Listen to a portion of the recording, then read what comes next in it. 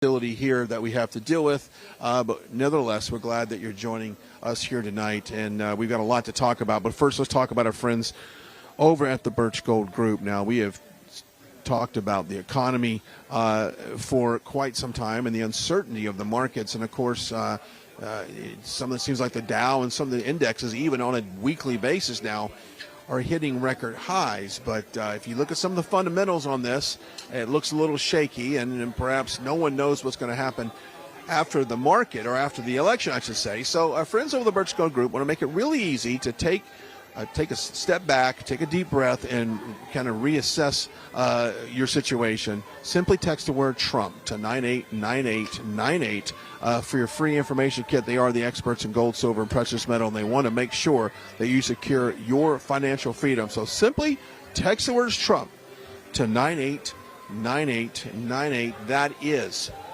the Birch Gold Group. Okay, so the news broke yesterday, and we were able to cover that here on the show about DeSantis bowing out, respectively, to the campaign, and put out a short video on X basically saying that, you know, in due respect to my donors and to my fans and my supporters, I do not have a path to victory. Therefore, I'm going to bow out of the race and fully pull my support behind President Trump, which is an excellent idea. And I think that respectfully, in return, the president definitely thanked him on social media for doing just that. But so now we have a two-man race, and if you look at the current situation on the polling goes, you've got President Trump coming in at 60% and Nikki Haley at 32%.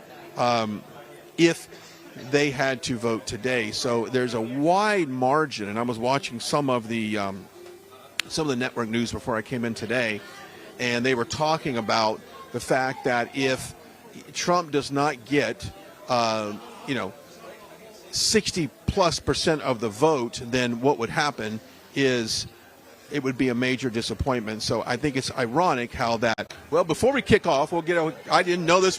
This is an unexpected gift to be able to sit here and kick our show off. In the first 2 minutes, you bring on Carrie Lake. I mean, who would have thought and then 2 minutes into the show, of course, I only had about 90 seconds with you last night. I know. Before President Trump walked out. So we're making up for it tonight. Oh, it's good to see everybody at Right Side Broadcasting. You look great. Thank you. Love your outfit. Red and blue. We're very not necessarily the warmest outfit here in New Hampshire, but sometimes you just got to opt for the look rather than the warmth. But this is better than Iowa.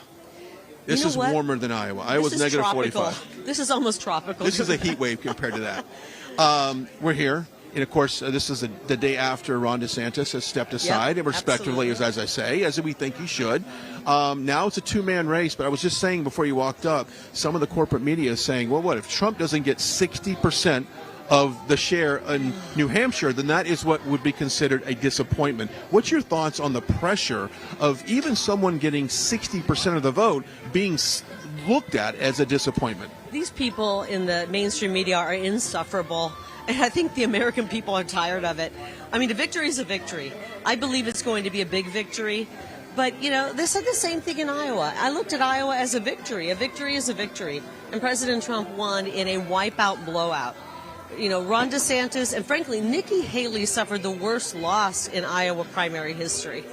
And they never frame it that way. It's always false narrative. And so I think we're waking up to just how the media is constantly framing everything against President Trump. But the one thing they can't frame against him is the crowds of people, real, hardworking American men and women who show up to see him day in and day out in cities and towns all across this country. There's no changing that fact, and eventually they're going to realize it, and they're going to realize it tomorrow when people show up to vote. Yeah, that's an excellent point. As I said, President Trump is doing these rallies in these mega arenas. And the other competitors are in Pete's Bar and Grill, and they're going to pull out a couple extra stools so they can get 12 more people in the door. And half the people are their staff. That's a good point. I've never said that before. It's half consultants, and then you have a few Iowans who were just at Pete's whatever to eat wings and watch a football game. Right, they were just happened to be there when it happened. But my point being is you can look at the polls all you want, but when you look at the actual size of the crowds that are coming to these events, that speaks volumes, very much like we saw back in 2020 when Joe Biden was having, his hula hoop, middle school gymnasium rallies, and President Trump was having 40,000 people in these arenas. So the people are here, definitely. Yes. You saw it last night. I talked to President Trump last night after the rally on the phone, and I said, I think that was one of my favorite rallies. And I've been to a lot. I haven't been to as many as this guy. But wouldn't you say the energy and the magic in that room was pretty special? I said this yesterday, and I'll say it again. The people of New Hampshire are the loudest and the most energetic crowds I have ever seen on the Trump trail. And I think I've been to just about every 50, not almost all 50 states, but a lot of them. The people here in New Hampshire, this whole live free or die motto, they are absolutely living by it, and they are vocalizing their support for President Trump. I think we need to borrow that motto as a nation for the next 10 months, because we're in a live free or die moment. Yeah. A live free or die moment. We all understand, and I know that the people who watch Right Side Broadcasting understand, this is not a normal election. This is not a typical, we got to get out and vote. This is live free or die. This is do or die for America, for our republic. And so I love the people of the state. What I noticed when I walked in last night, I think I mentioned this on the broadcast last night, this was just working class people. These are the people who show up on Monday morning. They don't miss a day. They don't call in sick. They show up Monday. They go 9 to 5 and do overtime. They work all week. They do everything right. And they're like, when are the people we elect going to do the right thing by us? When are they going to secure that southern border? When are they going to stop letting our country be invaded? When are they going to stop selling us out? And the men and women last night are sick and tired of Washington, D.C., and they're ready for their fighter, the one they want, the one they voted for in 2016, the one they voted for in 2020, the one they're going to vote for tomorrow, to get back in Washington, D.C. and clean this out, drain the swamp, hose it down, bleach it out. Yeah, and we need fighters like you in the Senate, obviously, in Arizona. Because we need more people like you. I mean, the Senate, I call it sometimes a snooze fest. It goes a little slower there, and we don't have as many firebrands. We're ready to wake them up. But you're definitely ready to wake them up. Did you see the breaking news about an hour ago that the Supreme Court ruled that the federal government could actually go in and remove the barrier fencing that Greg Abbott, Texas governor, has put up? So now we have the federal government saying, you know what, we don't want to secure our border. We want to open it wide up. But see, we knew that. We knew that when Joe Biden on day one came in and opened it up. Here we had a secure border under our America First president, Donald Trump, on day one, hour one. Not even like in the afternoon, hour one, Joe Biden came in and completely reversed President Trump's effective border policy. So the federal government is working for against the American people, for an open border, for an invasion, for the largest human smuggling operation and trafficking operation we've ever seen. I was disappointed in the Supreme Court that they ruled that way. I was very disappointed. I still believe that the states have the right, through Article 1, Section 10, Clause 3, to protect their citizens from invasion. And you know what? Keep putting up the barbed wire, making them keep taking it down. Yeah. Maybe that's what we have to do. Maybe that's what we have to do. Okay, let's shift our attention real quick to Arizona. I mean, you've got a great Senate run going on right now. You got a lot of support. You definitely have the people, the endorsements that are coming out for you. But so give us an update of what's going on in Arizona. Well, we have an incredible opportunity, and I always say this isn't just Arizona's Senate seat. In a way, my run for U.S. Senate is for the American people, because we have an opportunity to take back a U.S. Senate seat. And you know how important that is. It's just as important as taking back the White House. If President Trump gets in the White House and doesn't have the majority in the U.S. Senate, his Supreme Court picks won't get through. His cabinet picks won't get through. We can't have Chuck Schumer in control of the Senate when President Trump is in the White House. So it's really important. This is a huge pickup opportunity. I'm running against basically two Democrats. One is Ruben Gallego, who's probably the most radical. We call him Arizona's AOC. If that gives you an idea of how radical. Well, he can change his gender. Apparently, to them, they can change their gender on the fly. So why not, right? Yeah. You know what? Actually, I'm not going to go there. Okay, Brian. I'm trying to be nice today. And then possibly running against Kyrsten Sinema, who is the Democrat who is the incumbent senator, but she just recently changed her affiliation to independent. And since she did that, by the way, since becoming an independent, she's voted 100% of the time with Chuck Schumer and Joe Biden. And she's the one, if you've heard about, and I'm sure you covered it, who's crafting this, I call it the Schumer-Sinema border policy that they're putting together in the Senate. And it doesn't call for border security. It calls for pumping more money into the symptoms of the wide open border, into giving everybody pouring across illegally, everyone invading our country, giving them job permits, giving them free airfare, giving them health care, you name it. They want these people to stay forever. And that's what their plan is. And Kirsten Sinema, one of the people I'm running against, is crafting that right now. It's garbage, and it's a slap in the face to the American people. And frankly, it's their way to try to pump more money into Ukraine. They want to tie Ukraine funding to That's this. exactly what it is. And I tell you what, I get so frustrated as Congress and Speaker Mike Johnson wanting to continually work with Democrats to say, I'll fund the border, but I'll have to give you more money for Ukraine. There's no connection between securing our border and more money going to Ukraine. Earth to Washington, D.C. Just a message here from the people of this great country, because I'm talking to them all over. They don't want one more penny going to Ukraine. That border needs to be secured. We're being invaded, and it's just a disgrace what's happening in Washington, D.C. They shouldn't do a darn thing until they work to secure the border. And by that, I don't mean pumping money into the symptoms. I mean pumping money into constructing the wall, finishing the wall. The cheapest way to stop the invasion is to finish the wall. Yeah, it's the number one issue, not only in Iowa, but in New Hampshire as well. The top three issues were the border, economy, and national security. People are worried. I saw a soundbite earlier on Fox News. They were talking about these people and, like, why do you support President Trump? They say, you know what, I felt safer 4 years ago. I literally felt safer 4 years ago that if something was to happen to this country, that we had a leader that would make the right decision and go after the people that have done this. They don't really feel like that with Joe Biden. Novel concept, huh? Yeah. Novel concept. Put America first. Make America great. You know, we have to worry about getting by now. It used to be people thought, well, we could afford groceries. In Arizona was rather affordable compared to other states. Now people can't afford to get by. They go to the grocery store, and it's almost like a financial assault. Yeah. And then they have to worry about walking across the grocery store parking lot in their own personal safety, because the crime is on the increase, it's on the rise in our cities, most of them run by Democrat mayors, sadly. But the people, it just, in every way, they're taking incoming from bad policy that is putting the people of this country last. And we need a change. We need a man named Donald Trump back in the White House. That's a great start. We need strong America First fighters in Washington, D.C., in our city councils, town councils. We need people who are going to fight for American families in the, right down to the level of the school board. Oh, yeah. That's the most important when you think about it. We talk about the school boards, the city council. We got about 2 more minutes. We got to talk to Matthew Alvarez. I want to give people a chance to help you in the Senate run. What can they do right now to ensure that you win the U.S. Senate for Arizona? Well, unfortunately, campaigns don't run by themselves. So we've always been funded by the people. Anybody who can make a $5 a month, $10 a month donation for the next 10 months to help us win. We are up against, these people who are funded by who knows where the money's coming from. I don't trust where their money's coming from, but we need help in funding our campaign. carrylake.com, KARILAKE.com. I'm proud to have the endorsement of President Trump. I'm proud to be the most MAGA candidate running for Senate in the country. Yeah. Or maybe for Congress, too. You might be the most MAGA candidate, period, in the country. I just love my country, and I love my kids. I worry about their future, and I know that we can see our best days ahead of us. We're going to get out and vote. We're going to get involved.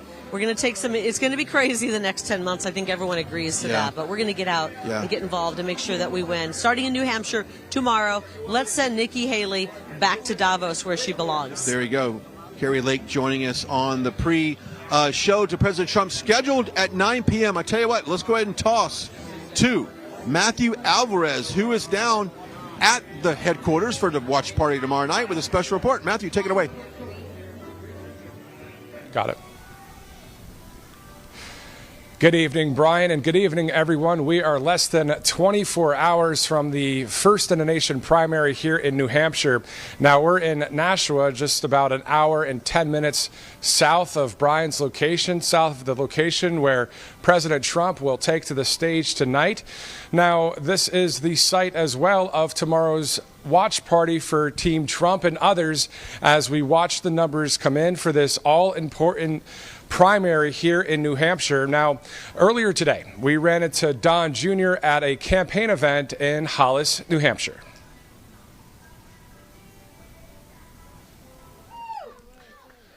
Let's go, Brad. Well, here we are right now in Hollis, New Hampshire, and as you can see, Don, here we go. We're not going to feed that one. Well, there is Don Jr. right now in Hollis, New Hampshire. And we'll have a moment with the president's son here in a second as a number of supporters are here. As you can see, Don Jr. signing some signs. And we'll have a brief moment to talk to him. Obviously, President Trump doing great in New Hampshire right now. Don Jr., how you doing? I'm doing great. Good to see you. Great, likewise. Tell us about your dad right now. He's doing great here in the state of New Hampshire. Well, it just feels really good. I mean, I travel all over the country, get to see real Americans, something that Washington, D.C. should probably do a little bit more of. And the energy just feels great. You know, they understand what's going on. They're sick of the nonsense. They're sick of the insanity. They want to go back to putting America first. It's not rocket science, but it seems to be in Washington. So it just feels really good to be on the ground. And, you know, listen, I'm not even a candidate, and this is the kind of support we get. Like, it's that good. So it dwarfs everything we saw in 16 and 20. People have had enough, and they're going to vote accordingly. It looks like the world was much more stable when President Trump was in office. It's not looks. It's not looks. It was. We were signing peace deals instead of sending proclamations of war. You know, there weren't. You know, Russia wasn't attacking its neighbors. Xi wasn't flying sorties over Taiwan. We were signing peace deals in the Middle East, which was the holy grail of geopolitical, accomplishment that no one was able to get. We did all those things. You add that to the economy and inflation and what's going on with interest rates, and everyone feels it. You know, I say it all the time, and listen, maybe it's a self-owned, but I'm the son of a billionaire, and if I take my kids to the grocery store or to a fast food place on the weekend, I have sticker shock. What's that doing to American families? They're forgotten, and they shouldn't be forgotten in their own country. I see, up in this part of the world and up in Maine, they are giving illegal immigrants free housing, multi-million-dollar free housing, while they're kicking out veterans in the streets. I mean, what's going on? You shouldn't have to be a second-class citizen in your own country, and that's what we've become. The Constitution of the United States, the law of the land, it seems like the Democrats are saying, you know what, it's a lawless thing. It's just a piece of paper. What say you, Don? It's our governing document. They're trying to do that. You're right. Adam Schiff, you saw the Wall Street Journal op-ed this weekend. He wants to stack the Supreme Court, one-party rule. We'll decide everything for you. The elites over in Davos, that's what they're doing this week. You can't drive a car, but, we'll keep flying our G5s. They'll burn more fuel in 20 minutes of flying that than you will in your lifetime. But, they know better, so they get to push that upon you, but not actually live it themselves. It's just hypocrisy, and people have had enough of it. And finally, what would you say to the American people that are discouraged, they're concerned about what's happening in this country right now? What would be words of encouragement to help them out? They should be concerned, but we can fix it. We've done it before. My father did that for this country. They weaponized that. They weaponized COVID. They fed you a bunch of lies. They said it was Trump chaos, but it was media-created chaos. Lies from the Hillary Clinton campaign, i.e. Russia, Russia, Russia. If we actually truly had equal justice on the law, I wouldn't have had to do 50 hours of testimony, and Hunter would. It's a little different. We understand that now, but guys, they can fix it. You fix it by turning up tomorrow. You fix it by voting. You fix it by saying enough is enough, not listening to the mainstream media and their lies, not taking the suppression that you've had to deal with big tech and big social and all of these things. Listen to the facts, use common sense for a change, and this thing's over. I'm from France. Thank you, sir. From the French NPR, Radio Classique. Nice to see you. How are you? Good to see you. All right, Don Jr., thank you so much, sir. Thank you. Thank you. Well, Matthew Alvarez right here in Hollis. We'll send it back to you. And as you saw there, that was quite the scene to interview Don Jr. as he was approaching that campaign stop with a number of supporters. I mean, Don Jr., as he was mentioning, it almost was like he was running for office. That's how popular Donald Trump is in New Hampshire. Not only, as you see on those polls, that reflection that you see tonight where Brian is in Laconia, and then all week, I've been at a number of these events. There are thousands and thousands of people that pack these either the arenas or the country clubs just to see President Trump. But they're not just wanting to see the man, myth, and the legend, as Carly Bonet says on Truth Social, but it's all about the Agenda 47 from President Trump.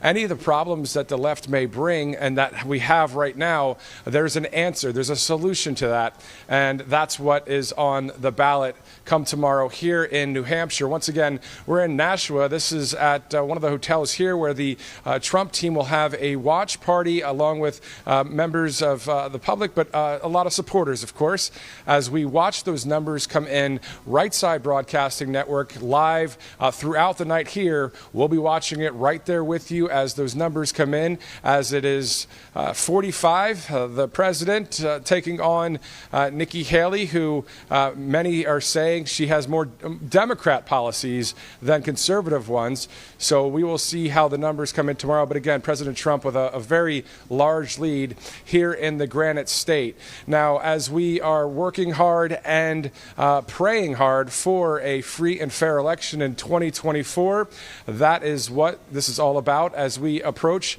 the election, which of course is still a solid several months away from now, being only in the first quarter here in January. So if you'd like to follow me on Truth Social, it's at Matthew Alvarez. Looking forward to joining you and Brian Glenn tomorrow here, boots on the ground, just about an hour south of where Brian is tonight. And speaking of Brian Glenn and Laconia, let's send it back up there about an hour north of my location as we get ready for President Trump. Let's send it to Brian.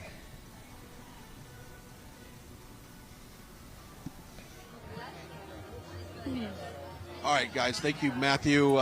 Spending a little time with Don Jr. Our next guest really is no stranger to me and probably not to you. Marjorie Taylor Greene, Congresswoman from Georgia's 14th District, in a very crowded room. But this is no stranger. Crowds are no stranger to President Trump. As they all come out for him. Oh, they all come out for him, Brian. Everyone is so excited, and I think tomorrow here in New Hampshire, we are going to see the end of the primary, and I can't wait to see it happen. I know the people coming out tonight can't wait to see it happen. You can't wait to see it happen, and I think it's very exciting. Okay, yesterday we had Ron DeSantis obviously bowing out for out of respect to his donors and his followers, and you know, gave his support to President Trump, which I think is a smart move. So now we have a two-man race, kind of, because President Trump is predicted to get huge 50 to maybe mid-50s on the percentage polling, really dominating Nikki Haley. But no matter how you spin it,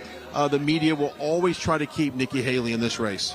Well, the media is trying to keep her in the race. The Democrats are trying to keep her in the race. The people that are trying to get her out of the race are Republican voters. Here's the real situation with Nikki Haley. President Trump defeated the Bushes in 2016. He defeated the Clintons in 2016. This Republican primary is so important because beating Nikki Haley means that we are ending the Republican establishment and we are defeating the neocons, which I think is one of the biggest things that needs to happen in the Republican primary. And that's why this primary is a referendum on the Republican Party. And there's a lot of video on her talking about war, and the base is very much against continuing this war in Ukraine. Nikki Haley has, without a doubt, she'll tell you that her husband is a veteran or active military, which is great. In all due respect, we appreciate his service, but we do not want to continue to send service members overseas, and definitely not our money as well. Well, of course, and we appreciate her husband's service. We appreciate everyone in the military. But let's be realistic. He wouldn't be on the front lines. It would be the junior military members on the front lines. And Nikki Haley is very much for foreign wars. She has made that clear throughout her campaign, and she's pleasing her donor base, you know, from the military-industrial complex. And this is what Americans are sick and tired of.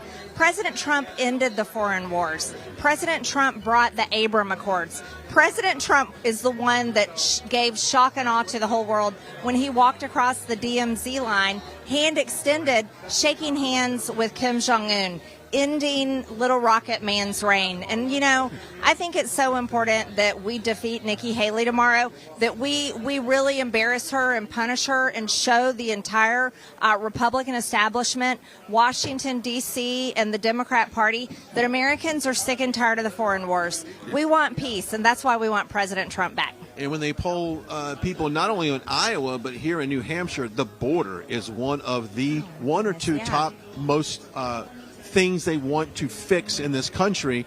And obviously President Trump had a very clear-cut border policy. It was secure. Under Joe Biden, not so much. No, not at all. You know, Brian, I serve on the Homeland Security Committee, And the heartbreaking stories that we have been hearing this entire Congress from parents who have lost children to fentanyl, from parents who've had a family member, a child or maybe another family member killed by illegal alien crimes. 2 constituents from my own district were killed by a 17-year-old cartel member smuggling illegal aliens across the border. Joe Biden's border crisis is intentional. He opened the border wide open, and Secretary Mayorkas is breaking our constitutional border laws, and that's why we are going to impeach Secretary Mayorkas on the Homeland Security Committee, and we are going to reelect President Trump and bring him back because we've got to have a strong, secure border. Okay, so walk me through this impeachment on Mayorkas. You're taking a vote on January 31st in the committee, and I'm assuming that's going to pass. Do we have any Republicans that are not on board with that? Not on our committee. We're actually writing the articles of impeachment right now. We have a strong case against Secretary Mayorkas. We've had over 10 million illegal aliens cross the border, over 1.8 million gotaways. These are people we don't know where they're from, we don't know who they are, and we don't know where they are in our country. We believe that many of them, and we don't know how many of them, are actually terrorists or tied to terrorism. There are rapists, criminals, cartel members, and our own Border Patrol chief told us that the cartels are controlling 5 out of the 9 border districts along the southern border. So we've under the Biden administration, under Secretary Mayorkas, we don't even control our own southern border. We've got the articles of impeachment ready, and we will be taking that vote on our committee. Okay, but what our viewers are wanting to know is once that gets moved to the House floor, what is the probability of all Republicans coming together? And you've talked about it before. Our margin of majority in the House is so slim. Do we have all of the conference on board to do these impeachments? That's a great question, and I know that's the question most people want to know. We are working on maybe a few Republicans that could be holdouts, but I think they're coming around. Why would they be holding out, though? I'm just curious. Well, I can't answer that because I can't understand it myself. I forced a floor vote on my articles of impeachment against Mayorkas, and we had 8 Republicans join with the Democrats and protect Secretary Mayorkas' job. They voted against my articles, but here was the good thing that happened there, is that moved my articles of impeachment to the Homeland Security Committee, where we have been working on them, holding impeachment hearings, and where we will produce a more expanded articles of impeachment, vote them out of our committee, take them to the House floor, and I feel pretty confident that we will be passing those articles of impeachment, impeaching Secretary Mayorkas. Because I know that a lot of our viewers cannot believe that this has not been done already. I've always said that's just the lowest hanging fruit on the fruit tree of impeachments. That is it. Okay, let's turn our attention real quickly to Joe Biden and Hunter Biden. Of course, a couple weeks ago, you might have saw the video that once Hunter Biden showed up to a markup session on contempt of Congress, he felt the need to get up and leave as soon as you had your 5 minutes on the floor. Let's walk me through that. What was going through your mind when you saw Hunter Biden and his whole team get up and walk out? What was going through your mind? Well, I watched them walk in from the beginning. And first of all, that was completely unannounced. Hunter Biden was not supposed to be there that day. He was supposed to come into our oversight committee on another day, several weeks before that, when we had subpoenaed him. We had spoken with his attorneys, arranged the entire deposition, and then he completely violated the subpoena, worked with Democrats to have a press conference on the Senate side, therefore violating federal law.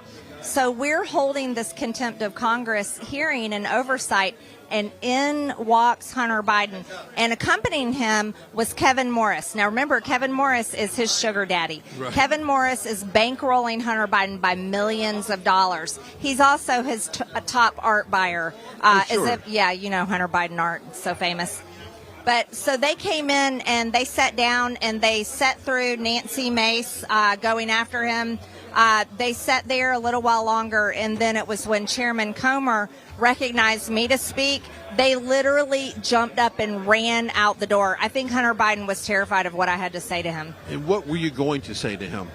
I had a lot to say to him. Number one, I wanted to ask him about the women that he has trafficked across the country. You see, we have evidence on our oversight committee of Mann Act violations, and this is human sex trafficking. Hunter Biden trafficked women across state lines, paid them for prostitution, then filmed porn with them, and he uploaded those videos to amateur porn sites himself. There's complete evidence of this. It also was on the Hunter Biden laptop, and the Intel community and 51 Intel community members signed their name to a lie, all to cover it up to affect the 2020 election and hide it from the American people. I had a lot to ask him, and that was pretty much where I was going to start. Okay, let's start connecting the dots with Joe Biden, the SARS reports, all of the bank records that we have, the LLCs, shell companies that all this money was kind of funneled through. Walk me through what is the latest in that type of investigation. Absolutely. You see, this is why the American people are supporting President Trump. The Democrat Party, the Department of Justice, and these progressive state DAs are literally coming after President Trump and trying to put him in jail when, in all actuality, the American people know who the real criminal in the White House is, and that's Joe Biden. We have led an extensive investigation on the Oversight Committee. Jamie Comer has done an incredible job as our chairman. We subpoenaed bank statements, bank records, proving that Joe Biden and his family members have profited by the millions and millions of dollars coming from countries all over the world. China, Romania, Ukraine, African countries, Middle Eastern countries. We also read all the Treasury reports in the Treasury. This is not made up. This is not some sort of fake political document. We have all the evidence. It's real. And Brian, I have to tell you, I introduced articles of impeachment on Joe Biden on his first day in office. Well, we should be pushing harder because we have the evidence and we have to impeach Joe Biden. Okay. So I'm walking through the list of questions that I know that we get as a network, and I know they would probably have for you. Let's talk about Speaker Johnson and that he is up against the wall on not only trying to cooperate with the Democrats on funding Ukraine, but more importantly, we think should be really doing all he can to secure our border and getting the funding for that. Walk me through some of the things that our viewers need to know in regards to Speaker Johnson right now. Well, you know, he's a new speaker, but he's been there long enough. The honeymoon is worn off. And Republican voters across this country gave us the majority for a reason. And that's because they wanted Republicans to make the budget. They wanted us to use the power of the person. We told them we would to stop Biden agenda, like the Green New Deal, like wide open border policies, DEI, the woke agenda that the Democrats have forced down the American people's throat for years now. Well, that hasn't happened. As a matter of fact, just before we left for the break, for the second time, Mike Johnson led the Congress to vote and pass Nancy Pelosi's budget with a CR. I didn't vote for it. I voted against it. As a matter of fact, I voted against Nancy Pelosi's budget 4 times now. Unfortunately, he led that to happen and passed it. We're supposed to go back and have this thing done by March 1st and March 8th. I don't see how it's going to happen, but we need to do a better job. Okay, let's turn our attention to Georgia and Fani Willis, this witch hunt that President Trump often talks about. A lot has unfolded in the last week in regards to this case against President Trump. Take us through the history of Fani Willis. Well, I tell you what, it's I'm surprised she's not in church again as we speak, because she's in hot water. Allegedly, Fani Willis and Nathan Wade have had quite the extensive affair. Right now, Nathan Wade's ex-wife has hauled him into court. They are unsealing his divorce case, going after the information with Nathan Wade in regards to his relationship and finances and how they relate to Fani Willis. And I think this is a very compelling case, and people in Georgia, especially the Fulton County taxpayers, they deserve the answers on that. But let's go a step further. Fani Willis and Nathan Wade colluded with the January 6th committee. We might want to step aside. Okay. Pause that thought as we pray or get into the program tonight. 7:04 local time. Welcome in. If you would please bow your heads, let us pray. Dear Heavenly Father, we stand before you today to humbly ask for your guidance. Our country is in disarray. We place our work and ourselves in your hands. Anoint our ideas, our creativity, our energy, so that even the smallest task may bring you honor. Lord, when we are challenged, guide us. When we are weary, energize us. Lord, you have a servant in Donald J. Trump who can lead our nation.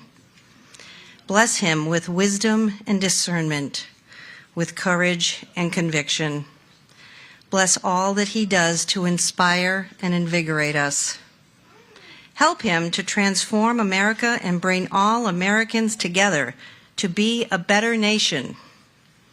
The path in front of us is far more important than the path behind us. Lord, you have taught us that the greater the obstacle, the greater the glory in overcoming it.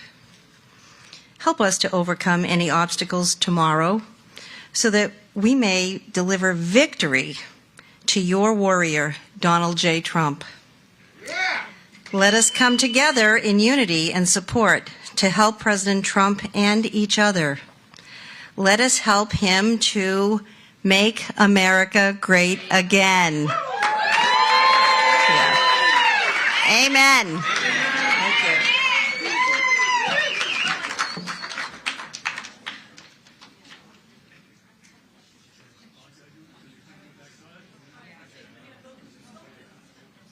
Ladies and gentlemen, please welcome to the stage former New Hampshire State Representative Al Baldessaro as he leads us in the Pledge of Allegiance.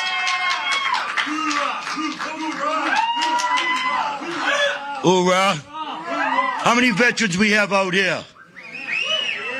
Real quick before we do the pledge here, I want you to remember one thing, why we need President Trump. If you're a veteran here, family members, have an uncle, aunt, sister, brother that served, and you got to make damn well sure that Trump gets elected because we need community care fully funded. What that means is you get to pick and go to whatever doctor you want. Donald Trump put that in place, and we got to make sure. And accountability, New Hampshire was able to get rid of the bad people out of our VA. Hoorah. Now the pledge. Hoorah. I pledge allegiance to the flag of the United States of America and to the republic for which it stands, one nation, under God, indivisible, with liberty and justice for all. Hoorah.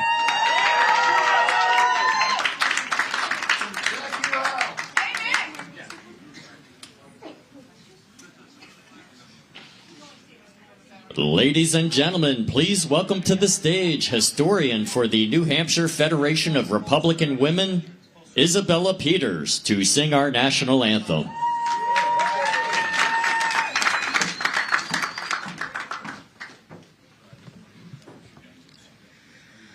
Oh, say, can you see by the dawn's early light what so proudly we hailed at the twilight's last gleaming, whose broad stripes and bright stars through the perilous fight o'er the ramparts we watched were so gallantly streaming, and the rocket's red glare, the bombs bursting in air, gave proof through the night that our flag was still there.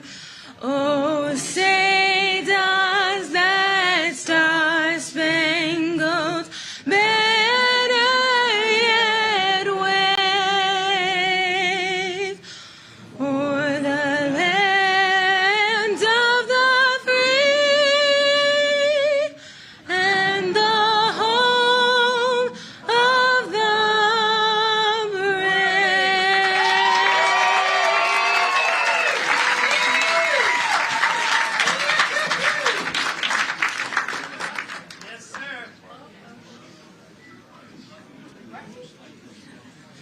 Ladies and gentlemen, please welcome to the stage candidate for the U.S. Senate for Arizona, Carrie Lake.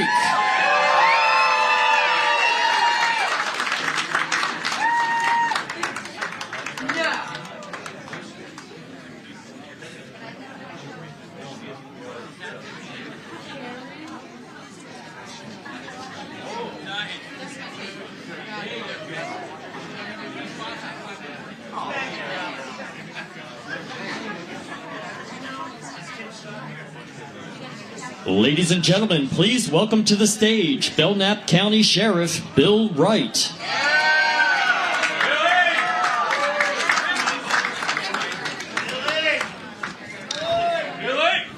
Well, I'm not the senator. I'm definitely the sheriff. I want to welcome you all to the Trump Rally 2024 here in Laconia, in the county of Belknap.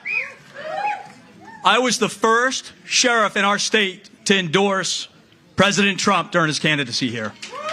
I'm pretty proud of that. Now, why did I do that? Well, it started out with my ideology of defunding the police, right? We don't want defunding of the police. President Trump was somebody who stood up against that. While some of these big areas were talking about defunding, he stood up, said, absolutely not, we need police, here we are. I'm not sure if you're aware, but during his time as president, he actually seated 230 federal justices. He also seated 3 U.S. Supreme Court justices. They're all conservatives. President Trump signed the First Step Act, the Second Chance Hiring, the executive order to prevent violence against law enforcement officers, and he maintained that level of contact with those of us who are actually on the grounds doing the job as law enforcement. This is why we need President Trump back in office. We need him to help support this. He's also somebody who is big into border security. We all know about the wall, right? What happened with the current administration? Got all weak and willy-nilly and decided not to build a wall, not to continue doing it. Well, guess what? Now we have an unprecedented amount of illegal border crossings every single day. Guess what we're not doing right now? We're not enforcing the border, are we? Well, I can tell you, I've been down to the border, and I've talked to Texas State Police, who are the ones that are actually patrolling the border and keeping us safe. You know what they need? They need President Trump back in office. We need to continue to build that wall.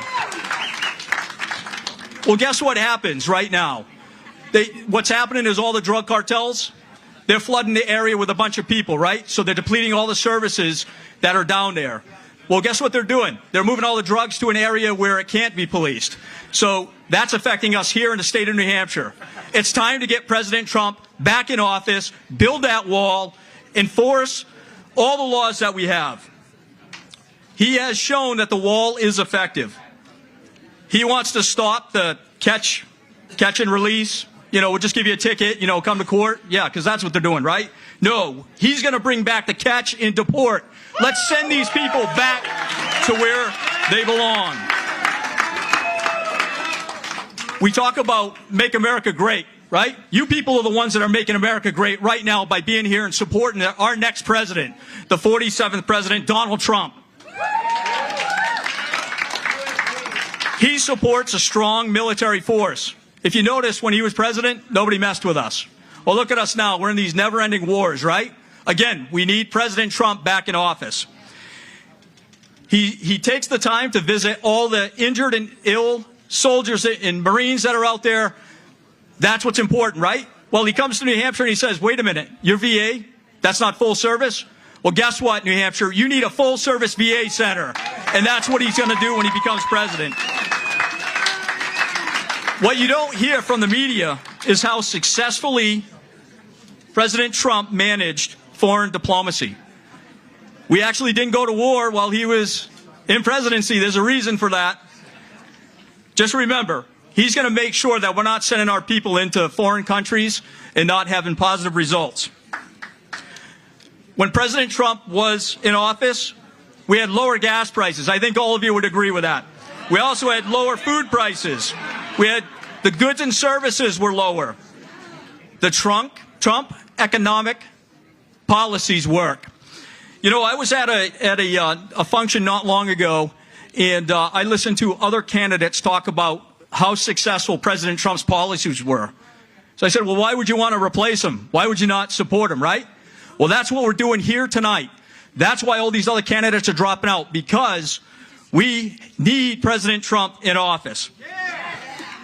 You know what else President Trump does? He holds government leadership accountable. That's something that's not normally done in politics. Guess what? He did it He's not afraid to fire people and hire people and take the best of everything. We need President Trump back in office. Remember, President Trump needs all of us to show up and vote for the future of our country. I'm sure that you remember him saying, America first, right? You're not hearing that from anyone else. We need President Trump back in office. He's all for America first. Please, get to the polls. Bring people to the polls with you. Vote for President Trump. Thank you.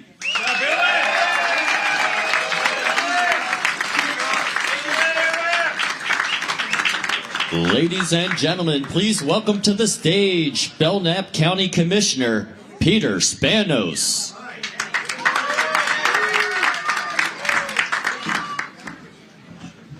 Good evening, all. Nice to see everyone. A great night for Laconia. It's going to be a great day for New Hampshire tomorrow.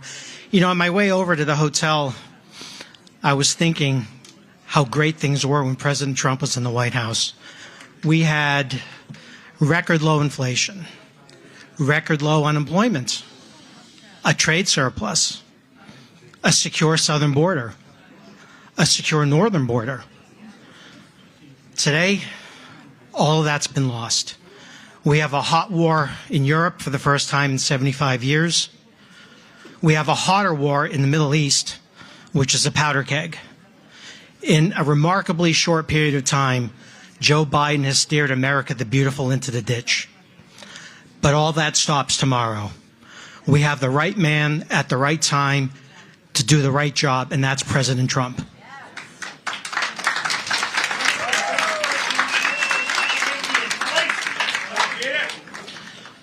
Based on President Trump's record from his first term, it's an easy case to make that he has been the greatest president of the 21st century.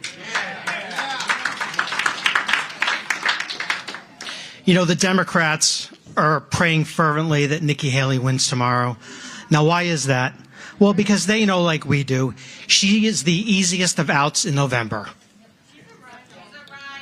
She's a rhino for sure. But that's not going to happen tomorrow. Tomorrow, we're going to go to the polls. We're going to pull the lever for President Trump. We're going to call our friends, call our neighbors, call our colleagues, our associates, our in-laws, our outlaws, grown grandchildren, grown children. We're going to make sure they get to the polls tomorrow and vote for President Trump. He is going to fix what's wrong with this country, and he's going to make it happen fast. I thank you very much for coming out tonight. I thank you for coming out in support of a great American, a great man, Donald J. Trump. Thank you very much.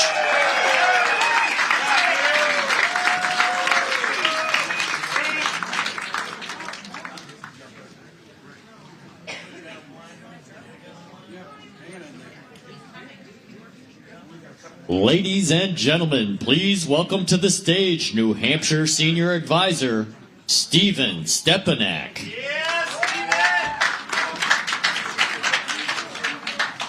Yes, sir.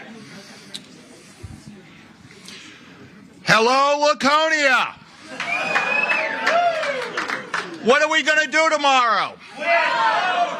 And who are we going to vote for tomorrow?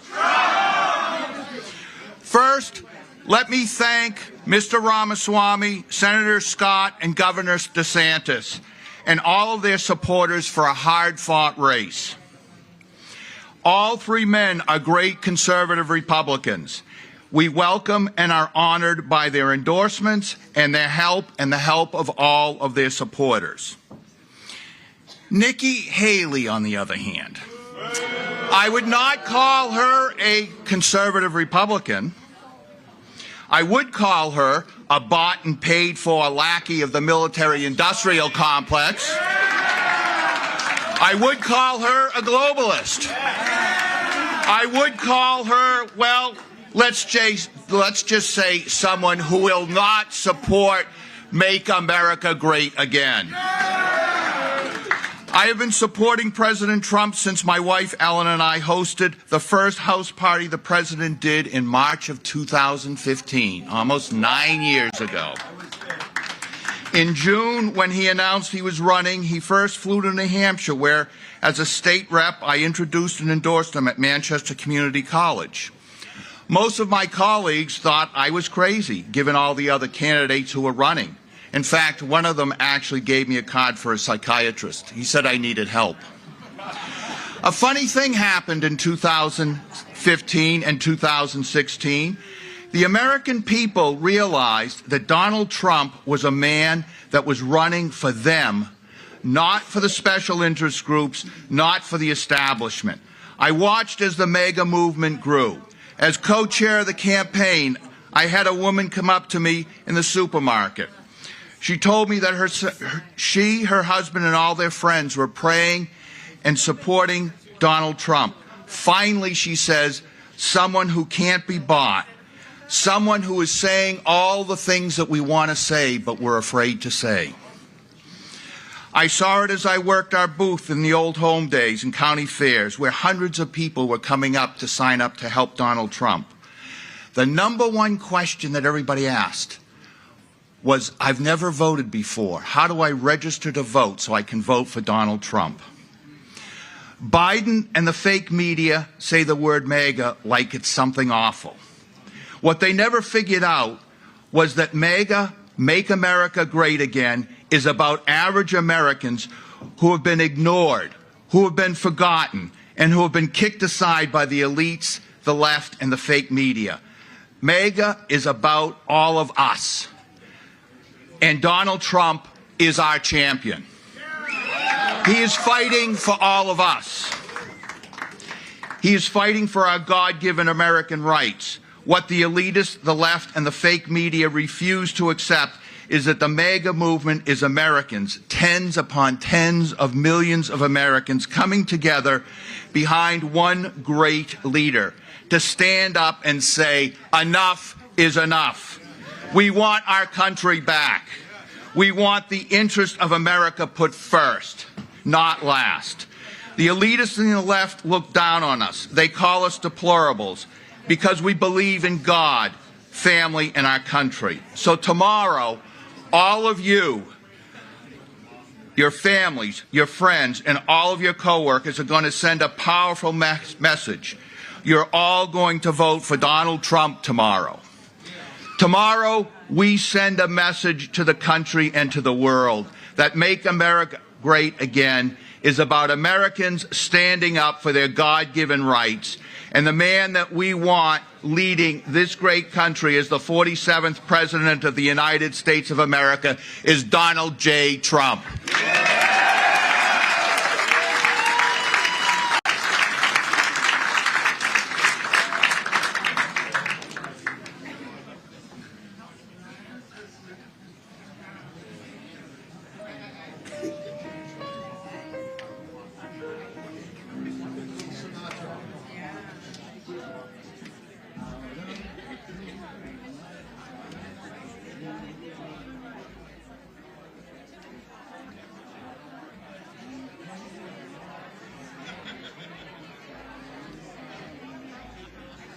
New Hampshire. Now, obviously, I do want to make a note that we are very aware of the limited visibility that we have from our camera position. And unfortunately, just about every camera in this facility has about the same challenges as we do. So we just want to point out that we know that sometimes someone's head might get in the shot of our cameras, and you might not be able to see whoever's speaking at that particular moment, but obviously we are doing the best we can to make sure the visuals are as on point as possible. Welcome in, 7:24 here local time.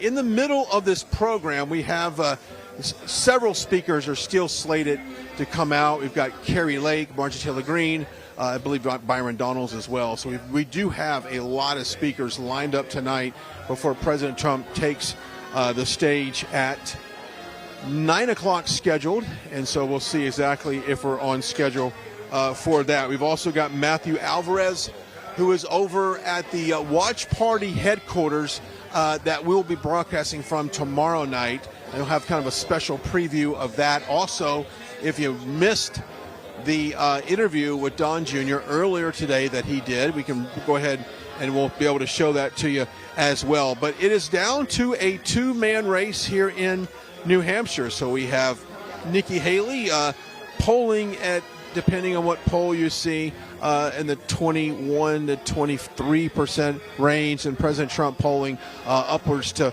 52, 53%, depending on what poll, once again, that you read there. So a commanding lead, and I think it's interesting to note how a lot of the political consultants, a lot of the mainstream media was saying that if President Trump, and this is incredible that we have even got to think this is a thing, but if President Trump does not get 61, 62% of the polling tomorrow in the primary, that it will be considered a failure for the president. And I think that's an unbelievable statement, especially if they said in the same sentence, if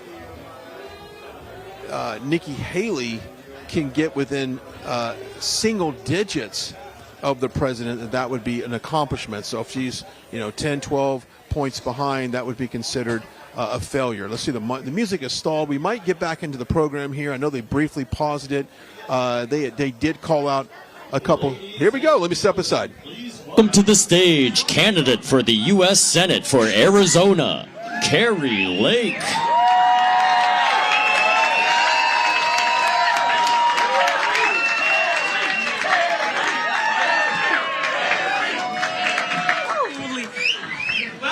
Welcome. Hello. Whoa, look at this crowd. I cannot believe it.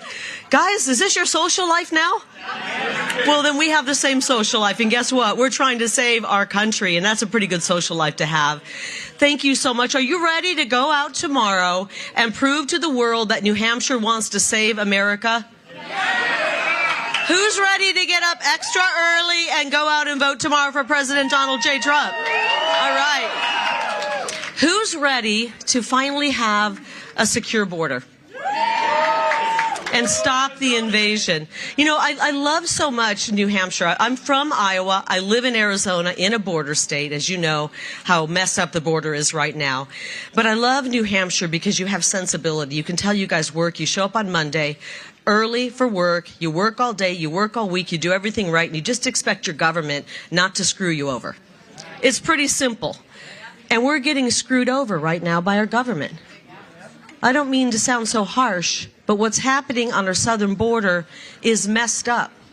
And we're going to go out tomorrow in New Hampshire. You're going to go out tomorrow in New Hampshire and send a loud message to these fools in Washington, D.C. that we've had enough of a wide open border and an invasion on our southern border. We're done. And it's all going to lie on you guys tomorrow. We saw what happened in Iowa. What a great victory for President Trump. In the fake news media, they don't cover it right. The real story was the absolute humiliating defeat of Nikki Haley. Humiliating. The most humiliating defeat in Iowa caucus history. But the media acts like it's still a race. Guys, it's not a race anymore. And tomorrow you guys have the ability to go out and send Nikki Haley packing it back to Davos. Who's ready for that? Because the Republican Party is now the party of the working class man and woman in America. The Republican Party is no longer the party of the warmongers like Nikki Haley. The Republican Party is the party of truth and peace, and we get that with a man named Donald J. Trump. And I'm ready to get him back in office. Are you? I can't wait. I live in Arizona. It's one of the most beautiful states in the whole country, and I'm absolutely horrified by what's happening on our border. It is not okay that 300,000 plus people are invading our nation every single month right now at our southern border. It's not okay. It is not okay that we have fentanyl pouring across our border. I don't like, as a mother, knowing that my state is the pipeline for the most dangerous drug we've ever known, fentanyl. It's killing a young generation. And if you don't think this is planned, then you need to do a little bit of history. You need to read your history. If you don't think you can bring down a country and a civilization with drugs, then you need to look into the opium wars, because that's exactly what's happening right now in our country. We're being poisoned by this deadly drug. It is a weapon of mass destruction, and there's only one candidate running for president who's going to put an end to it, and his name is Donald J. Trump. I was going to say it rhymes with superhero, but he really is a superhero. Donald Trump is a superhero to the moms and dads in this country. I'm just a mom, okay, guys? I'm a mom, and I'm going to be honest. I'm a little selfish today. I want my children, Ruby and Leo, they're 19 and 20, to have a future. And if we keep going in the direction we're going in, my kiddos, your grandkids are not going to have a future. You guys are the live, free, or die state. Gosh, I love that. I love that. Can we borrow that motto and make it our national motto for the next year? Is that okay? Because honestly, we're in a live, free, or die moment. We either win this, we either win this election and get President Trump in office, or we're not going to have our freedoms and we're not going to have our country. I just had some snarky leftist reporter do an interview with me, and I was very nice. You know how I am. I'm always nice.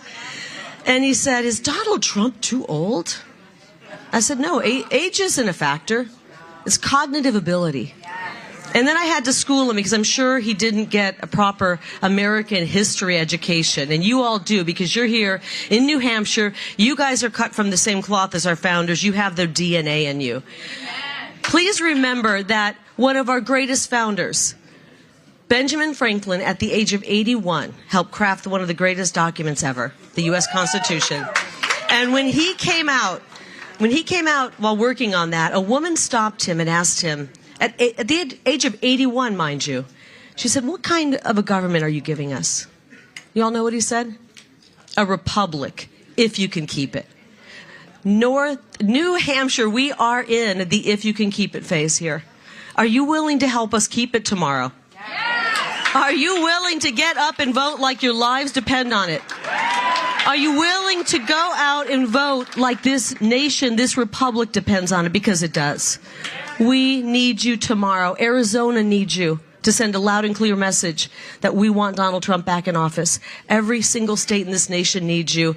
We are counting on you. We love you. Let's live free and let's vote tomorrow and get Donald J. Trump back in the White House. I love you. Thank you so much. Thank you.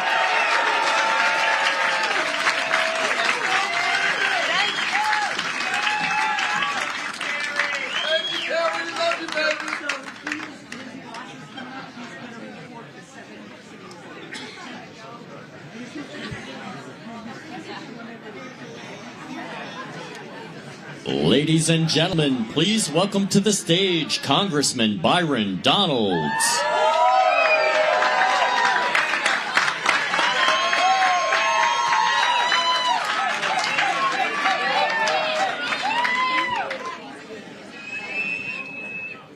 I'm a little taller than Carrie. New Hampshire, how you doing? So, you guys are doing the first in the nation primary election tomorrow, and I know something's going to happen really, really big in the state of New Hampshire. You're going to tell everybody in the country that the Republican primary process is over and that Donald Trump is going to be the nominee of the Republican Party.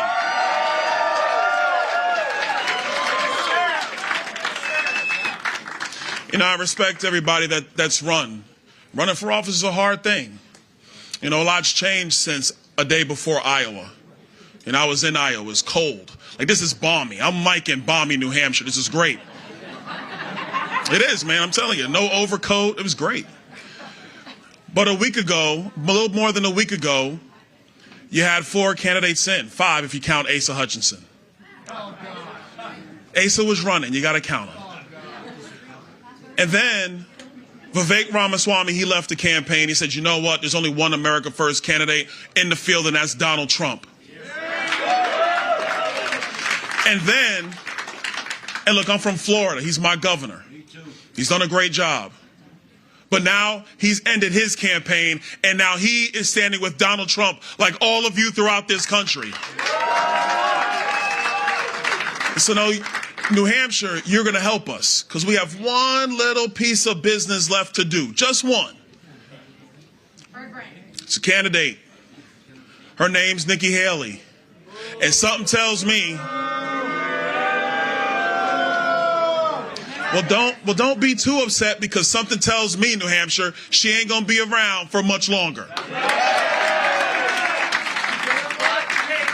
Because we are going to go to the polls tomorrow in New Hampshire, and we are going to give a decisive blow, not just for the Republican Party, but for the United States of America. In Washington, where I spend a lot of time now working on behalf of the American people, in Washington, they believe they can go back to the old strategies and the old game plan that leaves you out, that steps on your freedoms, that spies on you and your social media, that wanted to look into your bank account. These morons think that you can leave a border open and everything will be fine. These fools believe that they can raise the prices on you and every other American in this country. But I got news for them, New Hampshire, and more importantly to me, you got news for them in New Hampshire. This November, we're going to kick Joe Biden out of that White House.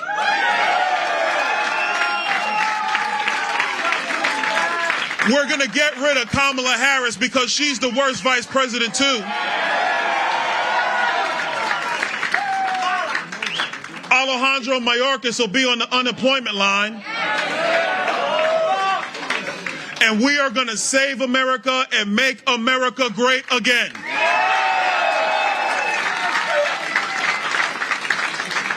But there's something else that's going to take place when we get rid of Joe Biden. By the way, do you know my nickname for Joe Biden? The president has a nickname for him.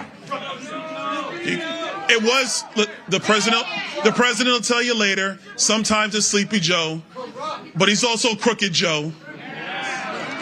I refer to him as the master of disaster. Because everything this man has touched has been a disaster. Did you know that under Joe Biden's terrible presidency, the very worst presidency, he let Jimmy Carter off the hook for how bad his presidency has been? Did you know that we have lost 4 embassies across the globe? 4. You only hear about Afghanistan. We have lost 4. I promise you this. Under the presidency of Donald Trump, our enemies will fear us again, and peace will be restored to the globe. It's a peace through strength, not through militarism. It's a peace forged when the mullahs in Iran and Putin and Xi Jinping in China realize that there is a commander-in-chief that puts America and its soldiers first. And that commander-in-chief is Donald J. Trump.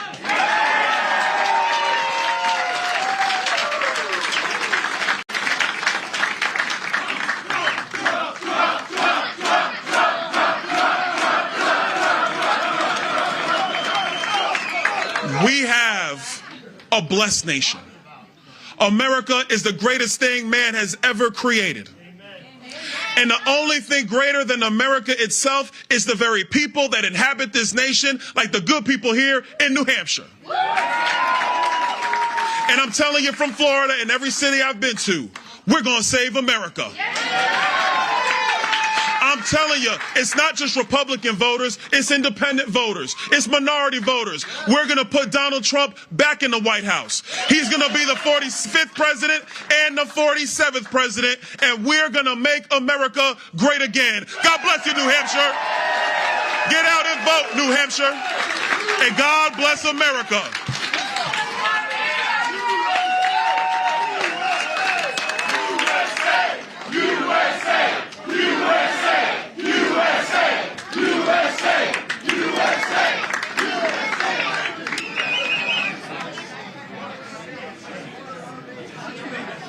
Ladies and gentlemen, please welcome to the stage Congresswoman Marjorie Taylor Greene.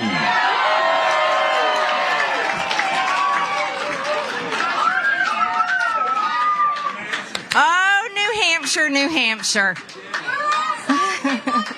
I love you. I love you. And New Hampshire, I got to tell you something. Tomorrow, America's eyes are watching you. You're going to have the nation's spotlight because you have an incredible job. You're going to end the Republican primary in 2024. Let's go, New Hampshire. Now, I got to tell you guys, There's something we really have to recognize. Under President Trump, I know in Georgia, in my district, gas was $1.75. We could afford heating oil, food, rent, medications. You could afford to buy a house because interest rates were affordable. But now, under Joe Biden, people are suffering. The poor are getting poorer, and the rich are getting richer. And this is something we never thought we'd see in America. Under President Trump, we had world peace. Remember that?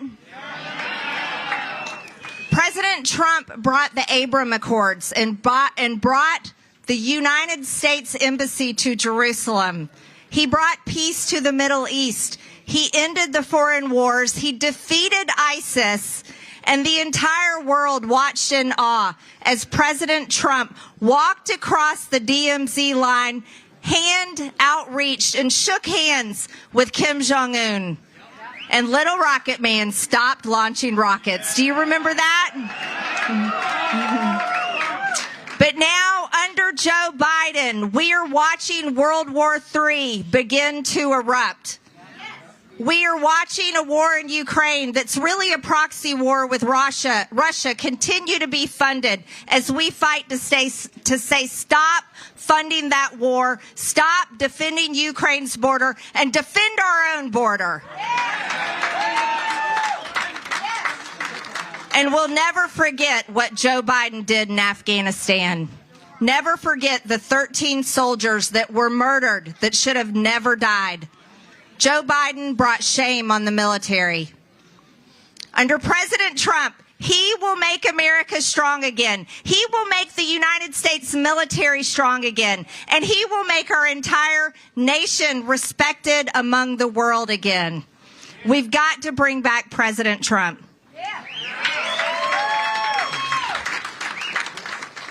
Under President Trump, there were only two genders. Right?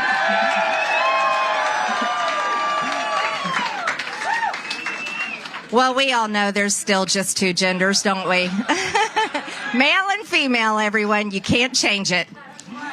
Under President Trump, DEI were just letters in the alphabet. But now, under Joe Biden, it's real racism, and it's actually affecting many Americans, and we're fed up with it. And now, under Joe Biden, there's more genders than we can keep up with. And they're brainwashing our children. And children are being actually taught that gender is something that they can change. And we're seeing a horrendous practice in its genital mutilation of these children. That's something that President Trump will stop. And that's something we know he will do.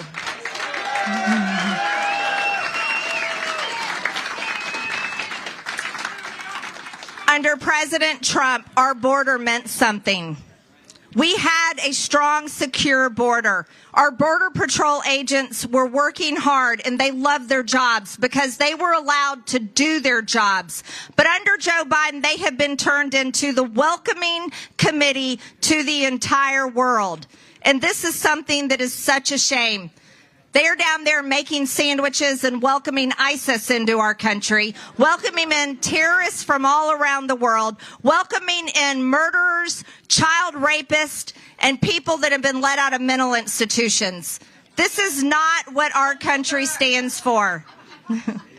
Well, let me tell you, under President Trump, the first thing that he will do, and I will support him doing, and everyone that stands with him, is we will begin mass deportations, and we will enforce the strongest immigration and border laws in history. Our border will be strong, and it will be defined, and people will obey the law. One more thing that we have to recognize and address is under President Biden, the Department of Justice prosecuted criminals, prosecuted child predators, prosecuted terrorism. But today, under Joe Biden's Department of Justice, it prosecutes you, America, as it prosecutes Donald J. Trump and his team and all of his supporters. This should never happen in America, where people who were defending their free speech and were standing up for election integrity are being jailed and arrested nearly every single day. And the J6 defendants that are being jailed for years and years and years while Antifa and BLM rioters are allowed to go free. We must end the reign of terror of the weaponized government, and President Trump will do that on day one.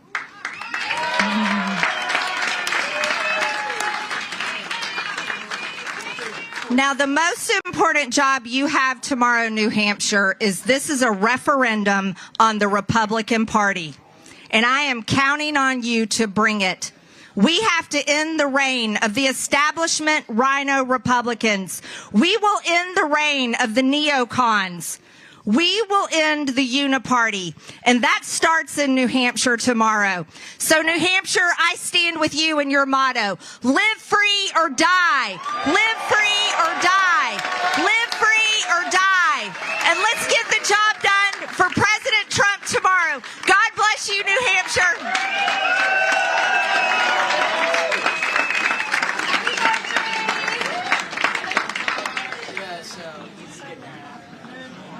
That's why they're extending it a little.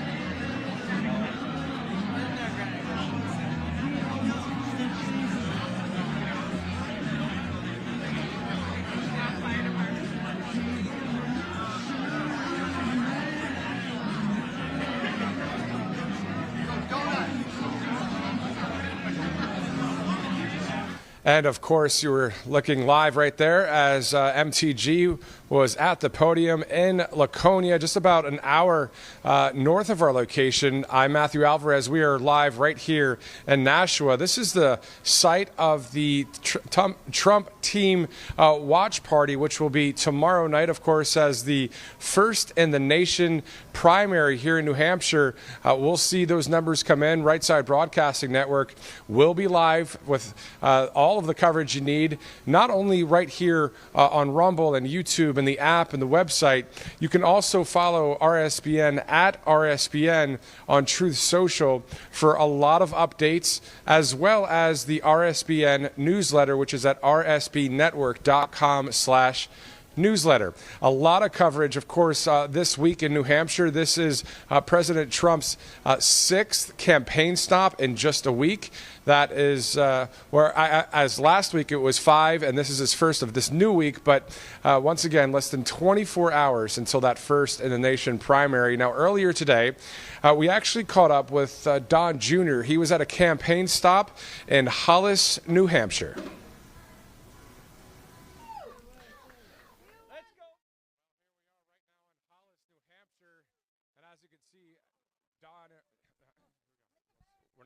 Feed that one. Well, there is Don Jr. right now in Hollis, New Hampshire, and we'll have a moment with the president's son here in a second as a number of supporters are here. As you can see, Don Jr. signing some signs, and we'll have a brief moment to talk to him. Obviously, President Trump doing great in New Hampshire right now. Don Jr., how you doing? I'm doing great. Good to see you. Great, likewise. Tell us about your dad right now. He's doing great here in the state of New Hampshire. Well, it just feels really good. I mean, I travel all over the country, get to see real Americans, something that Washington, D.C. should probably do a little bit more of. And the energy just feels great. You know, they understand what's going on. They're sick of the nonsense. They're sick of the insanity. They want to go back to putting America first. It's not rocket science, but it seems to be in Washington. So it just feels really good to be on the ground. And, you know, listen, I'm not even a candidate, and this is the kind of support we get. Like, it's that good. So it dwarfs everything we saw in 16 and 20. People have had enough, and they're going to vote accordingly. It looks like the world was much more stable when President Trump was in office. It's not looks. It's not looks. It was. We were signing peace deals instead of sending proclamations of war. You know, there weren't. You know, Russia wasn't attacking its neighbors. Xi wasn't flying sorties over Taiwan. We were signing peace deals in the Middle East, which was the holy grail of geopolitical accomplishment that no one was able to get. We did all those things. You add that to the economy and inflation and what's going on with interest rates, and everyone feels it. I say it all the time, and listen, maybe it's a self-owned, but I'm the son of a billionaire. And if I take my kids to the grocery store or to a fast food place on the weekend, I have sticker shock. What's that doing to American families? They're forgotten, and they shouldn't be forgotten in their own country. I see, up in this part of the world and up in Maine, they are giving illegal immigrants free housing, multi-million-dollar free housing, while they're kicking out veterans in the streets. I mean, what's going on? You shouldn't have to be a second-class citizen in your own country, and that's what we've become. The Constitution of the United States, the law of the land, it seems like the Democrats are saying, you know what, it's a lawless thing. It's just a piece of paper. What say you, Don? It's our governing document. They're trying to do that. You're right. Adam Schiff, you saw the Wall Street Journal op-ed this weekend. He wants to stack the Supreme Court, one-party rule. We'll decide everything for you. The elites over in Davos, that's what they're doing this week. You can't drive a car, but, we'll keep flying our G5s. They'll burn more fuel in 20 minutes of flying that than you will in your lifetime. But, they know better, so they get to push that upon you, but not actually live it themselves. It's just hypocrisy, and people have had enough of it. And finally, what would you say to the American people that are discouraged, they're concerned about what's happening in this country right now? What would be words of encouragement to help them out? They should be concerned, but we can fix it. We've done it before. My father did that for this country. They weaponized that. They weaponized COVID. They fed you a bunch of lies. They said it was Trump chaos, but it was media-created chaos. Lies from the Hillary Clinton campaign, i.e. Russia, Russia, Russia. If we actually truly had equal justice on the law, I wouldn't have had to do 50 hours of testimony, and Hunter would. It's a little different. We understand that now, but guys, they can fix it. You fix it by turning up tomorrow. You fix it by voting. You fix it by saying enough is enough, not listening to the mainstream media and their lies, not taking the suppression that you've had to deal with big tech and big social and all of these things. Listen to the facts, use common sense for a change, and this thing's over. I'm from France. Thank you, sir. From the French NPR, Radio Classique. Nice to see you. How are you? Good to see you. All right, Don Jr., thank you so much, sir. Thank you. Thank you. Well, Matthew Alvarez right here in Hollis. We'll send it back to you. Well, that was quite awesome to see Donald Trump Jr. in Hollis, New Hampshire earlier today. Before he arrived, obviously our crew at Right Side Broadcasting Network and I arrived at the scene there. And it was pretty awesome because you see these patriots, you see these people braving the cold weather. When it comes to mind over matter or heart over matter, I mean, the people of New Hampshire have that going, and as do you, those of you watching in Iowa, with these cold temperatures. It's just not stopping people from coming out to support their candidate and to see, hopefully, with tomorrow as well, the first in the nation primary. As we are on the heels of that, it'll be a great watch party right here on Right Side Broadcasting Network. Now we go from Donald Trump Jr. over to Congresswoman Elise Stefanik, who is doing an awesome job for the American people out of New York, but also for the country, stepping up as a huge Trump ally. We also ran into her earlier this week at a diner. Let's take that one now. At the Poor Boy Diner in Londonderry, New Hampshire, and I tell you what, the president is leading, of course, in the polls. You see that not only in the polls, but boots on the ground. A lot of people at the events this week, as we are just 72 hours from the first in the nation primary. And joining me right now is New York Congresswoman Elise Stefanik, who yesterday did a great job on stage there.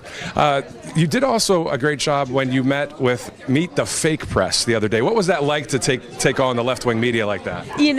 The American people are sick and tired of the fake news and the fact that they serve as stenographers for Joe Biden, and they're not focused on the issues that actually matter to the American people. The American people are concerned about our wide open borders. They're concerned about this historic inflation. They're concerned about this crime wave and the unconstitutional overreach, and all of those crises have been caused by Joe Biden's failed policies. That's what I focus on as an elected official, as a candidate in my district, in New York's 21st Congressional District, and as the House Republican Conference Chair. And the media bias is just so clear every single day.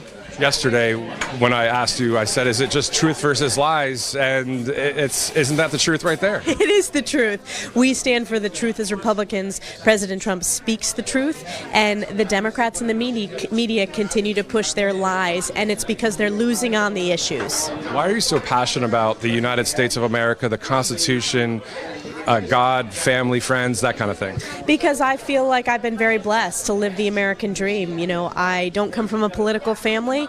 No one thought I could win an election for Congress. I ran and was proudly, at the time, the youngest woman ever elected to Congress, and I proudly represented my district, and I'm unabashed about giving them a seat at the highest level to advocate for their issues, whether it's expanding rural broadband, whether it's northern border issues that are very similar to right here in New Hampshire, and then delivering results. I think people are looking for results, and I've been proud to do that, and that's why I support President Trump so much, because he delivered results. And every American will say that, whether they're Republicans, independents, and those Democrats who are willing to cross party lines, who voted in support of President Trump, they know that his results. Compare them to the weakness and the crises under Joe Biden.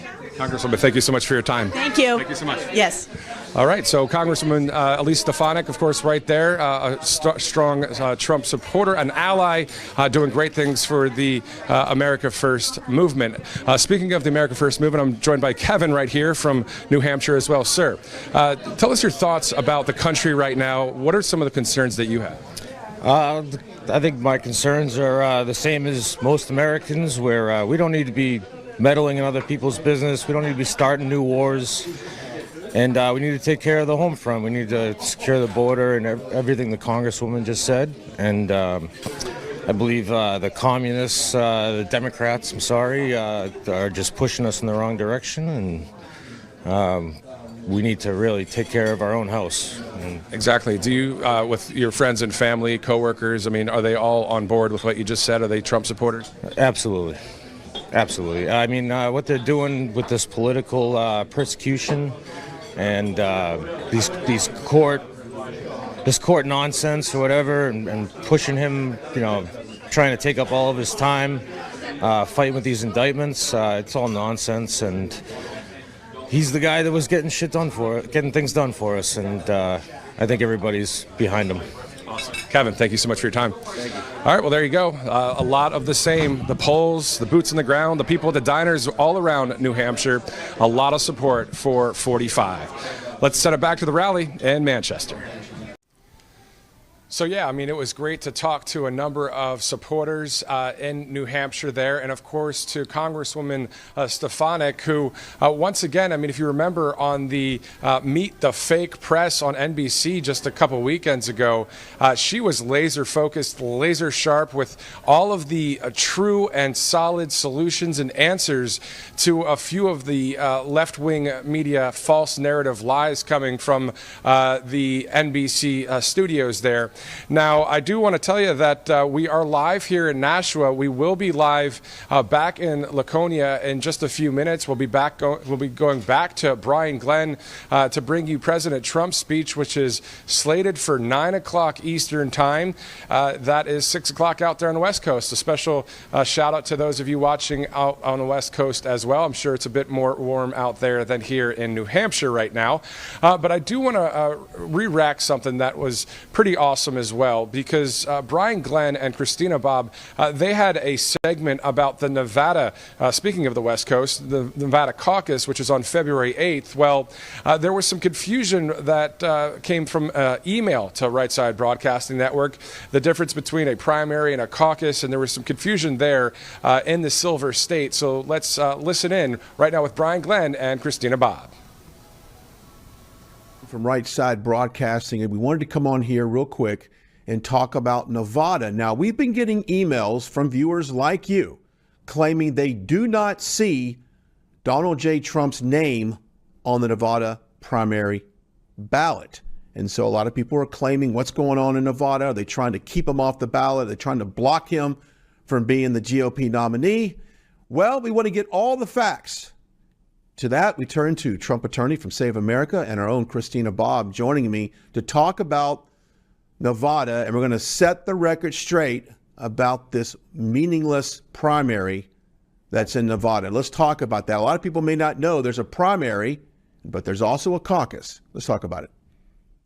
Yeah, you're exactly right. And you're perfect to say it's a meaningless primary. It is a meaningless primary, which is why Donald Trump's name is not on that ballot, as well as Ron DeSantis. If you are a Trump voter, if you want to support Donald Trump for the early state of Nevada, you must go to the caucus on February 8th. There is a primary. It is a meaningless primary that was created as a result of the leftist Democrats in the Nevada state who were embarrassed when Bernie Sanders embarrassed Joe Biden in 2020. They wanted to remove the process from a caucus into a primary, ironically, so that they could control the outcome a little bit better. That's what it looked like anyway. But the Republicans did not migrate over to a primary process. They have maintained the caucus process. All of the delegates for the Republican Party are awarded through the caucus. The candidates have to pick whether they want to be part of the caucus or whether they want to be part of the primary. So any serious candidate who actually wants to win those delegates chose to be part of the caucus, which Donald Trump and Ron DeSantis both chose to be part of the caucus, which is why their names are not on the ballot. So if you want to support Donald Trump, ignore the primary ballot. It has nothing to do with Donald Trump or actually winning the Nevada caucus, and make sure you go to your precinct to caucus for Donald Trump on February 8th.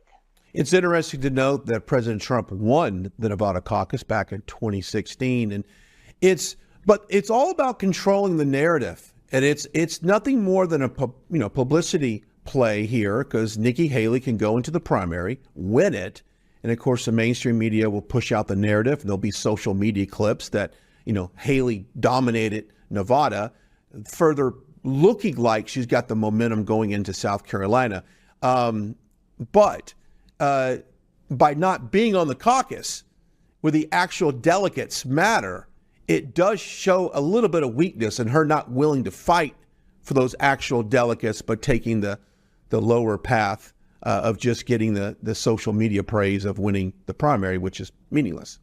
You're exactly right. Democrats removed the process from a caucus process to the primary because they wanted to control the outcome.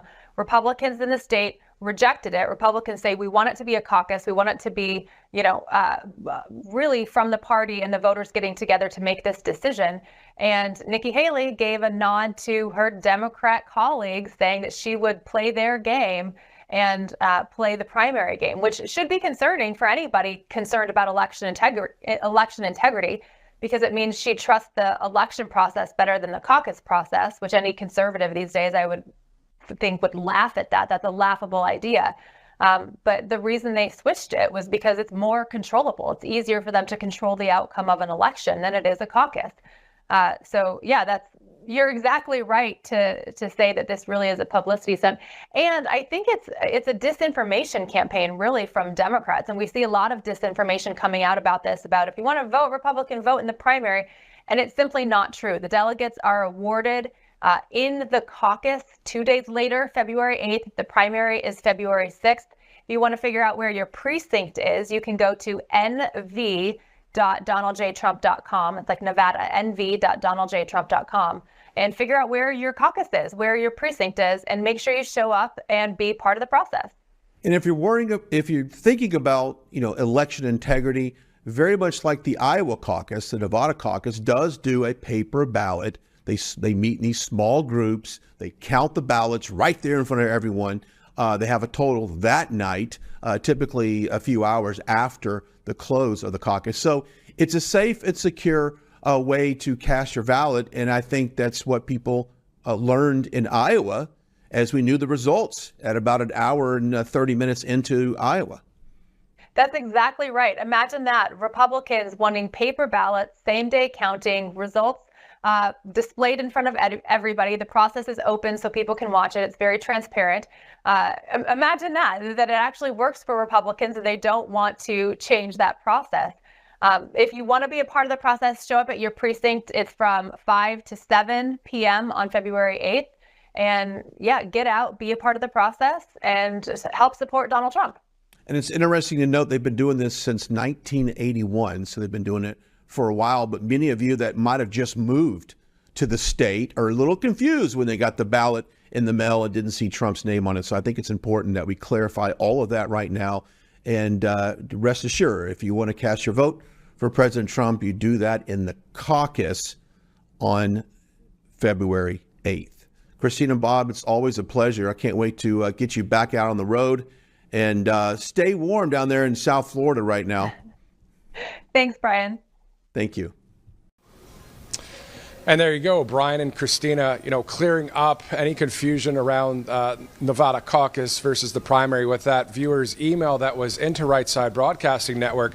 Now, of course, Nevada is next after the New Hampshire primary, the first in the nation primary, which, of course, is tomorrow. So just want to bring you up to speed a little bit here. Obviously, President Trump will be speaking live in Laconia, is about 1 hour north of our location.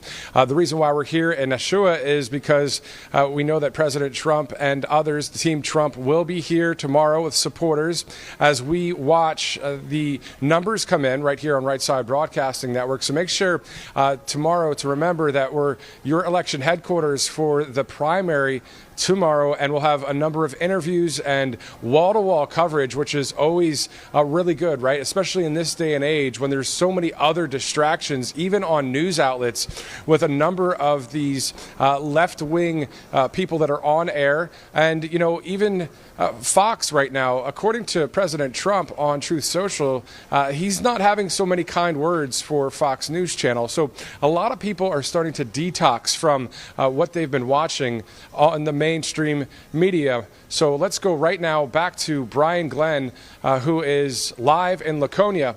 I'm Matthew Alvarez. We'll see you in a bit. Such an honor to meet so many amazing people in New Hampshire as we traveled all around your beautiful state.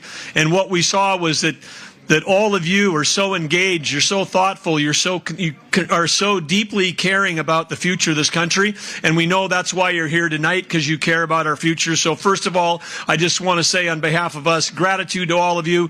You matter, you're important, and you're going to send a big message tomorrow. So thank you for being here. And I think we all remember back in November 8th, 2016, that day in November, a great day when Donald Trump beat Hillary Clinton. You guys remember that day? Well, that was a fun day for Catherine and I.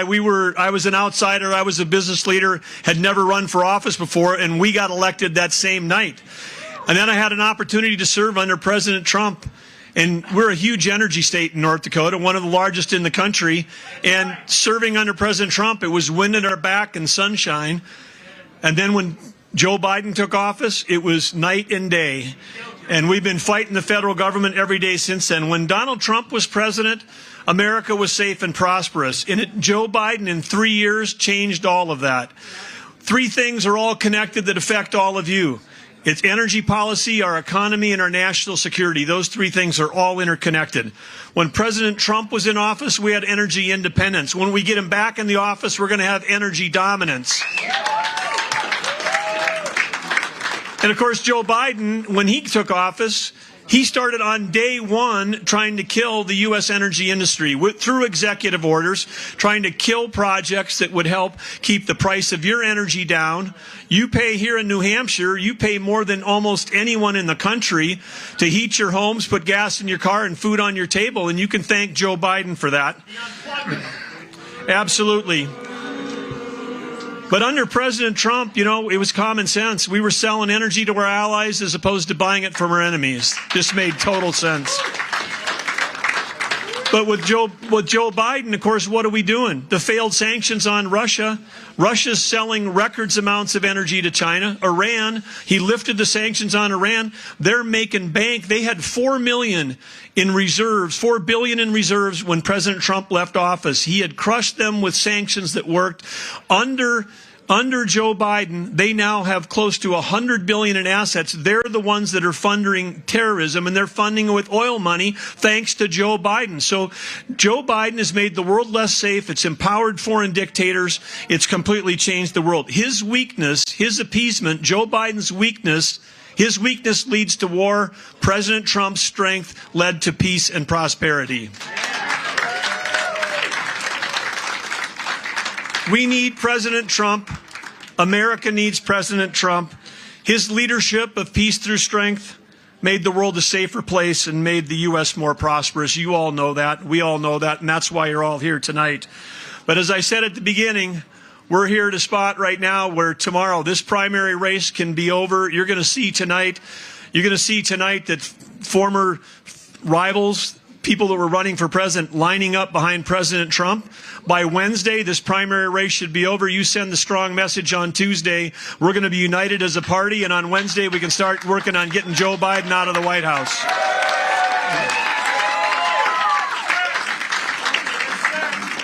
And it's not just the nation that's watching, the entire world. Every foreign leader, every foreign country, every terrorist group is watching to see how New Hampshire votes tomorrow. And when you vote to put Donald Trump back in the White House and make America great again, they're going to be listening. So thank you, New Hampshire. Thanks for doing your job.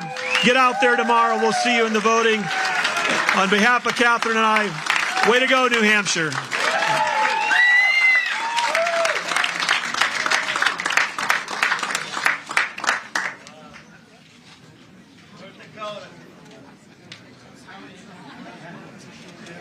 Ladies and gentlemen, please welcome to the stage United States Senator of South Carolina, Tim Scott.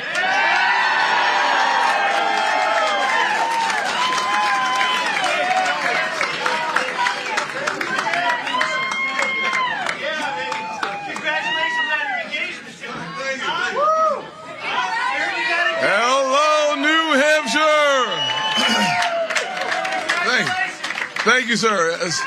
Congratulations on your engagement. Thank you very much. Thank you. I outkicked my coverage, just the way it works. So, since I got engaged this past weekend, I've been feeling a little poetic. Do y'all mind if I try some of my poetry on y'all? Roses are red, violets are blue. Firing Joe Biden is just a thing to do. Now, you may be asking the question, why? Under Joe Biden, law and order is out the window. They have defunded the police. It is time to put Donald Trump back in the White House and refund the police. We must respect every single man and woman in blue. Our streets depend on it. As a kid who grew up in poverty and in some poor neighborhoods, we wanted more police, not less police. But Joe Biden and those DAs that believe in no cash bail, they're destroying inner cities. They're destroying our nation. It is time to put Donald Trump back in the White House. Under Joe Biden, inflation has been as high as 9% in a single month.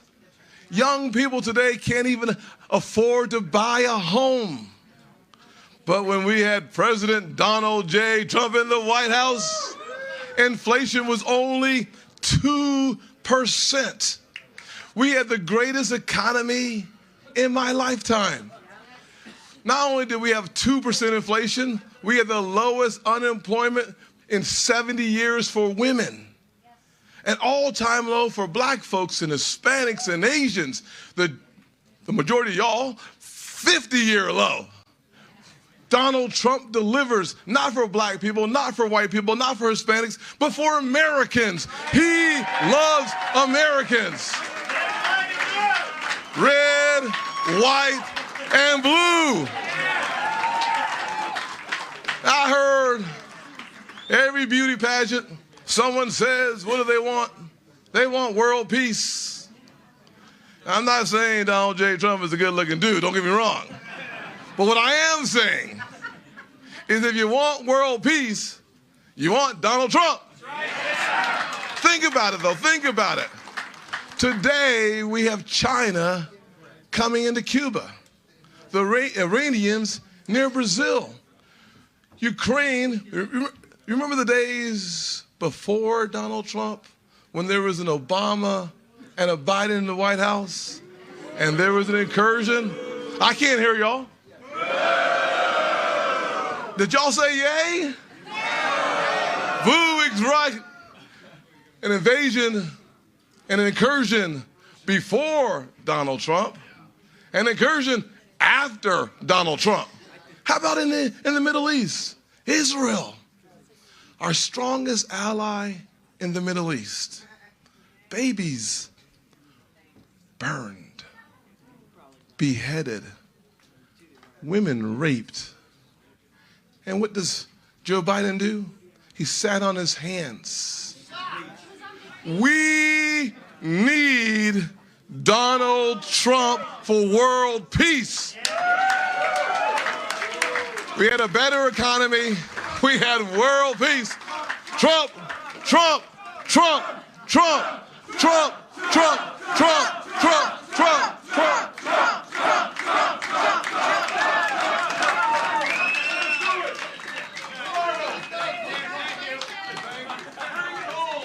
Tomorrow, 24 hours from now, let's show up and have a party. Get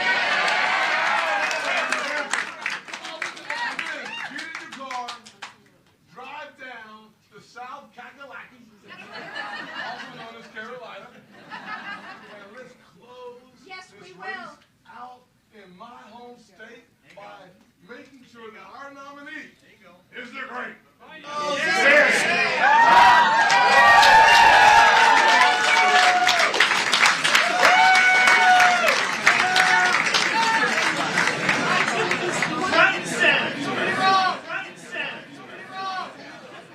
Ladies and gentlemen, please welcome to the stage Donald Trump Jr.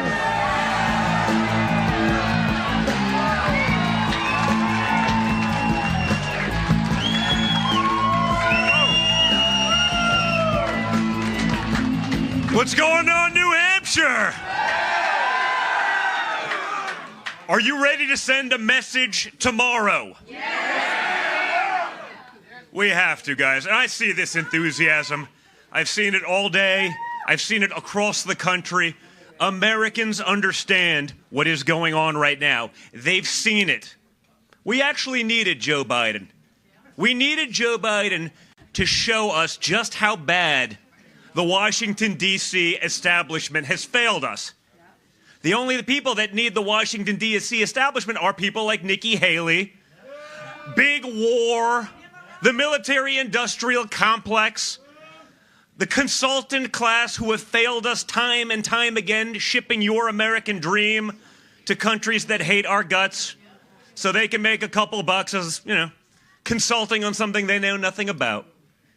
But we can send a message tomorrow and we can end this primary rapidly so that we have the money, the time, the energy, the reserves to take on that machine who have exposed themselves over the last few years. I've been watching for 3.5 years since the adults got back in charge. Yeah. I'm with you. We all have to be involved, but it takes all of you, guys. It takes all of you. That's the reality. When it was Donald Trump out there by himself, taking all the slings, taking all the arrows, and we sat back behind afraid, it doesn't work. He's still taking them. I mean, he's a young and vibrant man, but they're trying to put him in jail for 1,000 years. I say that's rather a long time. And yet, Joe Biden, Hunter Biden, the brothers, the sisters, the grandchildren, the mistresses, the girlfriends are all on the Chinese payroll and no one cares. It shows you what it's all about. The people. We can start to lock them up, Chet. I mean, it feels a little dated, but it should apply, right? Lock him up! Lock him up! Lock him up! Lock him up! Lock him up! But I only... Listen. If you apply the Don Jr. standard, where I had to testify for 50 hours for treason, a crime punishable by death, you'd say, you know what? Hunter should probably do a lot more. If it was Don Jr. in the Hunter Biden laptop, which magically now, after 4 years, this week, the DOJ said, well, I guess it's real. Oh, really? Shocking. I'm shocked to find out that the most obvious thing in the world is real. But they'll lie to us about all the obvious things, right? We're supposed to trust the science, but if you were a scientist that said, like, hey, do you think maybe the Wuhan lab leak theory is real? Like, do you think maybe the virus that originated in the town could have come from the lab in that same town that studies that exact virus. No, obviously not. Trust the science. It came from like 8 inches outside of that lab. We're to believe that. But these are the lies. This is how far they're willing to go. The people who scream about fascism and protecting democracy all day long seem awfully quick to want to throw their political opposition in prison, seem totally willing to censor your opinion if it's anything other than 100% aligned with theirs, willing to punish those people accordingly, and willing to give a total free pass to anyone on their side. You can burn down the city of Portland. You can burn down Seattle. You can literally murder police officers, loot stores, riot, arson. And the vice president will come and help bail you out. That's what happens at, yeah. Cocaine in the White House. As a guy that's had a Secret Service detail, I'll be like, hey guys, I wonder whose it is. And you can hear the eye roll over the phone, okay? Like, I have a feeling I wouldn't get the benefit of the doubt. Leftist Twitter was trying to blame that one on me at the time. I was like, I haven't been there in 3.5 years, but the biggest crackhead in the world is in residence, and we're not sure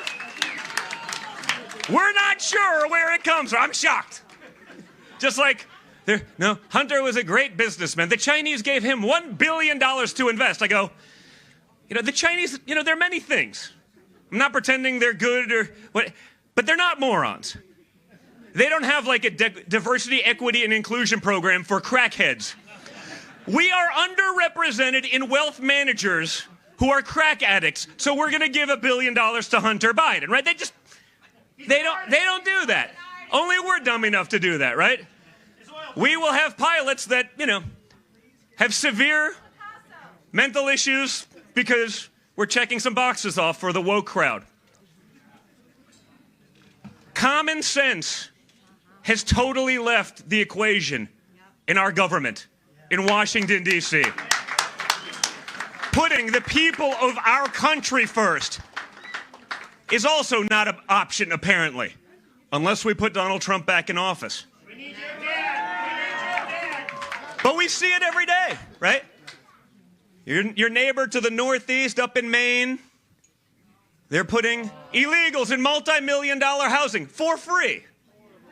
Across the country, they're doing that. They're throwing veterans out of places that are paid for with taxpayer money that they have paid into with blood, sweat, and tears.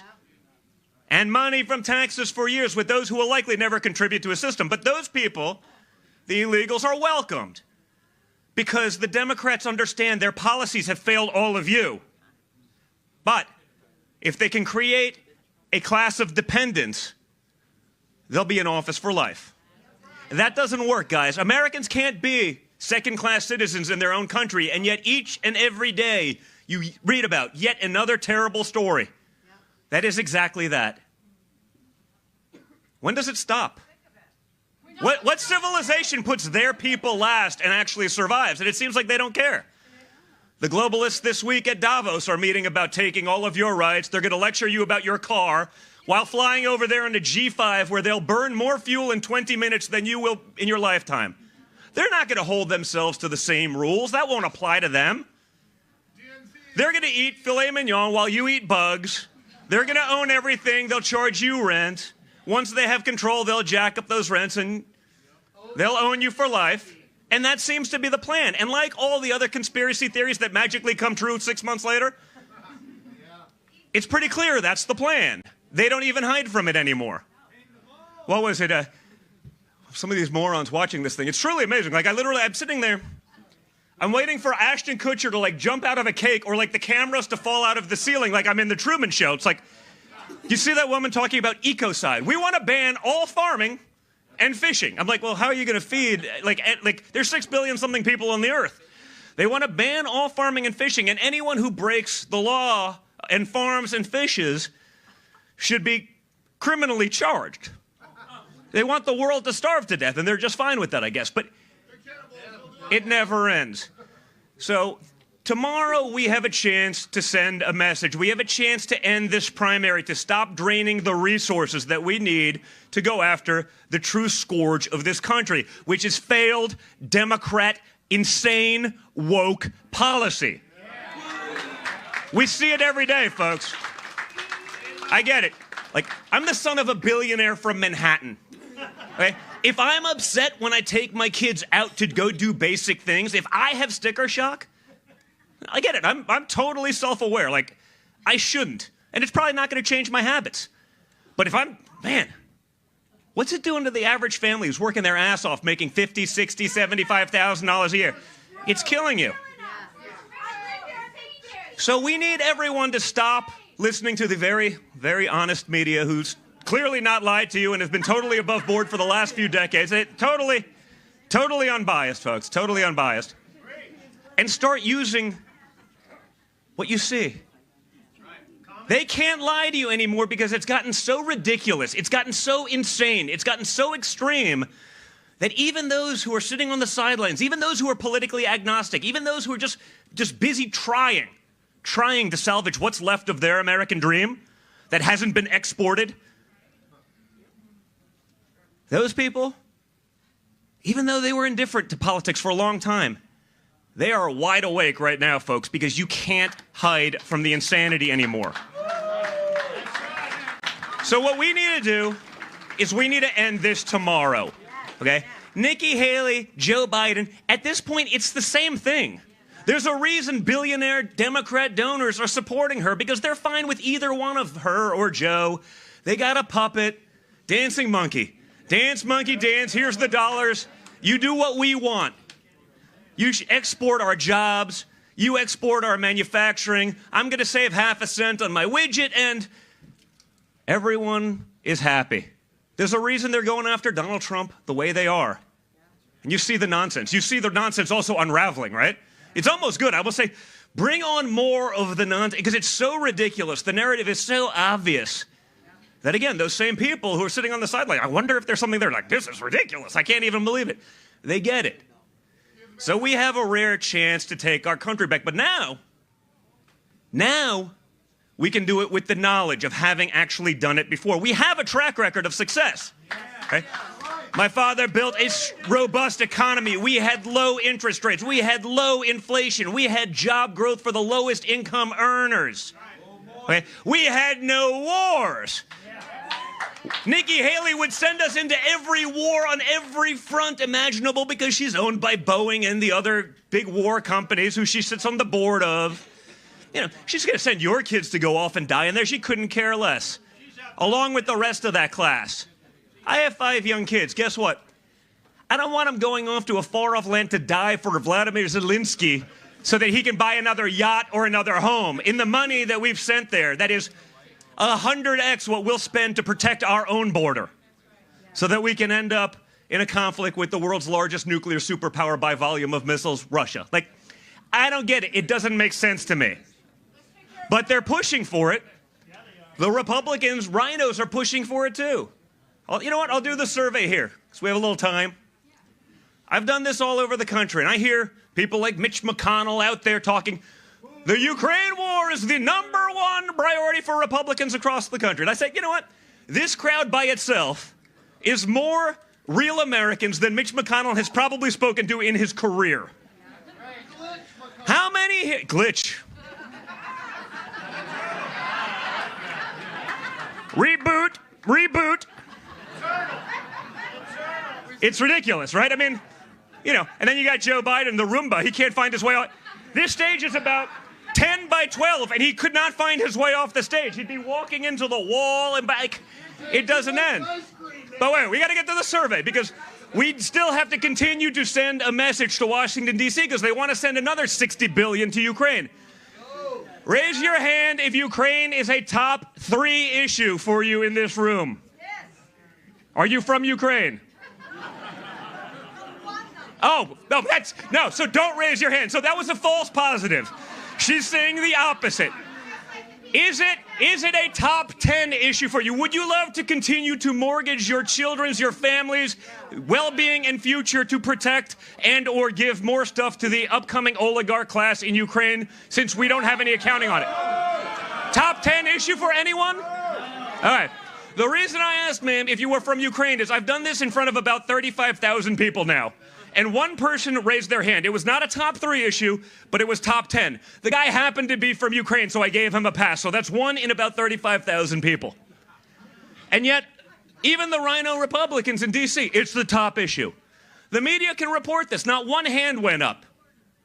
And yet, they're telling us that is. We need people in Washington, D.C., representatives who actually represent the will of the people, not the will of the swamp, not the will of the billionaire donor class, not the will of those who failed us time and time again. We can't do it without you guys. So you guys are the front line of that. Tomorrow we can end this, and we can get back to fixing our country. We can get back to bringing prosperity.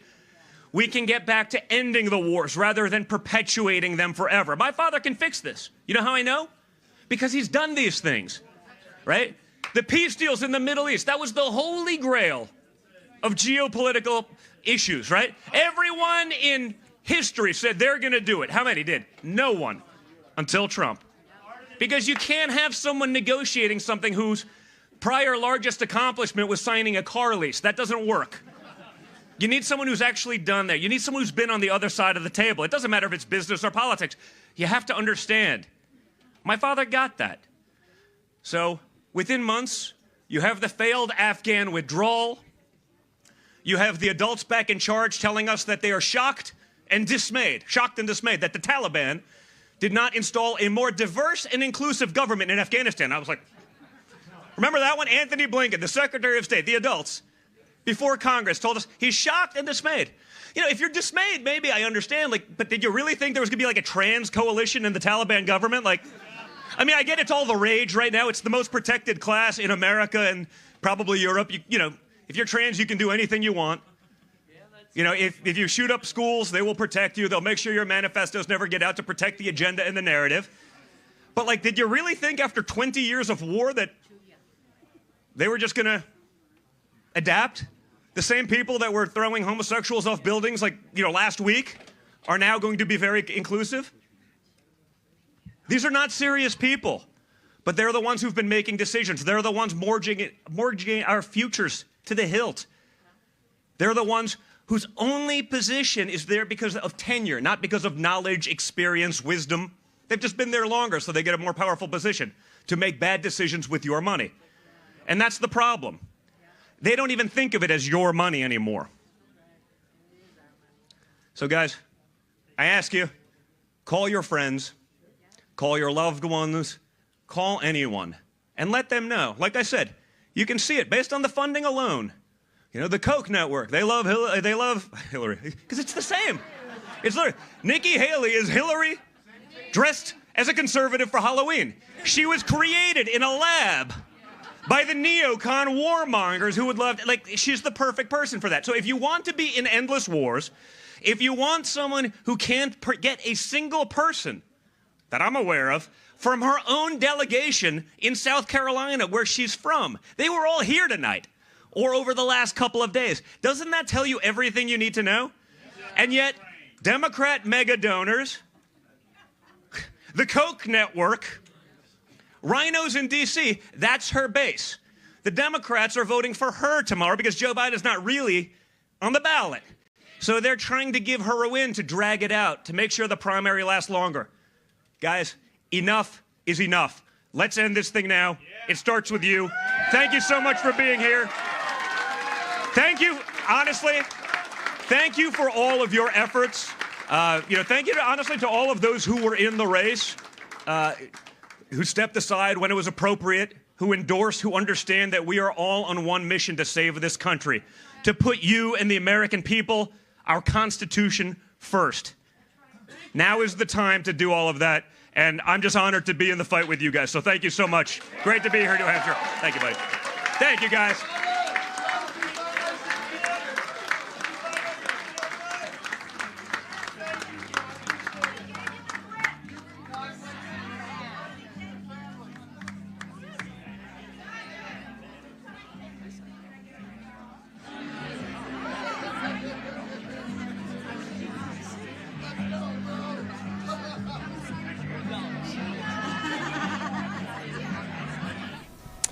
You are watching live coverage from Laconia, New Hampshire, as we await President Trump to take the stage there. Of course, Brian Glenn will be live there as well. He was live earlier interviewing MTG, Carrie Lake, and others. You saw there Tim Scott on the stage. You saw MTG and Carrie Lake as well, and then, of course, Don Jr. Now, this live report is brought to you by Tax Network USA. If you have any back taxes or having any issues with filing and with the IRS and that kind of thing, all you have to do is go to Tax Network USA right there. You see the information on your screen. A little bit of financial freedom and peace of mind goes a long way, especially as we approach the second quarter slowly. I know we're way in the first quarter right now, but April is going to be here before we know it. So if you have any problems, any issues when it comes to back taxes, go to Tax Network USA and go ahead and reach out to them right there. You see that information on your screen. Now, back here live in Nashua, I can tell you that tomorrow this will be the watch party location for Team Trump. So, again, I just want to plug this because it's important. The fact that Right Side Broadcasting Network has been giving you live coverage all week, last week, and then the beginning of this week here in New Hampshire, we'll have that primary numbers in here tomorrow for you. Brian Glenn and myself, Matthew Alvarez, will be live here for you, and we'll be interviewing people as well. Now, as you saw earlier, Don Jr. was on stage. We actually got a chance to catch up to him. If you saw this report a little bit earlier, it's important to replay because at the end of the day, the truth is what matters, and that's exactly what Don Jr. was speaking earlier today at a campaign stop in Hollis, New Hampshire.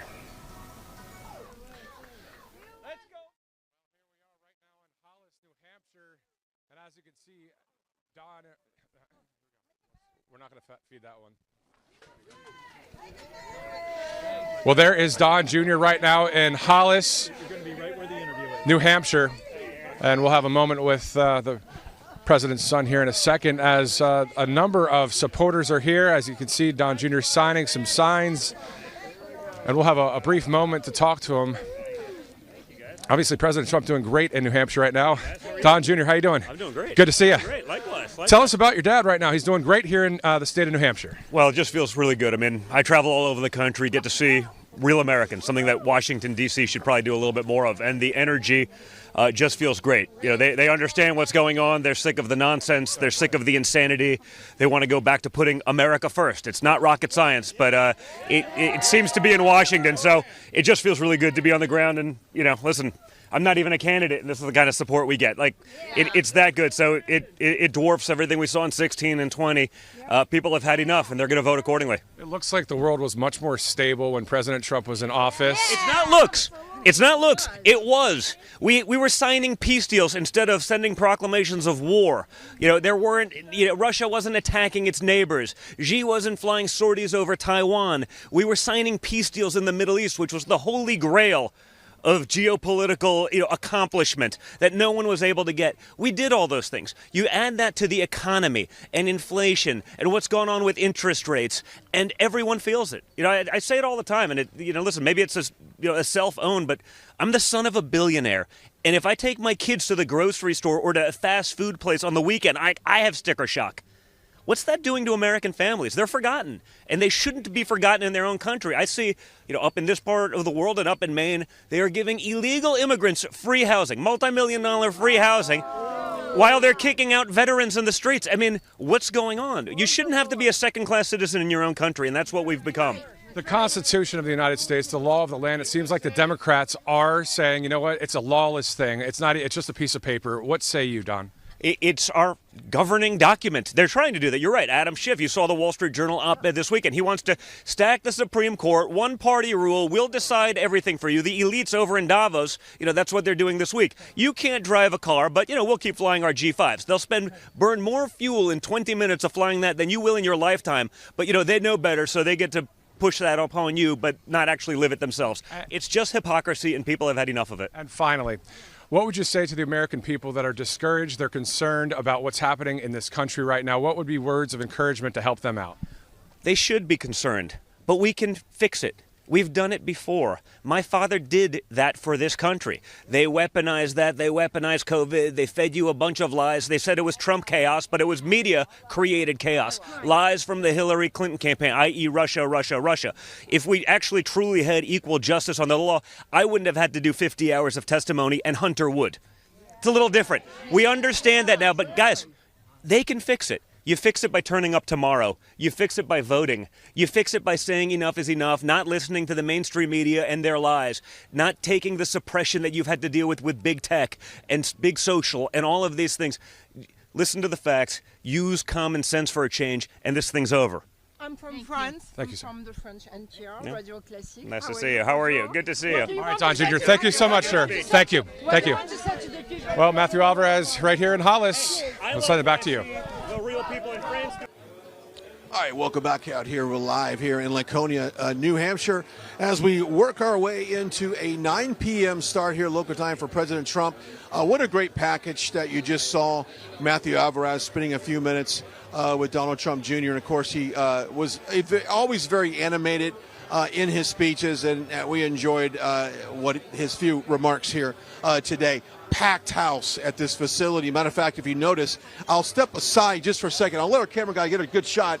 What they did was they kind of split the middle here and separated the crowd so that we all have a better shot. And if you watched the broadcast a little earlier this evening, you did notice that our video was slightly impeded by people standing in front of the camera. Nevertheless, it's not their fault. They were just trying to get a better shot. But the people here at this facility have paved the way for a little bit better of a camera shot, and we're so glad they have done that tonight, just in time for President Trump at 9 o'clock. All right, let's go over some of the stats. The latest polls indicating that President Trump still has a very sizable, commanding lead on Nikki Haley here in New Hampshire, depending on what polls you look at. Some has it 51 to 52%, with Nikki Haley being in the low 30s. So maybe like an 18, 19-point lead, depending on the polls that you look. Now, I was watching some of the newscasts earlier, and they were actually saying, and this is really surprising to me, that if President Trump doesn't get over 60% of the poll tomorrow, that you might consider that to be a disappointment. I thought that was really something odd to think that any political figure would get 60% of the vote in any race. That's a pretty dominant number, but they would see that as kind of a defeat, that he should get even more, and I don't understand that. We'll get into that a little bit later as well. But let's talk about this wellness contagion kit. Now, we've always talked about the uncertainty of this year, of next year, and we all know what we went through with 2020 and COVID-19 and the fallout of that. Well, Dr. Peter McAuliffe and his great team of doctors have come up with this wellness contagion emergency kit. Now, these are the things that you need to fight a virus. It's got the Z-Pack, it's got the ivermectin, it's got the hydroxychloroquine, it's got all of the necessary medications to keep you and your family healthy. So right now, before President Trump comes out, the information for that is on your screen. This could be the most vital part of your house right now as far as your medication. Put one in your office, your car, your home. So when you start to feel bad, someone in your families doesn't start to feel, they can notice a change in their health, it's time to get tested, and it's also time to treat whatever you have. And this contagion emergency kit is just that. I suggest you buy one for a gift for someone, and it makes just a great asset in your home. Information for that is on your screen. Take advantage of the right side offer that we have on this very unique package. All right, 8:44. Let's go over some of the numbers. As you can say, the polling wise, President Trump does have a commanding lead over Nikki Haley. Now, you need 1,215 delegates to get the GOP nomination, coming out of the Iowa caucus and then moving into obviously New Hampshire here. We're going to shift our focus off to Las Vegas on February 8th for the caucus there in that state. Very important. Christina Bobineau had a nice informative piece that we ran a couple of days ago. If you missed that, go to our Rumble page or any one of our social media pages, and we can talk about that, how Nevada has a primary, but they also have a caucus. The caucus is the only thing that counts in that state.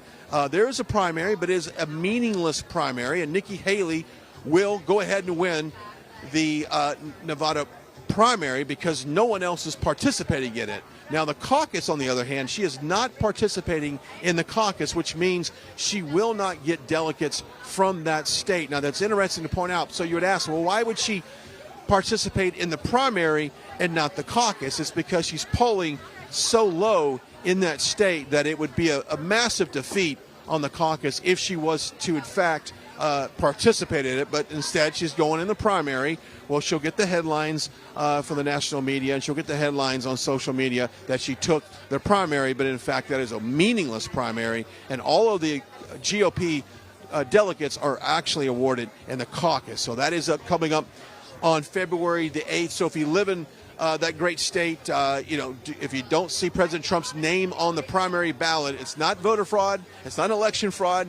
The GOP in Nevada is not trying to, pull something over on us. He's simply not running in the primary, only in the caucus. All right, so we had the news yesterday that DeSantis was basically stepping aside and bowing out respectfully, and really, as he should, because I do think it's misleading to your volunteers, to your donors, to your staff, to your followers, to try and do something that you don't have a clear path to victory. That's exactly what he said in a video statement yesterday morning. So I think he made the wise decision to do that. Now, I guess what's yet to be seen is if we're going to see those DeSantis voters going over to President Trump's side, showing support. Now, I was watching one of the channels earlier, and they did kind of a mini town hall, if you will, and they had to select voters of all ages and all races and all demographics, and they were asking them. One guy was an ultimate never-Trumper. He was absolutely a never-Trumper, and he said, I'll vote for a write-in candidate before I vote for President Trump. And I thought that was very interesting. Then they had a Ron DeSantis voter, and he did say that he would swing his votes over to President Trump in that. Then they had an independent that was going to wait to the last second in order to make up their mind. They need to learn a little bit more, but one of the things that was on their mind was the border and the broken border policies that have been the fallout from Joe Biden and his administration. So you've got independents looking at the border. You've got never-Trumpers that will be a never-Trumper. And then, of course, you have very dedicated Nikki Haley supporters that really, some of them said they would rather vote for switch parties to a Democrat or vote in a write-in candidate before they would vote for President Trump. So you do have a little bit of mixture in there with the never-Trumpers and the Nikki Haley supporters, but I can only imagine that is a minority of that group. That I think the majority of people would go over to President Trump. All right, let's talk about our friends over at Truly Office. Now, fellow patriots, at this Trump rally today, are you tired of big tech dictating what you see and what you read on the internet? Now, when you log into a site and it says, do you approve this cookies? Do you approve authorization of sharing your information? Well, there's no more tracking your data. There's no more expensive subscriptions and no more giving your money away to evil, woke billionaires. Right now, Truly Office is affordable, easy, and built on the values we hold dear to us. Complete control of your data, your privacy, no ads, no tracking. Save your hard-earned dollars and switch to trulyoffice.com/rumble. That is trulyoffice.com/rumble. Go check it out right now, and it is a great way to keep your data secure and private. The information for that is on your screen, trulyoffice.com/rumble. All right, so we got that here. We had Carrie Lake on with us earlier talking about her support for President Trump and, of course, her run for Senate there in Arizona. Very heated race there. Now, she says she's basically running on the premise, a lot of it, of keeping Arizona first and actually securing the border and doing what right now Governor Katie Hobbs is not doing. The border is a big deal. Also, one of the things that we're starting to look at also is the breaking news that came out a little bit earlier today. The Supreme Court ruled in favor of the federal government in terms of stepping in and removing the barriers that Governor Greg Abbott has put on that piece of property along the border to secure it from the illegal immigration. So you've got kind of a battle, a tug of war, if you so, between the state of Texas and the federal government in terms of that land. So the border, very much a top issue, not only for voters here in New Hampshire, but also voters in Iowa and across this country as well.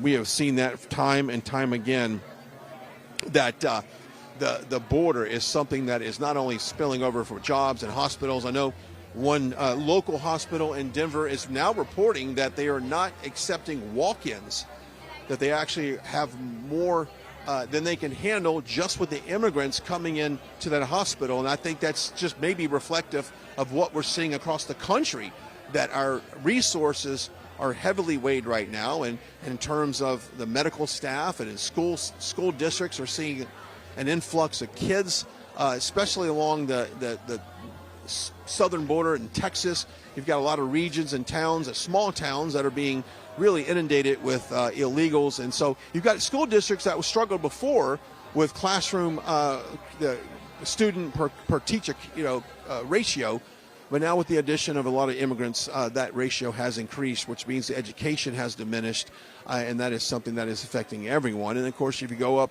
to what's happening in New York City, what's happening in Chicago and other big cities around this country, immigrants are literally sleeping in airports. They're sleeping in police stations, hotels, even booking kind of Airbnb type homes for an extended period of time. That's exactly what our federal government is doing right now. So, I think as a humanitarian crisis, it is, because a lot of these people are coming here with really no place to go. And we already have such a demand on our social system here in terms of taking care of not only the homeless, but we have a lot of veterans that need assistance. And so to think that our federal government is stepping in and pushing, true Americans to the side to take care of these immigrants is absolutely disgusting. And I think that you can look at, it's just not a Republican thing. It's also a Democrat concern as well. Let's also talk about our friends over at the Birch Gold Group. We talked about the economy, the way it is right now, and the uncertainty. Now, of course, these markets are at historical highs. I mean, even the last couple of days, we've seen some record highs. And I think that is building up to what they would assume to be a Trump victory in November. But nevertheless, the fundamentals, in my opinion, aren't necessarily there. And so you want to protect your savings, you want to protect your investments. Go check out our friends over at the Birch Gold Group. You can simply text the words Trump to 989898 for that free information kit. They'll send it right to you, safe and secure, and let you make the decision. Of course, they'll tell you how to convert a traditional IRA into a gold-backed IRA, which is safe and secure. Go check it out. The Birch Gold Group. Text the words Trump to 989898. That is the Birch Gold Group. Now, when you take a look at the special privilege that a lot of these immigrants are getting, this is interesting. The other day, I was flying out of Des Moines, and I noticed a plane was coming into the gate that I was waiting for, and it was a conveyor belt, one after another, of immigrants getting off a plane in Des Moines. Now, perhaps some of them were staying there, or I can only assume some of them were going to make connecting flights. But the reason why I know there were immigrants, because each one of them had the same black duffel bag, an unmarked duffel bag. A lot of Catholic Charities is an organization that has historically passed out a duffel bag looking like that. They all had a clear bag with a sleeping bag inside it, which means they were given a sleeping bag. They were given a duffel bag that probably has any kind of basic necessities in there. They also have a information sheet that in their hand, a red folder, so I knew exactly who they were. They're being dumped in cities around this country. Des Moines, Iowa, in the wintertime, with temperatures probably negative 46 probably, is not the place to dump immigrants on the street to just try to make it welcome to the United States. This is a humanitarian crisis. This is on the hands of Joe Biden, and it's not fair not only to those people coming in, but it's not fair for the American taxpayer to have to shelter and take care of these immigrants. I think this is a major strain on our system. And what is really incredible is I saw this on, I believe, Fox News this morning. Which, by the way, they're broadcasting next to us, and we've been trying to share some space over here, that there are signs in airports. One in particular was in Miami, and it was for immigrants coming in. And would you believe, and if you've traveled over the last, I don't know, couple of years, you know exactly how hectic traveling can be in our airports going through security. But would you believe that a lot of these immigrants coming in these entry points around the country do not have to show their ID? They simply come in, they've got an airline ticket, they go through TSA. Now think about that for a second. I have TSA pre-check, I have clear, I have digital identity, facial digital ID. I have all of that stuff. I have the top security, not the top security, but I have all the security that you would ever need to go through an airport. And I have to show it every single time. But these immigrants coming in this country don't have to show an ID at all to go through TSA. They're not named. They're not checking a database for who's who. Is that really this individual getting on the plane? They're not doing any of that. This is a very selective process. Now, the reason for it is they're telling officials that it's for efficiency, that if they were to stop and check ID for every single person flying, and if TSA had to do that, they would slow down the boarding process. Well, my message is to TSA, if I have to wait a little bit longer until my plane takes off, or perhaps, I don't know, maybe you escort these people out of the airport because if they don't have an ID, maybe they shouldn't be getting on our planes. That is a national security risk, and I think there's not a person in here that would not disagree with me on that. If I have to show my ID at TSA, they should be able to show their ID at TSA. Why can they get on a plane without showing it, but I get stopped and I have to go through numerous checkpoints to do that? So that is my thoughts on that. It is also interesting to note that this time last year, 2020, on the primary here in New Hampshire, Joe Biden, he finished 5th in the New Hampshire primary. Really interesting to think about that and where his path went to where he is today. And I think that Donald Trump Jr. pointed it out brilliantly earlier that he is a puppet for the left. He is the monkey dancing for dollars, and is going to do exactly what essentially what the I would say the Barack Hussein Obama regime is a continuation. This is just a third term for him. But will he be the nominee? I mean, some think right now that Joe Biden can't even get through a campaign. Nevertheless, another 4-year term, and if you have seen this man in any press conference, if you've seen the way he responds to the press in a very open way, it's very rare that he does an open press conference where he steps out and just takes open questions from the reporters, not on any particular topic. He doesn't have a book there. He doesn't have all of the questions given to him. He doesn't pick on the reporters. It has been a long, long time since President Biden has done a open press conference for the media. It's something you're not seeing. So what does this campaign season look like for Joe Biden? And if I'm a Democrat, I'm going to put on my Democrat playbook hat for a second. He's not my nominee because he's not strong. He can't run on his policies. They just came out last week and talking about consumer sentiment being high. And what that is a consumer optimistic about the economy? Do they feel like they want to go out and buy, a big purchase like a home, like a car, and since the interest rates are just about double than what it was under President Trump, optimism is low, but they are going to try to sell it to you like consumer sentiment is high, and that is to basically tell you it's okay that fuel prices are a little higher. It's okay that food prices are a little higher. It's okay that you're paying more for everything that you're financing in your life. It's okay that you're doing that. Life is normal. Well, life is not normal, and I think you're going to see this narrative being pushed out that the economy is not that bad. The border is not that bad. We had Marjorie Taylor Greene on earlier talking about the possibility of impeachment on Mayorkas, and of course that goes to a vote. Now pay attention here. That goes to a vote on January 31st in the committee. They'll do a markup on that. They'll vote on those impeachments, and then that will be brought to the House floor. Now, we don't have a date as of yet for an official floor vote on impeaching Mayorkas.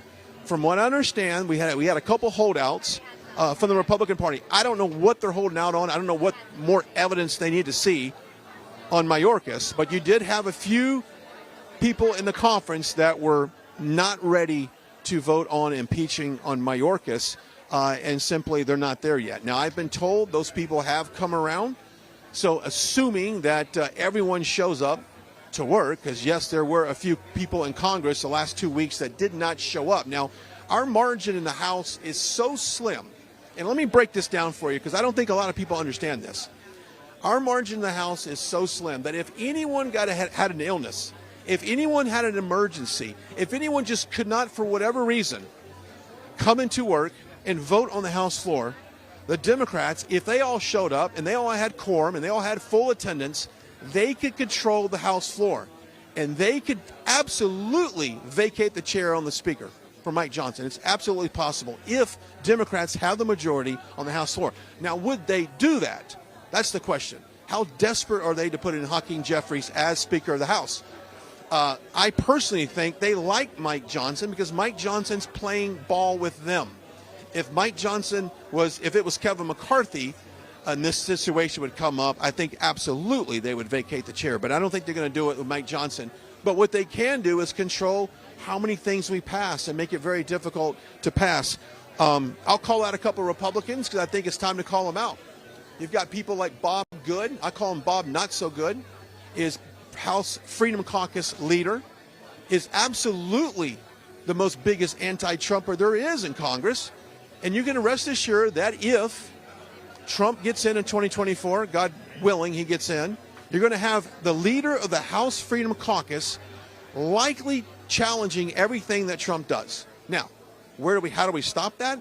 Through the constituents and through his people in his district standing up and saying, we're not going to do that. We're not going to block certain things. Is it going to take money for this mass deportation that President Trump talks about? Absolutely. Are we going to have to dip into the piggy bank to pay for that? Absolutely. So you've got people that are very conservative, fiscally conservative, are probably going to be against something like that because it does take additional dollars. But you do have people in Congress that are not fully on board on promoting the America First agenda. And I think that's something that we all need to pay attention to. I'm going to stop and let you take a look at the crowd here as we have a full house here. And what they've done, as you can see, I said earlier, they have minimized or increased, I should say, the footprint of the camera throw to the stage, giving you a little bit clearer vision of what's going on right now. Because earlier, if you were watching the broadcast, that's the best we were doing. We were doing the best we could for what was the situation. So the Trump team here has vastly increased the visibility to the speaker podium. So they have made it, I guess, a lot easier to see President Trump here tonight. It's 9:02, scheduled at 9 o'clock tonight. A few minutes away, we could be doing that. I want to remind everybody also to sign up for our newsletter. Go to rsbnetwork.com, rsbnetwork.com, and sign up for our newsletter. It's absolutely free.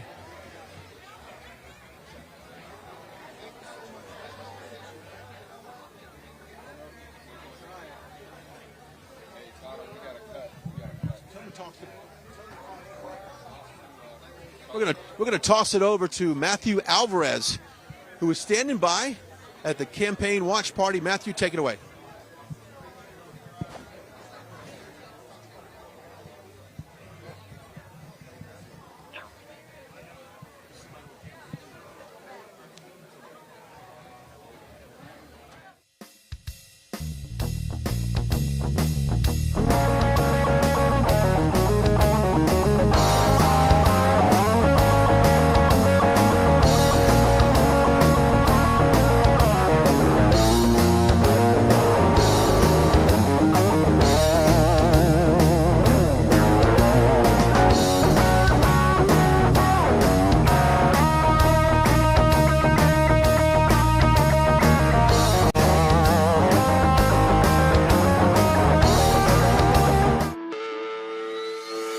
Welcome to the Right Side Broadcasting Network.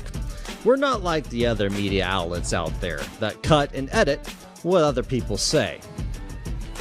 In 2015, we were created by our founder, Joe Seals, to cover President Donald J. Trump's speeches and rallies, to which we continue to do to this day.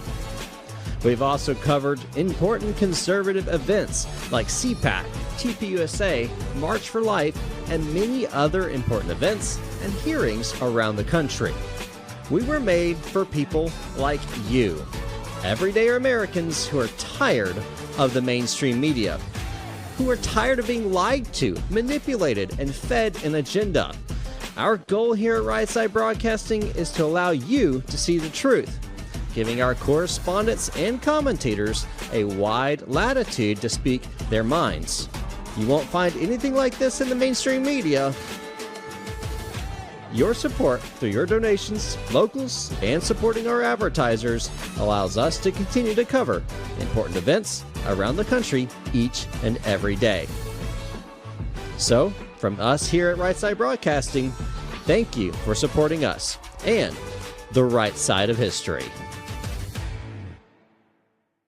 What's up, guys? My name is Jaden Hurd, and I have a Christian show called Let It Be Heard, where we analyze culture and current events from a biblical perspective. I highly recommend you guys check us out. We now have episodes every Monday, Wednesday, and Friday. And basically, what happens is we react to videos, we have talking points, we have on guests, and it's very exciting. Come check us out on Rumble on the RSBN channel. God bless you guys.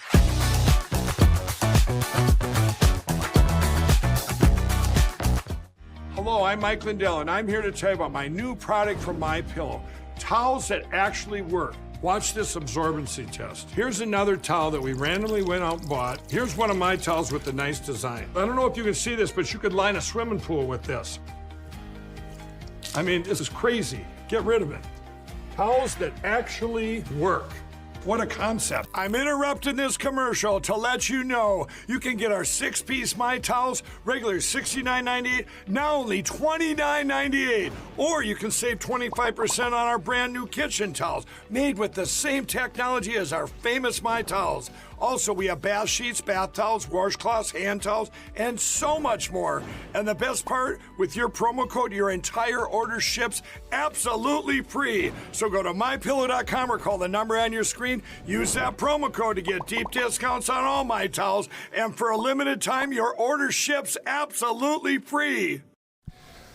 Welcome back. I'm Matthew Alvarez here in New Hampshire right now. We'll be bringing you back to Laconia very shortly as soon as President Trump takes the stage. Our studios in the southeast of the United States will let us know, and I will toss it then to President Trump unless we do get Brian Glenn in Laconia. Meantime, we are here because we do know that the watch party will be here tomorrow night as we are in the first in the nation primary for New Hampshire. Obviously, it's been a wonderful week last week with 5 campaign stops for President Trump. And now we have entered into the new week as we are less than 24 hours from the first in the nation primary. Now, as we saw earlier, I interviewed Don Jr., who was in Hollis, New Hampshire, just a few miles from our location. So it's been quite awesome to see these patriots and these conservative leaders doing the best they can for you, the American people. We're out here to see our country saved, but also to make sure we have free and fair elections. I mean, that's one thing, of course, President Trump talks about a lot, as does Mike Lindell and others, as we look for election integrity. So you're seeing on the other side of the screen there a live shot from Laconia, just about an hour and 10 minutes from our location. So it is wonderful to have live coverage in both Nashua and Laconia right now here in New Hampshire as we await President Trump to take the stage. It's 9 o'clock, 9:08 Eastern time. So he should be taking the stage momentarily. So if we do hear that, we will be tossing to Laconia. So once again, the polls right now in New Hampshire are off the charts for President Trump. I mean, double-digit leads, depending on which poll you look at. I mean, that could be the USA Today poll or some other polls out there as well, where he has that double-digit lead. In one of the polls, it's a 63-point lead for Donald Trump over Nikki Haley. So a lot of people are seeing some of Nikki Haley's either town halls or some of the speeches that she's doing and the millions of dollars in advertising that she's putting throughout the country and especially here in New Hampshire right now. But all of that nice camera work and Governor Sununu and that kind of thing, endorsing Nikki Haley, at the end of the day, it's up to the people to decide. And the people, what we're seeing is a fact-based situation where you see tens of thousands of people at various events. You think about just last night when we were in Manchester for that arena, the Southern New Hampshire University Arena, a packed house there for President Trump. It's just something you see at any state. I mean, I know I'm preaching to the choir to a lot of you out there. I mean, every time he's at an arena or a remarks or any kind of event, we see President Trump doing great things for the country, as are a number of other people, including, Henry McMaster, the governor of South Carolina, was actually in Manchester, along with a number of South Carolina delegates. So it's pretty awesome to see how things are transpiring right now for the America First movement.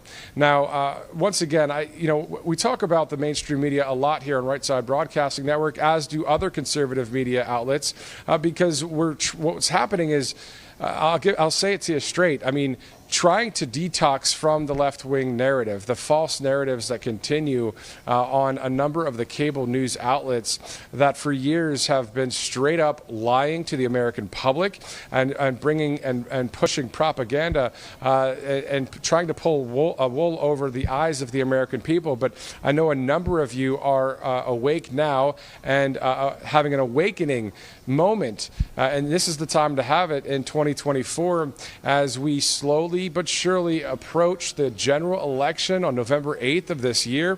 And before you know it, January 20th, 2025, the presidential inauguration. My, oh my, what would it be like to see that day right now? If we were able to fast forward and see who was being sworn in as the 47th president of our great union. We know that we hope it will be a conservative, someone that stands for family values, for God, for freedom, for family, friends, and for the American way.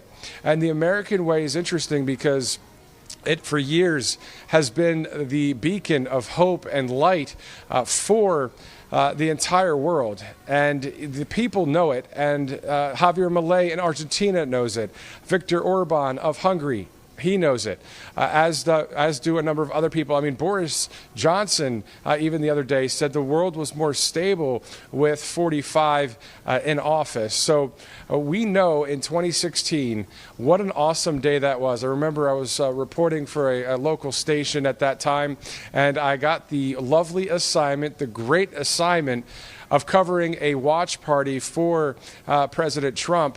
And at that watch party, the local GOP was there, and they were watching the numbers come in. And man, do you guys remember what that was like when everybody was cheering and high-fiving and almost in disbelief at the fact that, how great the numbers were, but it was because we saw what the country was doing.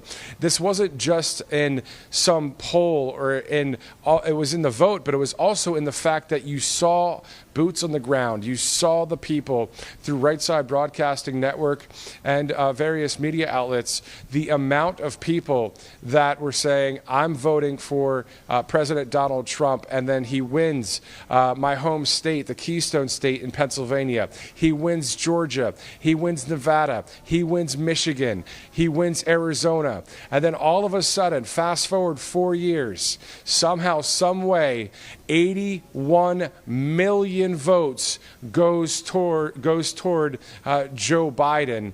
And all of those swing states somehow, magically, for lack of a better term, turn around and go blue instead of red.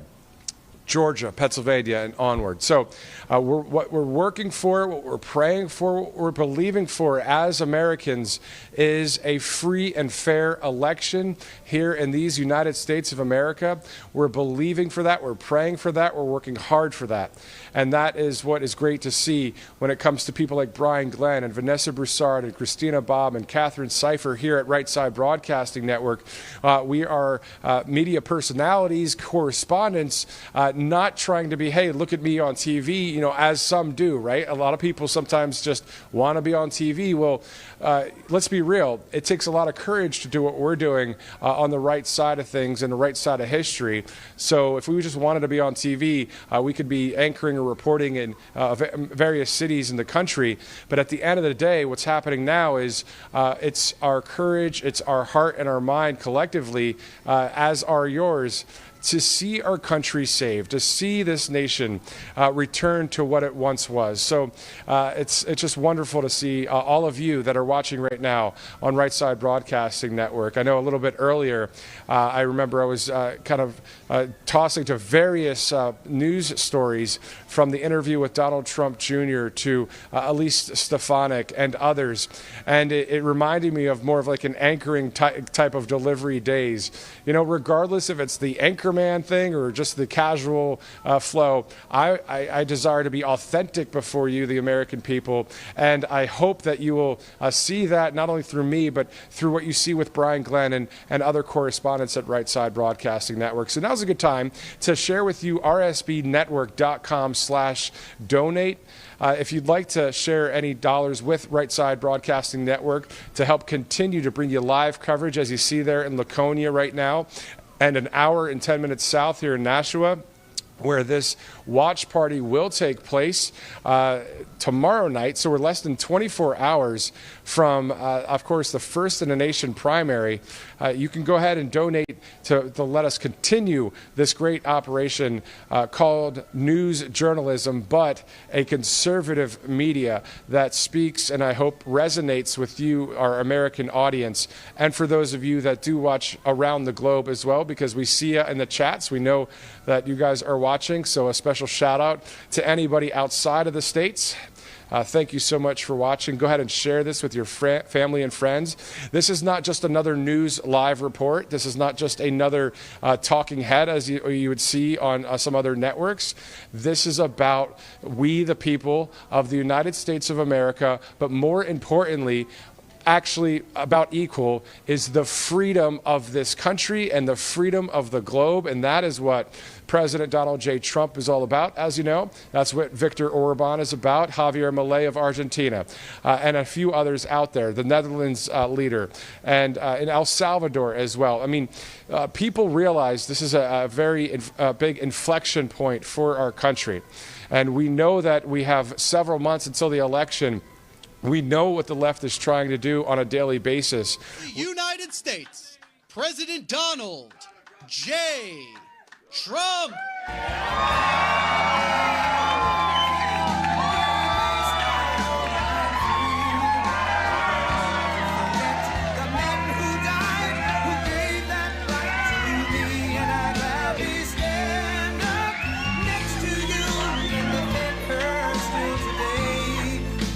There ain't no doubt I love this land.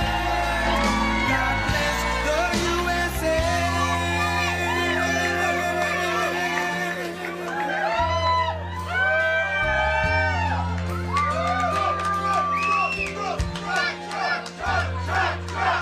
From the lakes of Minnesota to the hills of Tennessee, across the plains of Texas, from sea to shining sea, from Detroit down to Houston and New York to LA, where there's pride in every American heart, and it's time we stand and say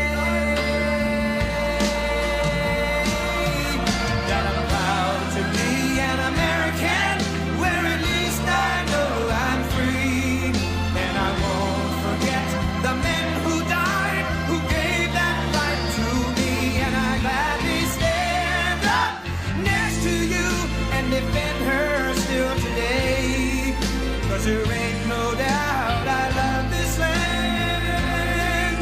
God bless the USA.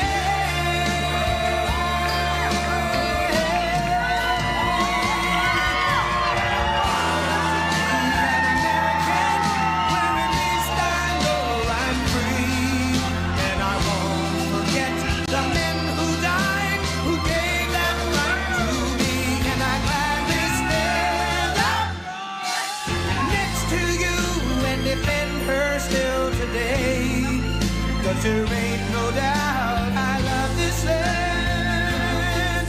God bless the USA.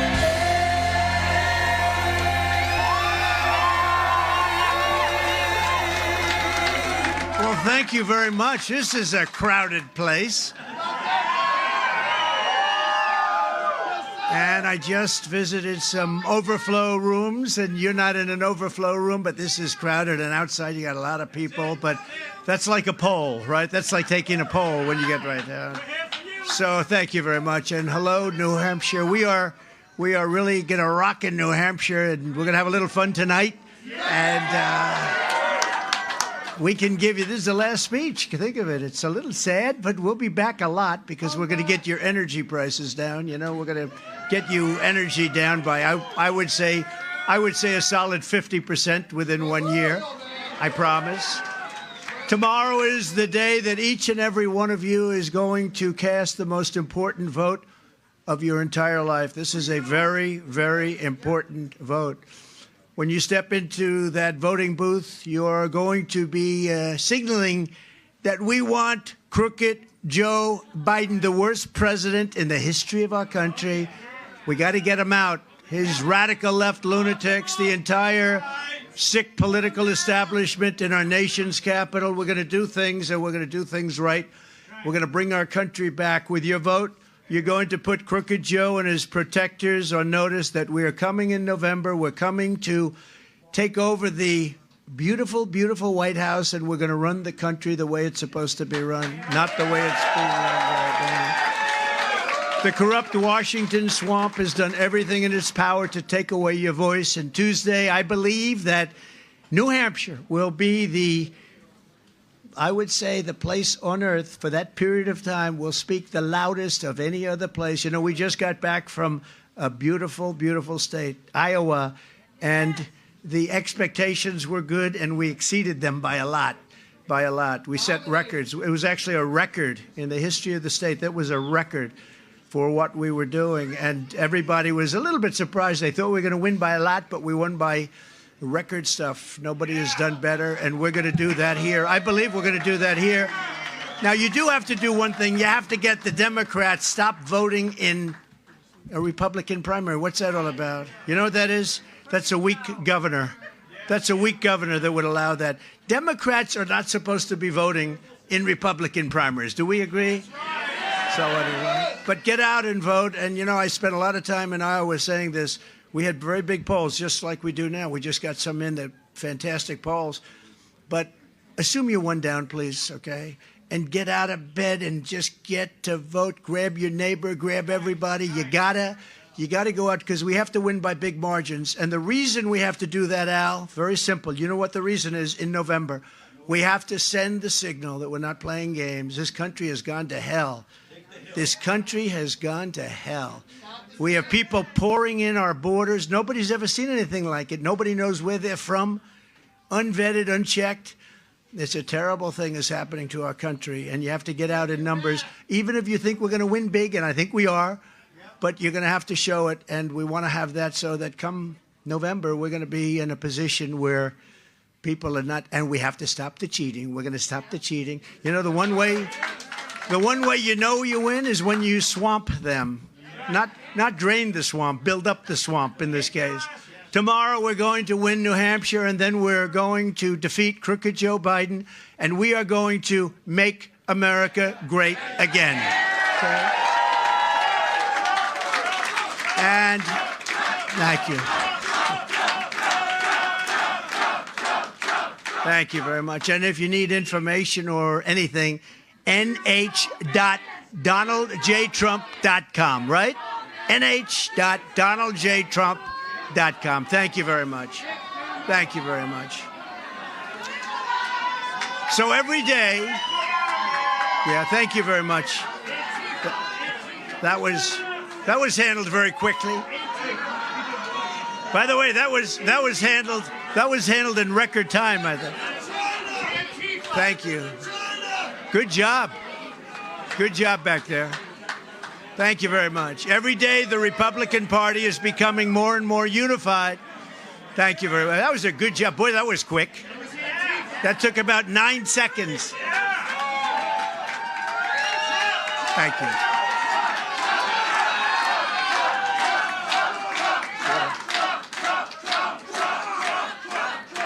Every day, the Republican Party is becoming more and more unified, and it is. And you see what happened? I mean, we had a very good competitor, Ron, as you know, Ron DeSantis, and he fought hard and he fought well, and now we have one left. We started off with, really, if you add some Democrats into it, we started off with 13, and now we're down to 2 people. And I think one person will be gone probably tomorrow. And the other one will be gone in November. But now is the time for the Republican Party to come together. We have to unify. That's why I'm delighted to be joined today by a number of outstanding leaders, big leaders, powerful leaders, greatly respected leaders. And they're also unbelievable competitors. And we're all on the same team, 100% focused on Biden and beating him in November. So I just want to introduce to you for just a few seconds, a few people that have been incredible on the campaign trail. They've been really good, and they'll have a lot to do with what's happening in the country over the next 4 years, and I'm sure long beyond that. Vivek, please come here. Vivek Ramaswamy.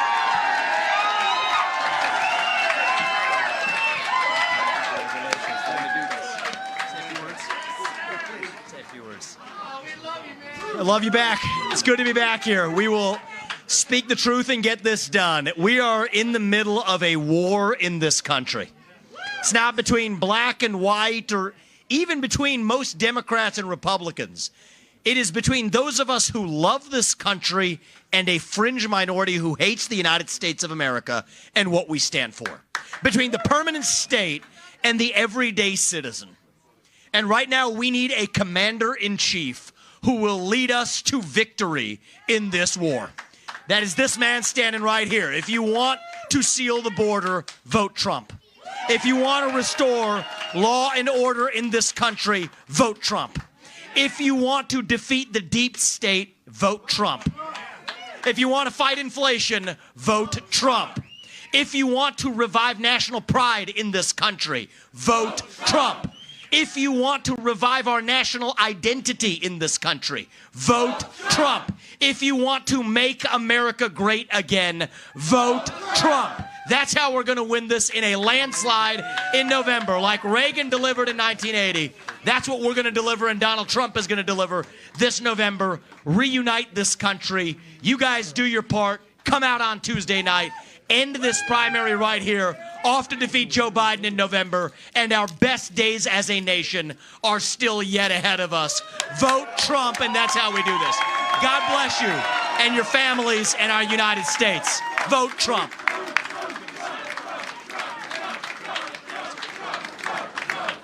Thank you very much. Vivek, we love him.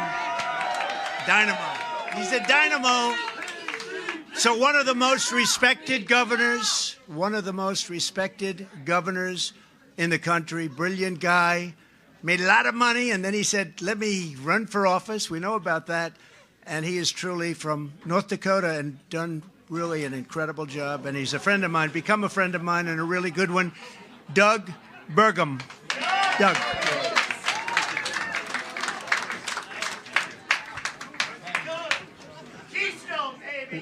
When I became governor, it was the same night that Donald Trump was elected back in November 16, and the world changed because I've had an opportunity to serve under Joe Biden as president and Donald Trump.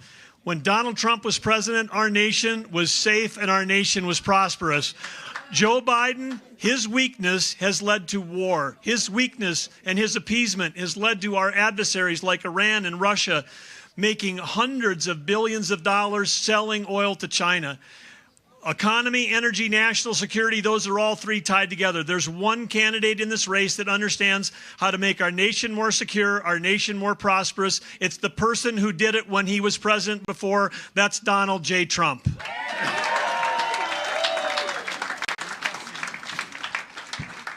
Biden has been a disaster on the economy, he's been a disaster on energy, and he's been a disaster on national security, including the border. Under Donald J. Trump, our cities were safer, our country was safer, and we were absolutely economically better off than we are now. Joe Biden's energy policies are empowering our dictators, and they're hurting our economy. They're raising the prices of what you pay for gas in your car, food on your table, and energy to heat your homes. We need Donald Trump. America needs Donald Trump, and the reason why we do is because he's the individual that knows how to solve these problems. He knows how to keep America safe. He knows how to make us more prosperous.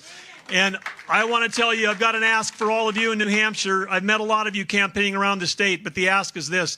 Tomorrow you've got to get out and bring your friends. You've got to bring everybody and vote, because the eyes of the world are on New Hampshire tomorrow. They're going to be looking at how you vote. We end this primary tomorrow in New Hampshire with a fantastic win. And guess what? It's not just America. It's every foreign dictator. It's every terrorist group is going to be rethinking their plans when they know we've got a strong and experienced president who will stand up to them and bring America and make America great again. Thank you.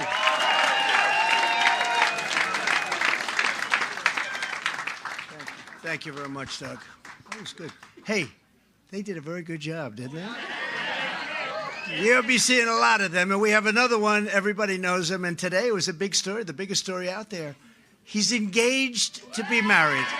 We never thought this was going to happen. What's going on? A very, very fine person, a man that we work so closely, and I work so closely with. He was in the Senate. He's been there now a long time, and one of the most respected people in all of Washington, Senator Tim Scott, South Carolina.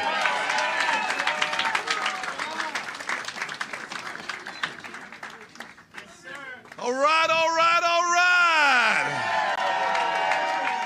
If you want 4 more years of Donald Trump, let me hear you scream.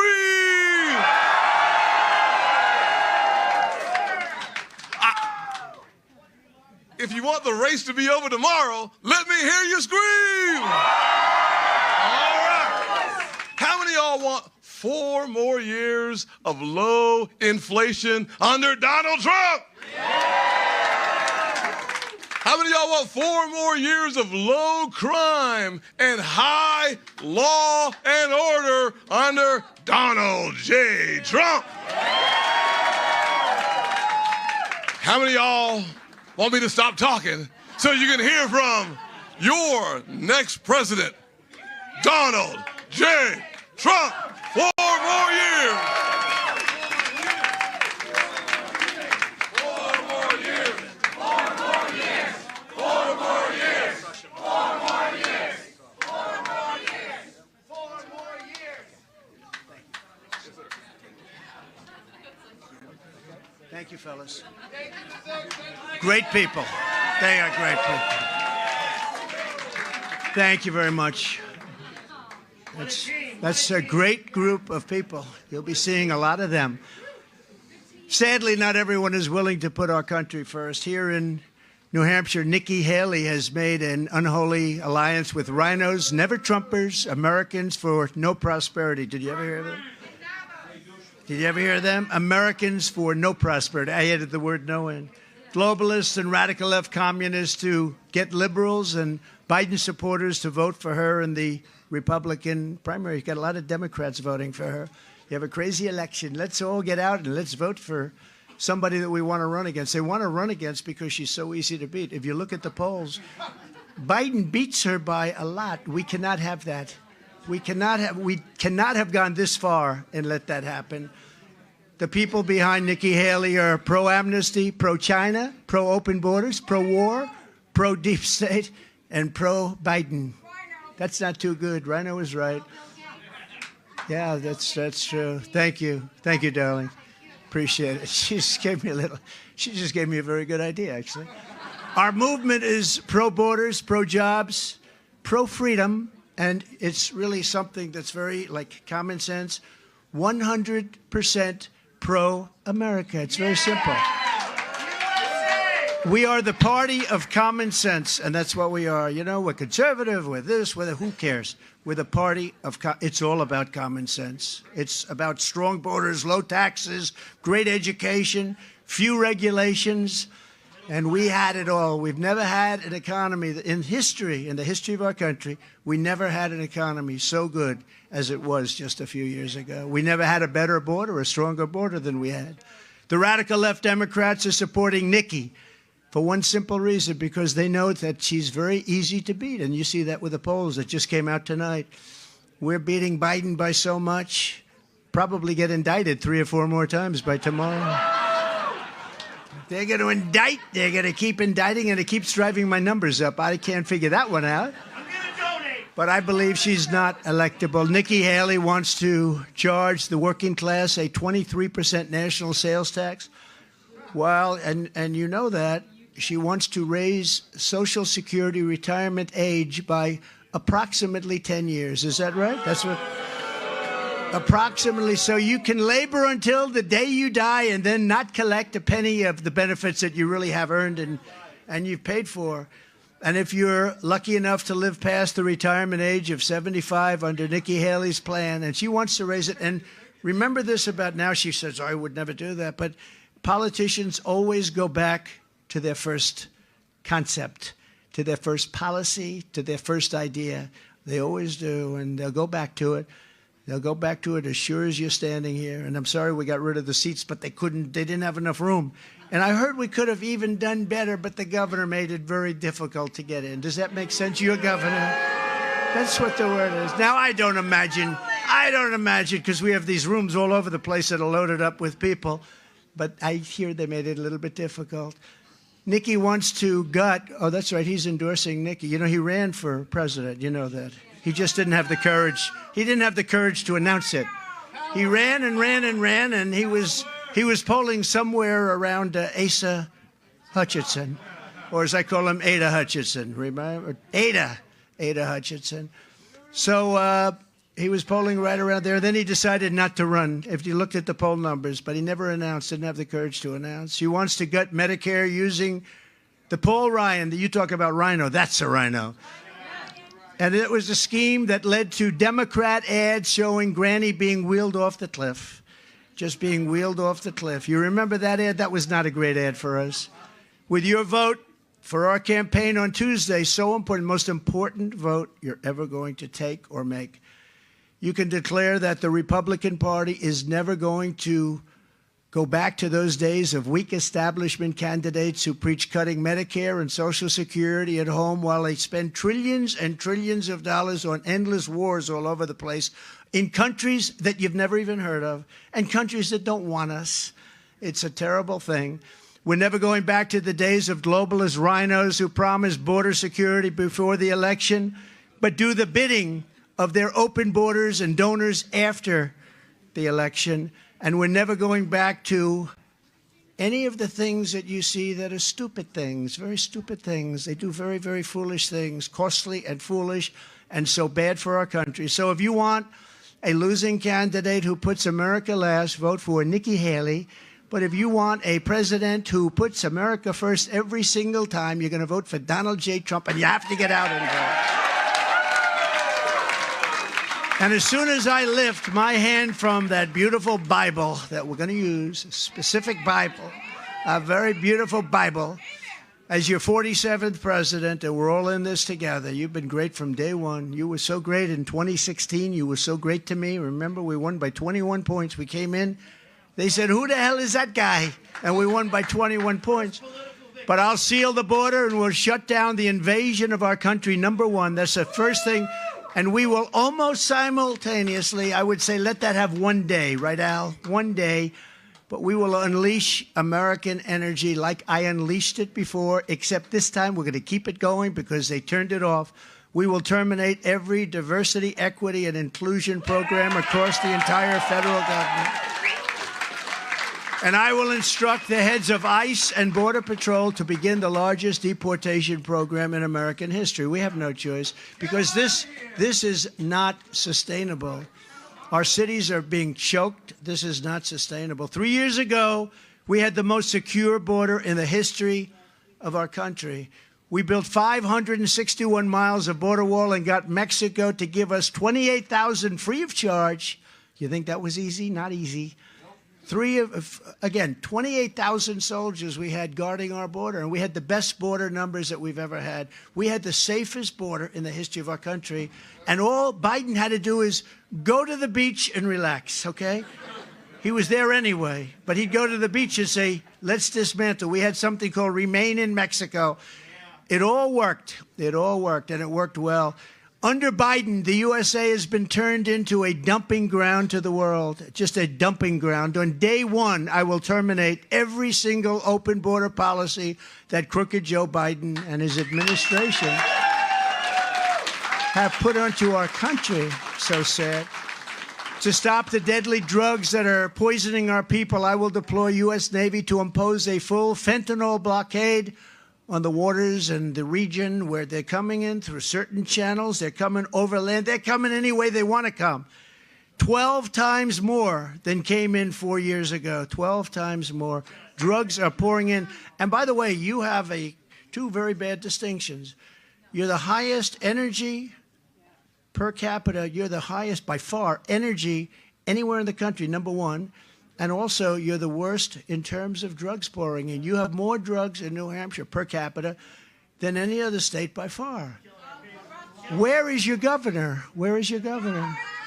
The drug cartels are waging war on America, and we will destroy the cartels. You have no choice. That's an army. That's an army. They're trying to destroy our country, and they will destroy our country. And I'll use Title 42 to end the child trafficking crisis by returning all trafficked children to their families in their home countries immediately.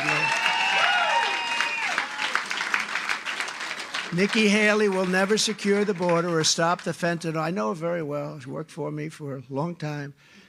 People don't realize I put her there because I wanted to make Henry McMaster. It's true. Yeah, you're right.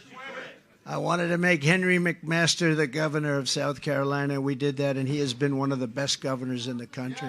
Doug will tell you that. But killing thousands and thousands of people. Nikki opposed my border wall. She fought us on the border wall. She got out and she fought us on the border wall. She condemned my strong border policies. And in 2016, she stabbed the Republican Party in the back by siding with Barack Hussein Obama. Have you ever heard of him? Have you ever heard of the gentleman? Against the Trump travel ban, which really kept us safe. You know, when I was there 4 years, I wanted to talk so much. We had no terrorism. We had no attacks. We had nothing. And we had the Trump travel ban. We call it the terror ban, right? We wanted to stop terror from coming into our country. But I couldn't talk about it because I didn't want to do that. And then the following day, something happens. So I went 4 years keeping my mouth shut on that particular subject.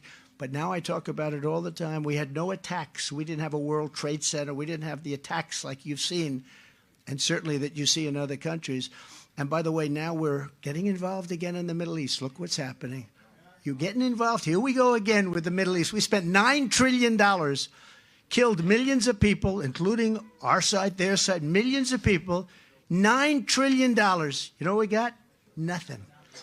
Nothing. You got death. You got blood. You got nothing. And we spent our blood and our treasure, as they say, our blood and our treasure. And our blood is more important than our treasure. And it's a shame. It's a shame. I beat ISIS. You're right. Thank you for telling me that. You're right. I was getting to that, but he's very good. He's sharp, this one. Thank you. We did. We beat the hell out of ISIS. It was supposed to take 4 to 5 years. We got it done in 4 months, I'd say. 4 months. 100% of the ISIS caliphate. Biden and his thugs are desperate to stop us because we are the only ones, and they know that, who can stop them. And that's why they're weaponizing law enforcement and high-level election interference, the likes of which this country has never seen. We've never seen anything like what's happening with using the DOJ and the FBI to go after his political opponent. It's unbelievable. The good news is it's driven my poll numbers up. Someday we're going to have to write a book about this one. But people understand. And, I have a voice. I have a big voice, so I can speak about it. I can talk about it. I can talk about when they want to indict you and arrest you for election integrity. And, they're still fighting on the 2016 election, right? It's okay for them. They're fighting still. They're fighting on the 2016. Same things, except much worse than they accuse our patriots. All we want is an honest election. Because if you don't have honest elections and strong borders, you don't have a country. Joe Biden is truly a threat to democracy for two reasons. Number one, we just said part of it, but number two is he's incompetent. And that's probably the biggest threat that we have is his incompetence. This is only happening because we're leading big in the polls. If I didn't run, or if I wasn't leading by so much in the polls, but if I didn't run or if I was in number 4 place where they're not too worried, none of this would be happening. None of this would be happening. In the new Redfield, thank you for saying that. That's very nice. In the new Redfield-Wilton poll, how about these numbers? How about these numbers? In the new Redfield-Wilton poll, it's Trump 72, Haley 9. In Nevada,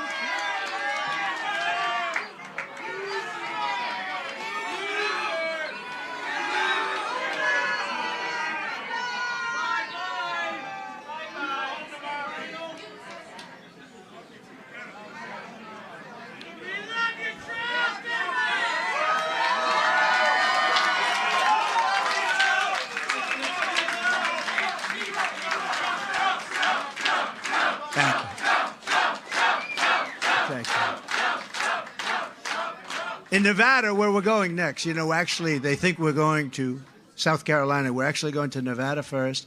And we are polling there at roughly 100% because all of the other candidates looked at the polls and they decided we're not going to play in Nevada. So we get 100% of that vote, but nobody wants to talk about that. Then we go to South Carolina, respected pollster Tony Fabrizio, very respected. He has us at 64-25. That's not bad. We're running against a governor, having it pretty good. We're leading in New Hampshire by a lot, but we take nothing by a lot. You're going to see it. I don't have to talk about it too much. You're going to see it tomorrow. The numbers, in my opinion, will be higher than what you're even seeing. And you're seeing very big numbers, but you got to go and vote. You got to grab everybody. You got to go and vote. You can't sit back and say, oh, well, let's watch it on television. We need the margins. The margins are very important. We have to get out. We have to vote. We have to show them in November what's going on here because I don't think anybody understands. This is the single biggest political movement in history. It's called Make America Great Again. Joe Biden doesn't know. He says, we have to stop MAGA. But he doesn't know it means Make America Great Again. How do you say, we're stopping MAGA, we got to stop it? Make America Great Again, Joe. We're going to stop America first. We're also dominating crooked Joe Biden in the general election. We're up 8 points today, 8 points in the very, very good Rasmussen poll. And remember, 8 points is a lot because, they have an automatic base of about 39. It's sort of interesting. The Democrats have a base of 39 and Joe is polling at 32. So how the hell do you do that? How do you poll less? But, they do. They have the advantage of, because they have certain groups. I won't go into the groups, but I think some of those groups, like unions, are going to be with us. I believe a lot of them are going to be with us. So he's polling at pretty low numbers, actually. The radical left, Democrats, rigged the presidential election of 2020, and we are not going to allow them to rig the presidential election of 2024, because if they do, we will not have a country left. And, I was thinking about the other day, I don't think I've said this before, I was thinking about this. If they didn't illegally mess with me, you've been watching it all this time, Russia hoax, all hoaxes. But if they didn't illegally mess with me, including spying on my campaign, changing election rules without approval by legislatures, stuffing ballot boxes, and then you had the intelligence agents falsely claiming that the laptop from hell was Russian disinformation. Turned out not to be. It was Hunt. That's another one. That's another one. But think of it. I would now be rounding out my term. In other words, if they didn't do all these things, and I could name 10 more or more, I'd now be rounding it out. It would almost be over. But because they did mess with me, now they've got us and me for 4 more years. Think of that. We'll drive them crazy. Every time the radical left Democrats, Marxists, communists, and fascists indict me, I consider it a great badge of honor. I really do. I'm being indicted for you. Thanks a lot. I appreciate it. Never forget, our enemies want to... 12 years of Trump. You're right. That's very interesting. Don't say that too loud. They'll start saying, he wants more. He's a fascist. You know, they love to call me a fascist. He's a fascist. The fascists are the people that will do what they're doing to a political opponent. Those are fascists, by the way. Those are the people that are a danger to the country. But never forget, our enemies want to take away my freedom, because I will never let them take away your freedom.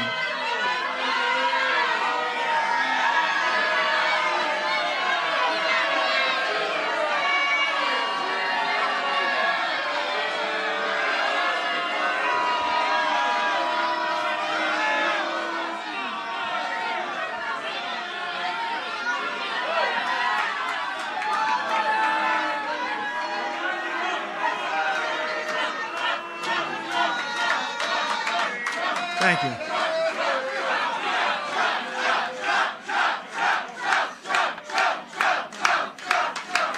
Thank you very much. Just going home to Mom. Mom will say, darling, where have you been? Oh, I just went to a Trump rally. This isn't really a rally. This is a group of big rooms that are packed. But we wanted to get to this slice of your state. This is very important. We could have called, we could have said, let's not go here tonight. My people said, because it was very tough traveling. I said, there's no way I'm not coming here. We're going to get all these beautiful people. They want to silence me because I will never silence you. Remember this, they want to silence me so badly. They have worked, do whatever, but I will never let them. Think of this, I will never let them silence you. They want to silence you. They really don't care about me. They want to silence you. In the end, they're not after me. They're after you, and I'm just standing in their way. I just happen to be standing in their way. I want to, if I might for a second, we have incredible patriots. We have great people in the party, and you have great people in the other party too. Not too many of them. But I want to introduce just a few, if I could. A young star. He's going to get bigger and stronger and better, and you can't get much better than he is right now. Congressman Byron Donalds, a friend of mine, and where is he? He's around here someplace. Byron, if you're there, come up. Congresswoman Marjorie Taylor Greene. The First Lady of North Dakota, Catherine Burgum. Catherine, if you're there. Oh, look, good. Come on up. Come on up. You want to run for Congress? Want to run for Congress? Come on up, Doug. Belknap County Sheriff Bill Wright. Hi, Marjorie. She's gonna be running for something, I think, Marjorie. We love Marjorie, right? Where is the sheriff? He's around here. He's coming in. Belknap County Commissioner Peter Spanos. A very, very good friend of mine who is very powerful, actually, and he loves this state. I said, would you ever think of moving? I would never leave here. He loves it. Corey Lewandowski. He wouldn't leave. Come on up here, Corey. Corey, would you ever leave New Hampshire? Never, sir. I don't think so. I don't think you could get him out. Well, let me go back to the White House, sir. A man who's done an unbelievable job in the state, but now it's running this campaign. Steve Stepanek. Steve, come on up. Thank you, Steve. A woman who I'm sure, where is Steve? Where is Steve?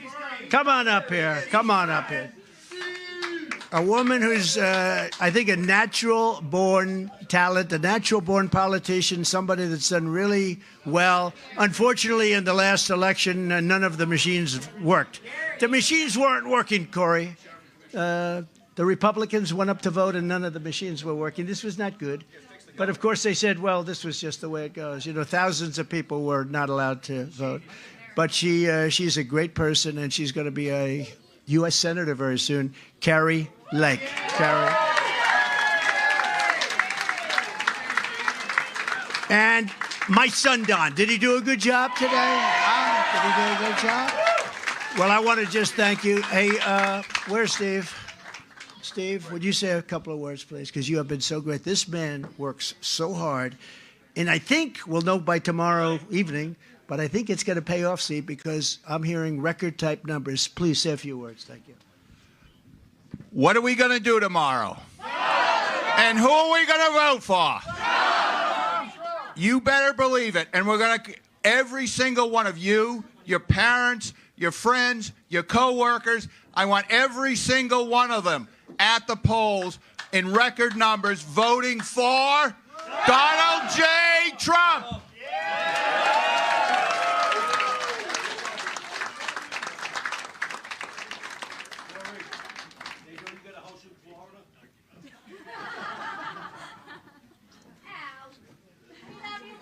Thank you very much. Thank you. Those are great people. I was also honored. She's back. She's back.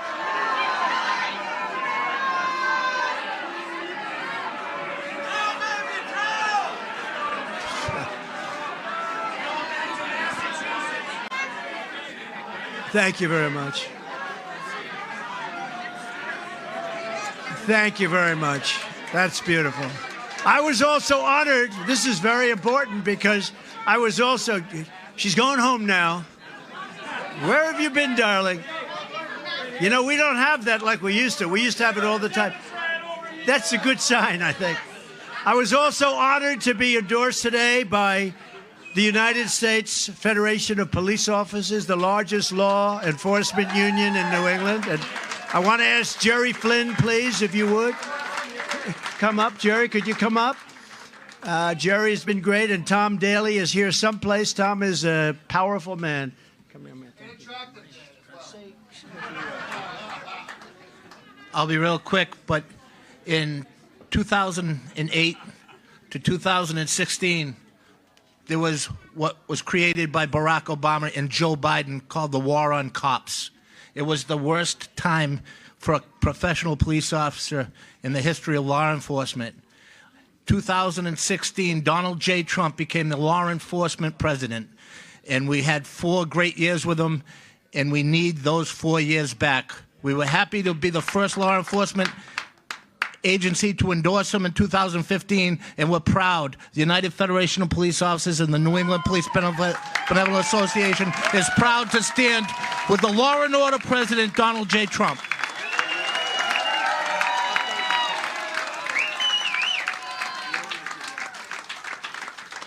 What a group of great people, and we are respecting our police, our law enforcement people. They keep us safe, and they've done a great job. They've been told not to, in many cases, do a great job, but they're going to start doing. We're going to give them indemnification so they don't have problems when they get a little bit tougher than some people would think is necessary. It's got to be necessary. You got to stop crime in these cities, these Democrat-run cities. It's just horrible what's happening. Today, we're also very grateful to be endorsed by one of the nation's largest Catholic advocacy groups, Catholic Vote. It's called Catholic Vote. And I just want to thank them. They are incredible. Now, I don't know what it is with Catholics, but the FBI is going after Catholics. Why would any Catholic vote for a Democrat? You too? Anybody, any Catholic being harassed? Now, why would a Catholic, think of it, what they're doing. I hear stories that are just horrible. Why would a Catholic be voting for Biden or a Democrat? Doesn't make sense. It's horrible. What they're doing is horrible. From the very first day that we take back the White House, Crooked Joe Biden and his radical band of lunatics, I believe we're going to have our 4 greatest years in the history of our country. I believe that. And I don't know if you noticed when we won Iowa last week by record numbers. Did you see there was a little accident that happened in Asia? China crashed. Did you see that? Their stock market crashed when we won. Well, now we want everybody to do well. We want them to do well too. But it's sort of an interesting thing.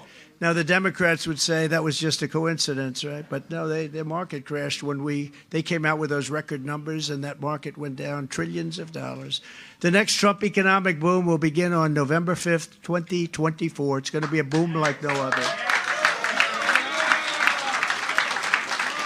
And you know, the stock market is going good. You know why because the economy is horrible except for the stock market, because everyone thinks we're going to get elected, and that's why they're doing it. These are very smart investors. If they see a bad poll, you're going to see some bad numbers. Or if you see a bad result tomorrow, you're going to see some very bad numbers. But they're running on the fumes of what we did in every way, including oil. We produced things that nobody ever thought possible. But the day after the election, they're going to turn it all off. You watch. But the stock market's running on fumes, and the stock market, literally, every single time you see good polls coming out from that stock market goes crazy. So I want to just congratulate all of you investors, but you better hope I win, because otherwise you're going to be in 1929 territory, in my opinion.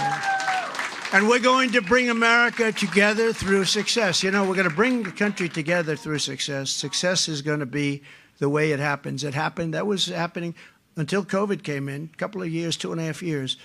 We had the greatest, and even after, I mean, you look at the numbers, we had the greatest numbers in history for those 4 years. But until COVID came in, nobody's ever seen anything like it. Better than any country at any time, ever. And I'll tell you, people were coming up to me, the people that you would least suspect, and they were coming up and they wanted to talk turkey. People that we weren't talking to too much, because everybody was doing better. Every single group, rich people, poor people, but especially poor people, actually, proportionally, worked the best for poor people. But people with diplomas from the best colleges and schools, and people with no diploma, women, everybody, Asian Americans were doing unbelievable. Hispanic Americans were doing unbelievable. African Americans were doing, everybody was doing, and people were talking, and it was success. And when they ask me, can we ever bring our country together? I say, yes, we can, with success. We get that success back, and we're going to be bringing our country together like you wouldn't believe it actually could. Even me, I was so surprised. I was getting calls from people that you would not suspect would be calling. And everybody got a piece of that action, and it was a beautiful thing to see. We had gas prices at $1.87 a gallon with no inflation. We didn't have inflation wiping you out. Inflation is called a country buster. It busts countries. It breaks up countries. Together we ended the NAFTA disaster, the worst trade deal ever made, and replaced it with a brand new USMCA, that's Mexico and Canada, the best single trade deal ever made in our country. And we know it's good because Mexico and Canada are trying to renegotiate the deal. And they shouldn't be doing that, Joe. You shouldn't do it, because we had to suffer with NAFTA for years. I took on communist China like no administration in history, bringing in hundreds of billions of dollars, pouring right into our treasury, when no other president had gotten even literally 10 cents out of China. Nobody even tried. We took in hundreds of billions of dollars. I gave $28 billion directly to the farmers. And in your case, we gave it also to the New England lobstermen and fishermen. Any fishermen here? You know, Biden wants to put a license fee on fishermen. Can you imagine? I hear it's $700 a day. And I know nothing about fishing and costs, but I know that $700 a day, that's a lot of fish. They want to put on a $700 fee. They're going to do that. When Joe Biden, I'll get rid of it my first day, okay? I'll get rid of it. When Joe Biden took office, he immediately canceled the Keystone XL pipeline that I had approved. I proved it. It was all being built. Waged war on American energy and launched the Green New Scam. It's the Green New Deal. We call it the Green New Scam because it is a scam. Triggering runaway. Did you see Kerry left? Kerry goes over to China to lecture them about the environment. They take his meeting, they have lunch, he goes, and then they laugh at him as he's walking out. They don't do anything. And their dust blows right over with the winds, just happens that way. It blows right over the middle of our country and actually up the West Coast. Their garbage comes right along, goes right down the Pacific, right alongside of Los Angeles. We end up picking up their garbage. How stupid are we? But it's triggering runaway inflation and sending the cost of energy right through the roof. And again, remember I said this. You have the highest cost of energy of any state in the union.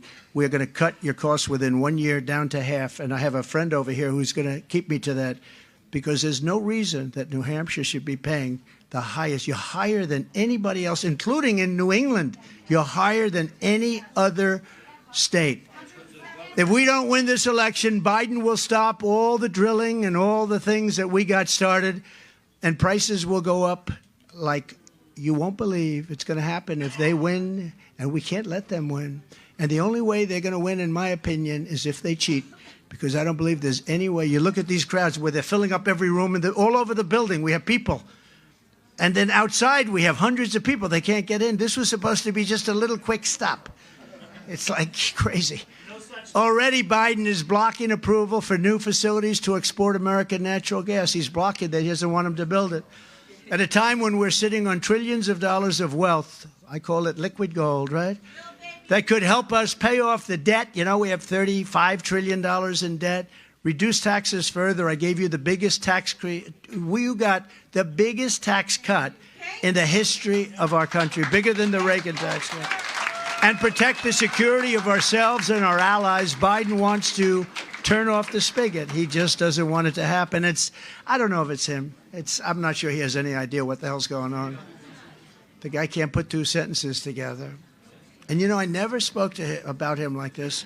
I speak to him. It's very derogatory what I say, because you know what he did? He indicted me. I mean, I've been indicted. I've been indicted more than Al Capone. See that guy, how tough he is? Look at him with a big red hat on. He's a tough guy. If Al Capone ever took you out to dinner and he didn't like your smile, he would kill you before morning, okay? And he got indicted less than me. That's not right. Now, these people are crazy. These people are crazy. It's weaponization.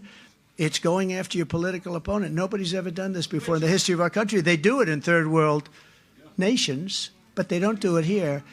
And I have a feeling maybe it's going to be the last time, because people are going to see it at the polls. The people are, it's amazing. I appreciate it so much, because normally what you do is you just put your head down. I guess you have to get the hell out. And every week we go up and up and up. And somebody said, don't indict him anymore. Please, you're killing us. You're going to indict him right into the White House. We don't want to have that. No, it's terrible. I mean, we get treated terribly. It's unbelievable. And, you know, that's a two-way street. That can happen to them also. It's a very dangerous thing. It's a very dangerous precedent that they are setting. On day one, I will end Crooked Joe's insane electric vehicle mandate, which has caused the prices of cars to skyrocket. And, you know, electric vehicles, they don't work so well in the cold, so the people of New Hampshire are not exactly thrilled. You know, they don't work very well in the cold. You ever see all these cars like they're abandoned? They look fine. They look nice. Why are they not? It gets to a certain temperature. They're not exactly, you don't want to be there. While Biden is pushing the largest tax hike in American history, I will make the Trump tax cuts, again, the biggest ever in history. We're going to make them permanent. They come due in a year. And I will once again cut a record number of job-killing regulations. Number one in regulations in history. We cut more regulations than any president in history. That's why we had such a good economy. And, you know, it was interesting. I was with business leaders, and I asked the whole group, about 20 of them, big companies, and I said, which was more important, the tax cuts or the regulation cuts? Every single one of them said the regulation cuts were more important. Before I even arrive at the Oval Office, shortly after we win the presidency, we win. We're going to win it together. I will have the horrible war between Russia and Ukraine settled. We'll get it settled. Would have never happened. And when I was commander-in-chief, Iran was a weak, broke, and it was ready to make a deal. They were weak, they were broke, and ready to make a deal. Then Biden came in and surrendered everything, all of the things I did. You know, I told China, if you buy any oil from Iran, I told this to every country, practically every country, they're not selling oil. And now, under Biden, Iran is rich, powerful, and an instrument of terror that is spreading bloodshed all over the Middle East. You see what's happening. They had no money with me. Now they have $200 billion, and they control Iraq. Another great move, going into Iraq. What a stupid move that was. Under my leadership, we will restore peace through strength. That's all you need, peace through strength. We rebuilt the entire military. Of course, we gave about $85 billion to, can you imagine? $85 billion they gave to Afghanistan. And Afghanistan now, the Taliban, Afghanistan is just about one of the leading sellers of military equipment in the world. They don't need 700,000 rifles. They need 50,000 rifles, 20,000 rifles. We gave them 70,000 vehicles, some of them, many of them armor-plated, costing hundreds of thousands of dollars each. But I am the only candidate who can make this promise to you. I will prevent World War III. I will prevent it. You're going to have World War III. The way it's going now, you are going to have World War III. And we're going to prevent it. I know all the players. I was honored because a very, very tough man, Viktor Orban. Have you ever heard of him? He's the Prime Minister of Hungary. Right, good. Prime Minister of Hungary. And he's a tough man, strong man, very respected, knows everything there is to know about Ukraine. In fact, he's taken in tremendous numbers of Ukrainians, but I happen to think he's a good man. The press goes crazy when I say it. But they asked him, what's the problem? The world is blowing up. What's the problem? What can we do about it? He said, the best single thing that you can do about it is get Trump to be the president of the United States again. When we had Trump, there were no problems. He used a word I don't like using because I can't say it myself. He said, China feared him. Russia feared him. Everybody feared him, and we had no problems. And it's absolutely true. We had no problems. And now you look, everything's blowing up. This war, Israel would have never been attacked. Ukraine would have never been attacked. China wouldn't be talking about going into Taiwan. I mean, they want to do it so badly. They're trying to get it done because they have a weak man as president. And we can't have a weak president. We have a weak man who cheats like hell. That's the only thing they're good at. They cheat at elections like nobody's ever cheated before. Maybe third world countries, but not, I don't think, a lot more. But we're not going to let them cheat in 2024. Everybody's watching, and it's going to be very hard. They're going to try. They're going to try because that's their natural instinct. And I will build an iron dome over our country, a state-of-the-art missile defense shield made in the USA. We do it for other countries. We help other countries. We don't do it for ourselves. We need it too. You know, Reagan proposed that many years ago, Star Wars. He proposed it many, many years ago, but at that time there was no technology. It was just like it looked good. But we have unbelievable technology. We shoot them down. I've seen so many things. I've seen shots that you wouldn't even believe. Missile launched. They go, missile launched, and you hear a bell go. I mean, I see this. It's so incredible. And these guys, these geniuses, they go, these are not muscle guys here, they're muscle guys up here, right?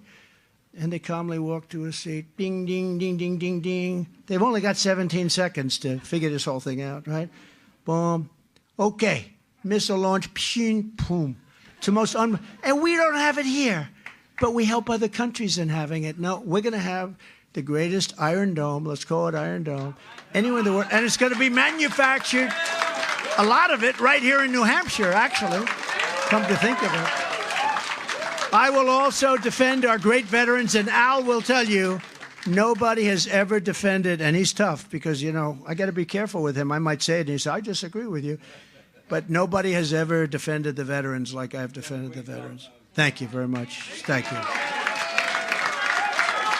And we'll be asking Congress immediately to build a full-service VA hospital in New Hampshire that the veterans deserve. We're going to be pushing that. You know, you're the only state in the union that doesn't have a full-service VA hospital. Do you know that, Al?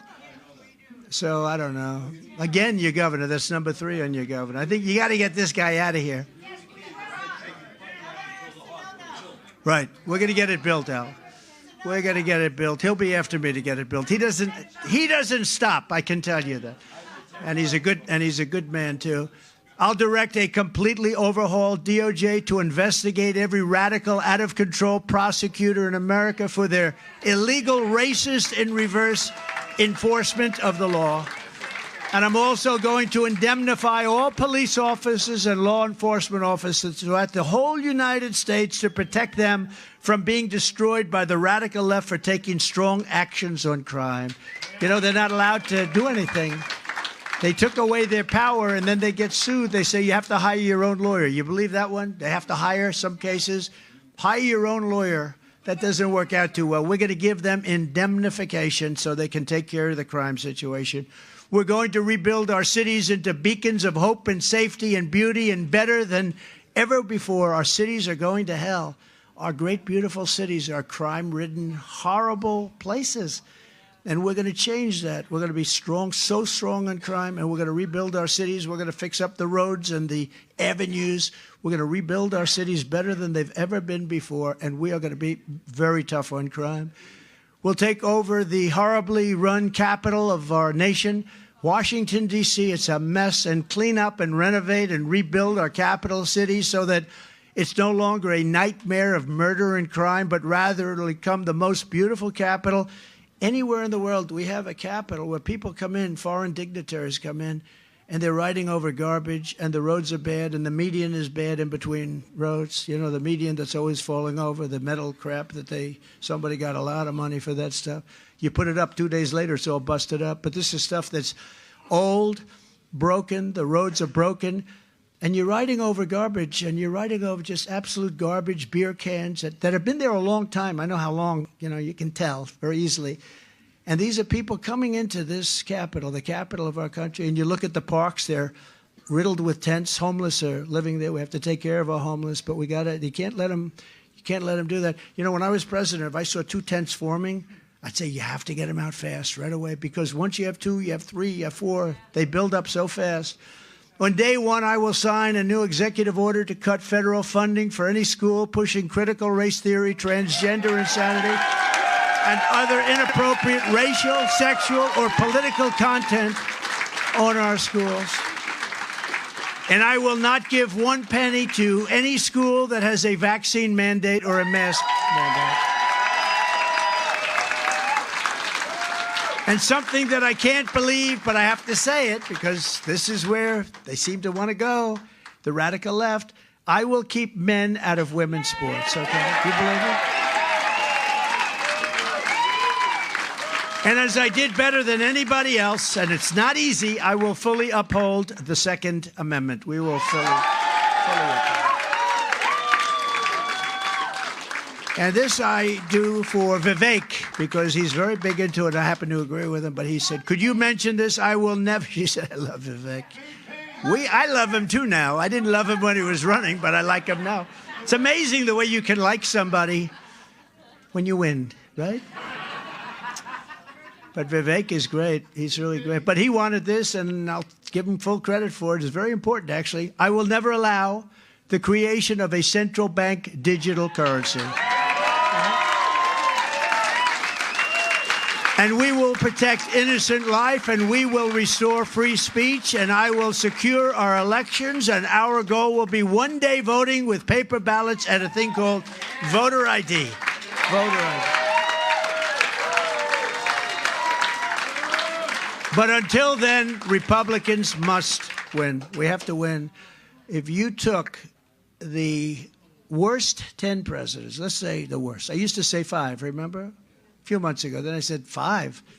If you took the worst 10 presidents in the history of our country, think of it, the worst 10, and you added them up, they would not have done near the destruction to the U.S., to the United States that we love so much, as Joe Biden and the Biden administration have done. Look at what they've done. Look at the Afghanistan embarrassment, the worst ever in the history, the most embarrassing moment, I believe, in the history of our country. But look at the border. Look at the border. The border is like a sieve. It's an open wound.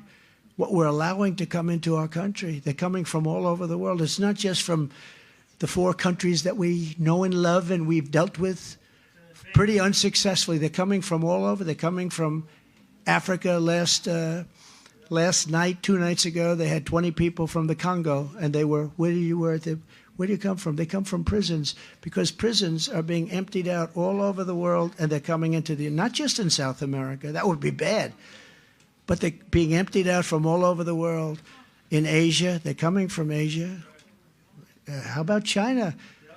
28,000 Chinese, and they're between the ages of 18 and 25.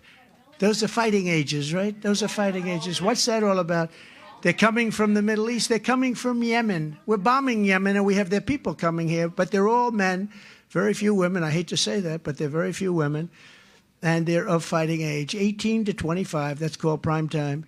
And they're coming from all over the world. And we're like a dumping ground for the rest of the world. We're stupid people. We're being run by stupid people. Or people that hate our country. I'm not sure which. Nobody can figure it out, because who would want to run? Who would want to run on a policy of open borders where anybody can come in? They're emptying jails out. You know, we took out thousands and thousands of gang members, MS-13. They say they're the toughest gangs in the world. I think they're probably not compared to some of the gangs that are coming in now from parts unknown, right? But we took out thousands and thousands. They're now being let out of jails, and they're coming into our country. Many of them have already come in. And if the fake news would go and investigate the jails throughout, let's say, South America and even the rest of the world, you'll find that they're getting low because they're letting their bad prisoners come into the United States of America.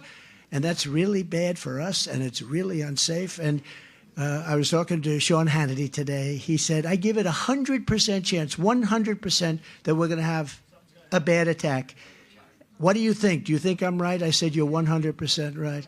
He gives it 100% chance, and I said, you're low.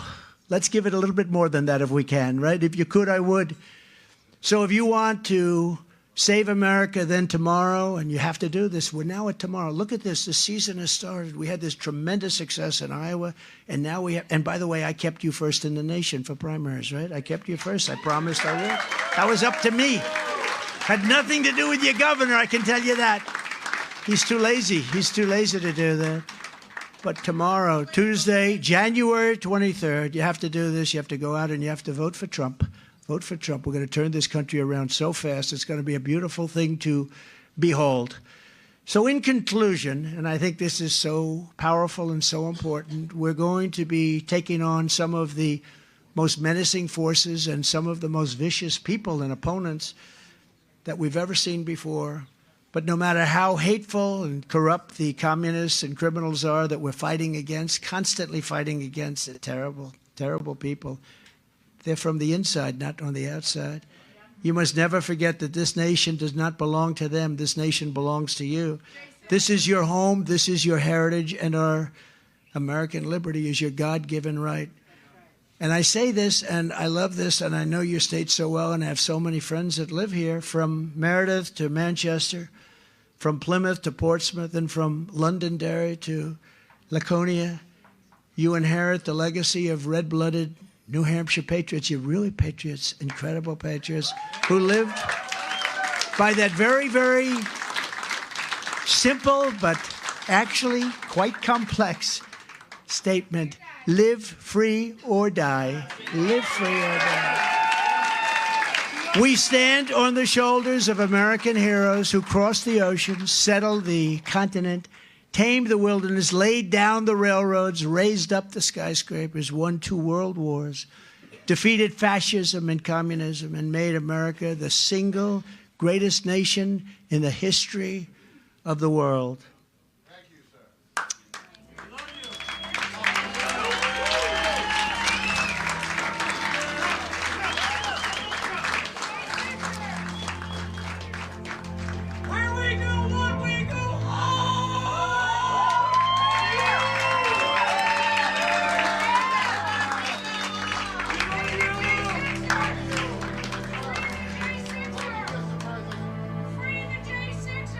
We will.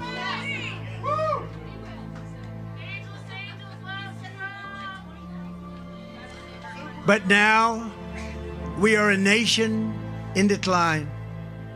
We are a failing nation. We are a nation that has the highest inflation in 50 years, where banks are collapsing and interest rates are skyrocketing. Likewise, we are a nation where energy costs have reached the highest levels in our history. We are no longer energy independent or energy dominant as we were just a few short years ago. We are a nation that is begging Venezuela and others for oil. Please, please, please, says Joe Biden. Yet we have more liquid gold under our feet than any other country anywhere in the world. We are a nation that just recently heard that Saudi Arabia and Russia will be reducing their oil production, while at the same time substantially increasing the price of oil. And we met that threat by announcing that we will no longer be drilling for oil in large areas of Alaska or elsewhere on our lands. We are a nation that is consumed by the radical left's Green New Deal. Yet everyone knows that the Green New scam is fake and it will lead to our destruction. We are a nation whose leaders are demanding all electric cars, despite the fact that they don't go far, cost too much, and whose batteries are produced in China with materials only available in China. When an unlimited amount of gasoline is available inexpensively in the United States, but not available in China. And now we are a nation that wants to make our revered and very powerful army tanks, the best in the world, all electric, so that despite the fact that they are also not able to go far, fewer pollutants will be released into the air as we blast our way through enemy territory in an environmentally friendly way. And they also want to make our jet fighters with a green stamp of energy approval, though losing 15% efficiency, but allowing us to keep our enemy's atmosphere clean of emissions as we viciously and unceremoniously attack them at levels never seen before. Who are these people that would do this to us? Who are these people who would ruin our country?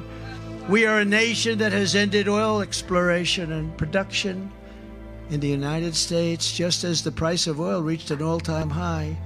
What other country would do such a thing? How foolish are we? How stupid are our leaders? We can be energy independent and even energy dominant. Yes, oh yes, and quickly, says President Trump. We will be there very quickly. We are a nation that surrendered in Afghanistan, leaving dead soldiers, American citizens, and $85 billion worth of the finest military equipment anywhere in the world. We left it behind. And also abandoning Bagram, this is one of the biggest, most important military bases anywhere in the world, and only 1 hour away from China, and where China makes its nuclear weapons. We left Bagram, the best in the world, the biggest. We left it to China. And who is occupying it now? China is occupying it now. And we are a nation that allowed Russia and Ukraine to fight, killing hundreds of thousands of people, and it will only get worse. It would never have happened with me as your president, and for 4 straight years, it didn't happen. Likewise, the horrifying attack on Israel would never have happened. They wouldn't even have thought of doing such a thing if President Trump was in the Oval Office. You know it, and everyone else knows it. Iran was broke under the Trump administration. They didn't have the money to fund Hamas or Hezbollah and all other instruments of terror. They gave them so much money. But those sanctions that I put on were lifted by a corrupt Biden administration, and now Iran is a rich country with $200 billion and another $6 billion for hostages that they just got, and $10 billion for electricity that they sent to Iraq, all compliments of an incompetent Biden administration.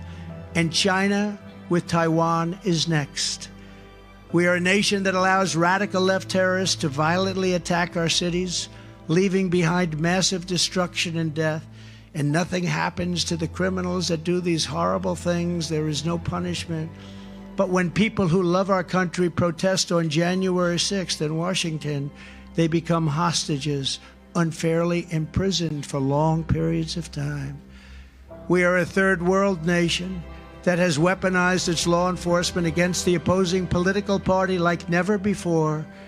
We've got a federal Bureau of Investigation that won't allow bad election-changing facts to be presented to the public, and which offers $1 million to a writer of fiction about Donald Trump to lie and say it was fact, where Hunter Biden's laptop from hell was Russian disinformation, and the FBI knew it wasn't, but 51 intelligence agents said it was. And a Department of Justice that refuses to investigate egregious acts of voting irregularities and fraud. And we have a man who is totally corrupt and the worst president in the history of our country, who is cognitively impaired and in no condition to lead, and is now in charge of dealing with Russia and China in possible nuclear war, and he has no idea what he's doing.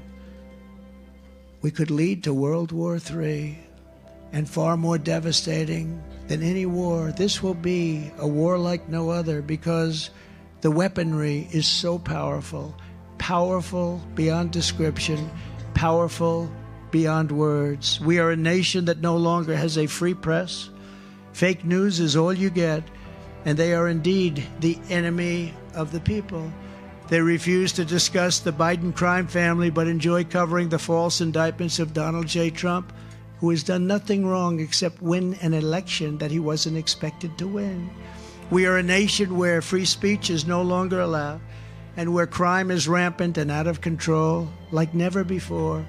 We are a nation that is allowing Iran to build a massive nuclear weapon and China to use the trillions and trillions of dollars it has taken from us to build a military to rival our own. And less than 3 years ago, we had Iran and China and Russia and North Korea in check.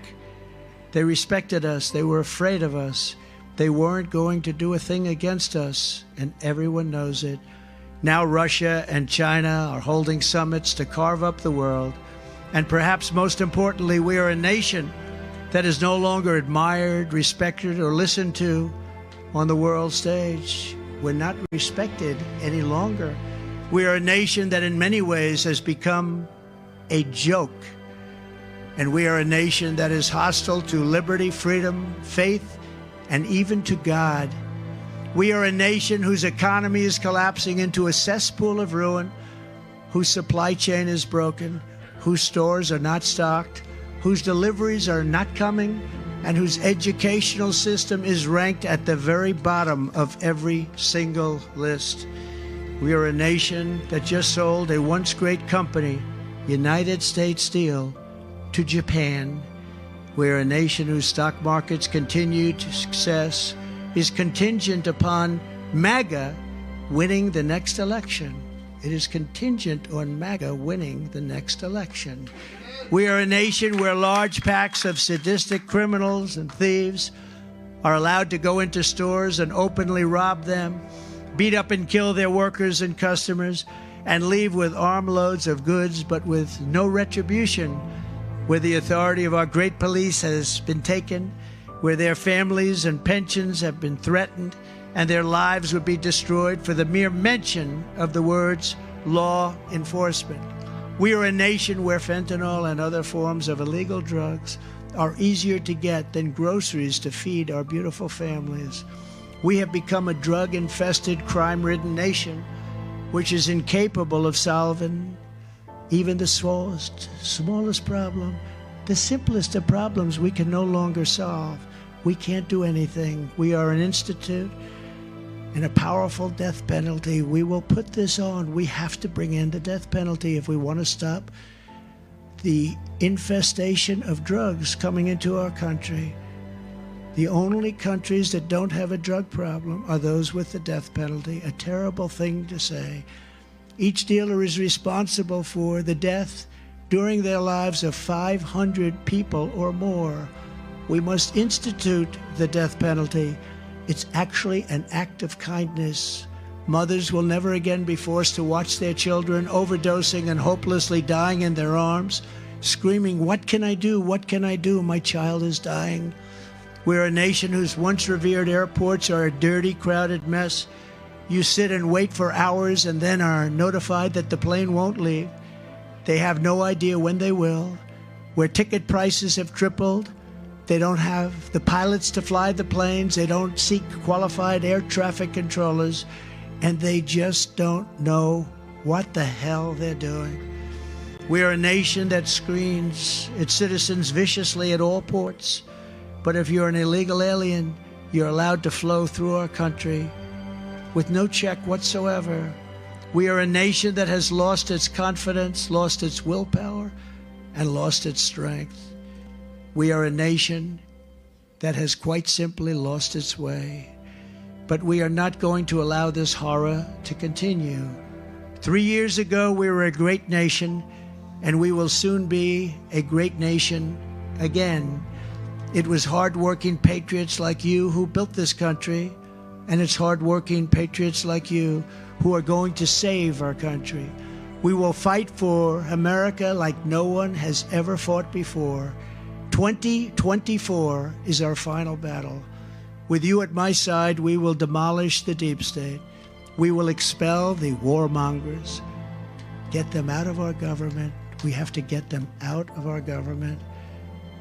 We will get rid of the globalists. We will cast out the communists, Marxists, and fascists. We will throw off the sick political class that hates our country.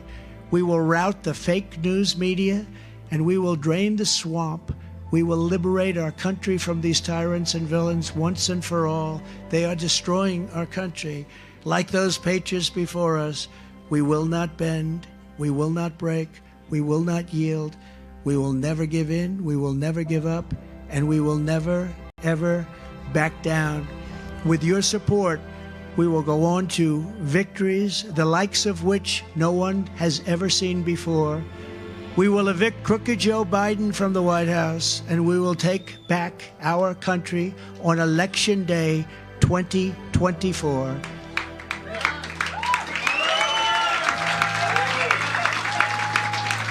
The great silent majority is rising like never before, and under our leadership, the forgotten man and woman will be forgotten no longer. We are one movement, the greatest movement in the history of our country. One people, one family, and one glorious nation under God. And together we will make America powerful again. We will make America wealthy again. We will make America strong again. We will make America proud again. We will make America safe again. And we will make America great again. Thank you, New Hampshire. God bless you all. God bless you all. Thank you. Go out and vote. Thank you very much. Appreciate it. Thank you.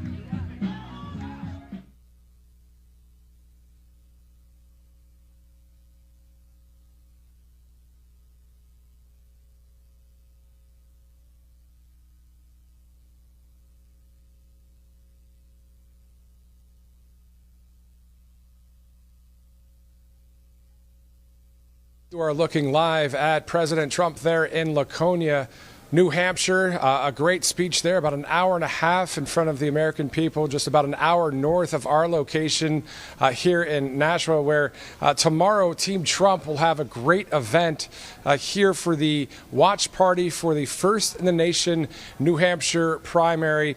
Once again, Right Side Broadcasting Network will be live tomorrow at 6 o'clock for that watch party as we see the polls come in and at the polling precincts, but also those numbers to declare a winner here in New Hampshire. Of course, President Trump leading in the polls there, and not only on the polls, but you see everywhere we go, we see thousands of people there supporting President Trump. So as you can see, he's greeting a number of supporters there We want to thank you so much for watching right here on Right Side Broadcasting Network. But before we go, there are some great sponsors that we want to thank, including Birch Gold Group. You know, having some peace of mind when the U.S. dollar is trying to be devalued by a number of nations, those BRICS nations, well, all you got to do is text Trump to 9998.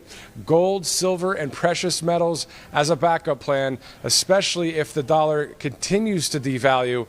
Always good to have Birch Gold Group in your back pocket. Text Trump to 9998. We also want to thank Truly Office. It's your all-American alternative to Microsoft Office. So the information that you see there on your screen, go ahead and reach out to them, learn more about that. Why not go to an alternative, especially a Patriot-owned business, an all-American business, instead of a place like Bill Gates' Microsoft. So also the wellness company, that they have a contagion kit. It's an emergency contagion kit where there is hydrochloroquine and ivermectin and Z-Pak and a number of other great products within that emergency kit for you. I mean, obviously we went through COVID-19. Hopefully we don't have to deal with something like that ever again, but we know that there are a few out there talking about disease X and a number of other terrible diseases. So having something like ivermectin or hydrochloroquine in that contagion emergency kit by the wellness company, something wonderful to have as well. Now, Tax Network USA, if you're struggling at all with some back taxes or filing situations, Tax Network USA has actually saved Americans and brought back more than $1 billion in back taxes to take care of a number of situations there. So reach out to Tax Network USA. You see that information there on your screen as well. MyPillow.com, what more is there to say other than RSBN promo code? You can get a number of great products there for Mike Lindell's store. MyPillow.com. Use that promo code RSBN for some wonderful products. As you know, Mike is not airing commercials any longer with Fox. I mean, there was a thing that just went haywire there. So he needs that support from you, the American people. As does RSBN. We have a newsletter that is exclusive content and offers that can go to your email inbox. All you got to do is go to rsbnetwork.com/newsletter. As well, rsbnetwork.com/donate. All of the lights, the camera, and the live speeches from not only President Trump, but many politicians throughout the country that are America First, MAGA backing candidates that love freedom. You get all of that kind of thing. And also, you, the people, right? We, the people. It's awesome to interview you when we're at all of these different events. You know, when Brian Glenn's there, Vanessa Broussard, Catherine Cipher, Christina Bobb, and others, myself, Matthew Alvarez. It's just wonderful to meet all of you out there. Sometimes, and you might have seen it before, sometimes outside on the line going into an arena, it's always fun to chant, "Let's go Brandon" with you.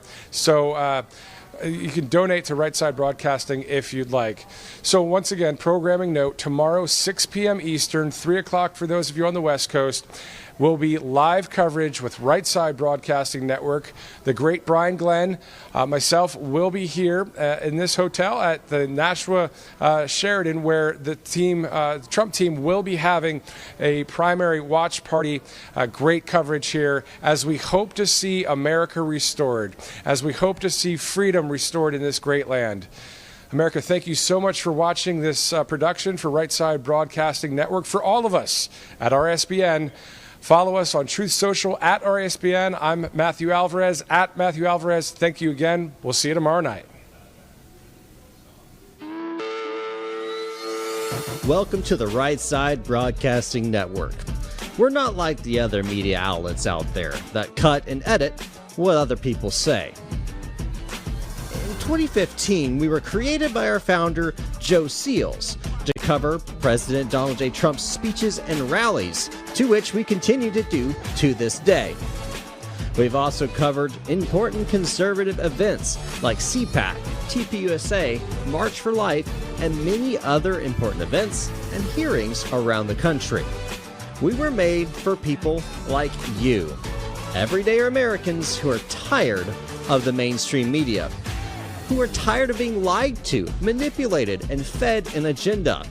Our goal here at Right Side Broadcasting is to allow you to see the truth, giving our correspondents and commentators a wide latitude to speak their minds.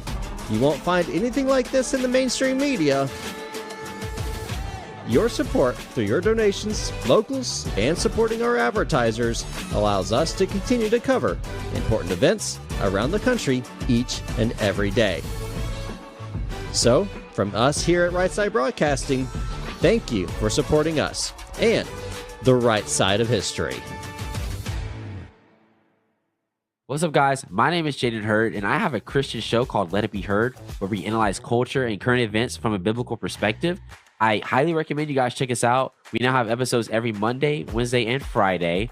And basically, what happens is we react to videos, we have talking points, we have on guests, and it's very exciting. Come check us out on Rumble on the RSBN channel. God bless you guys.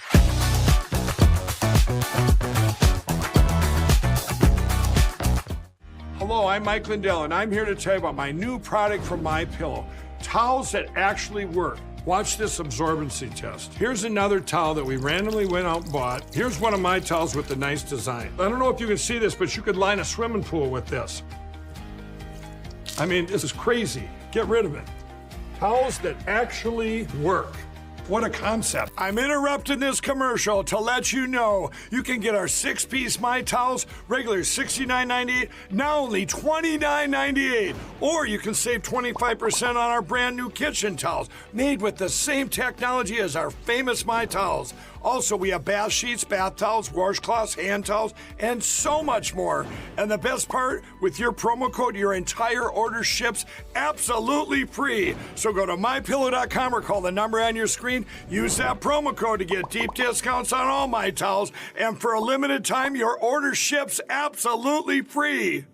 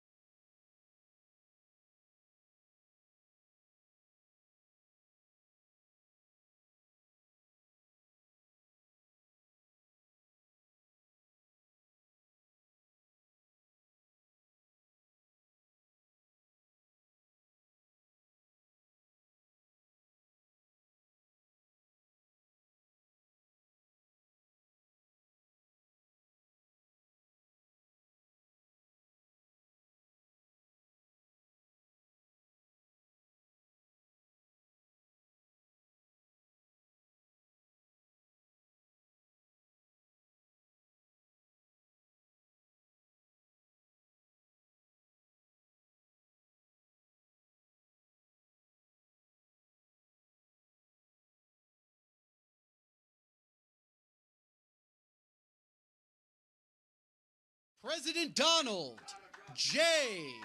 Trump.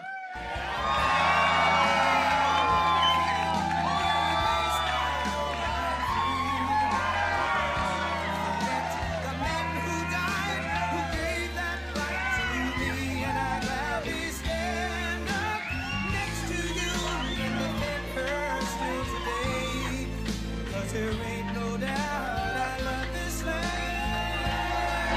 God bless the USA.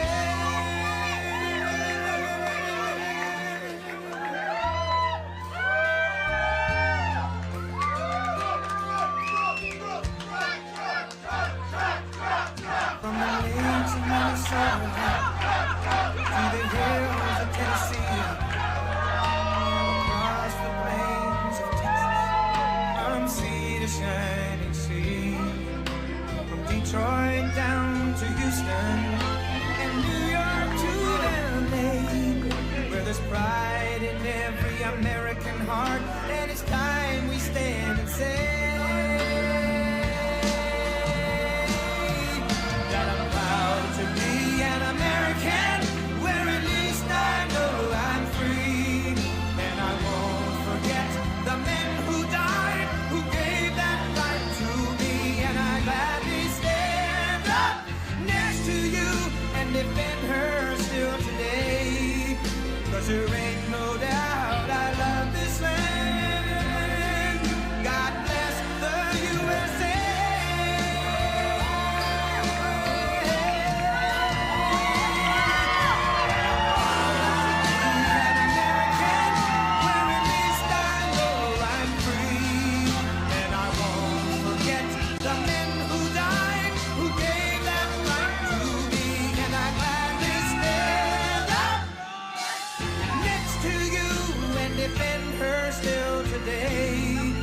Cause there ain't no doubt I love this land. God bless the USA.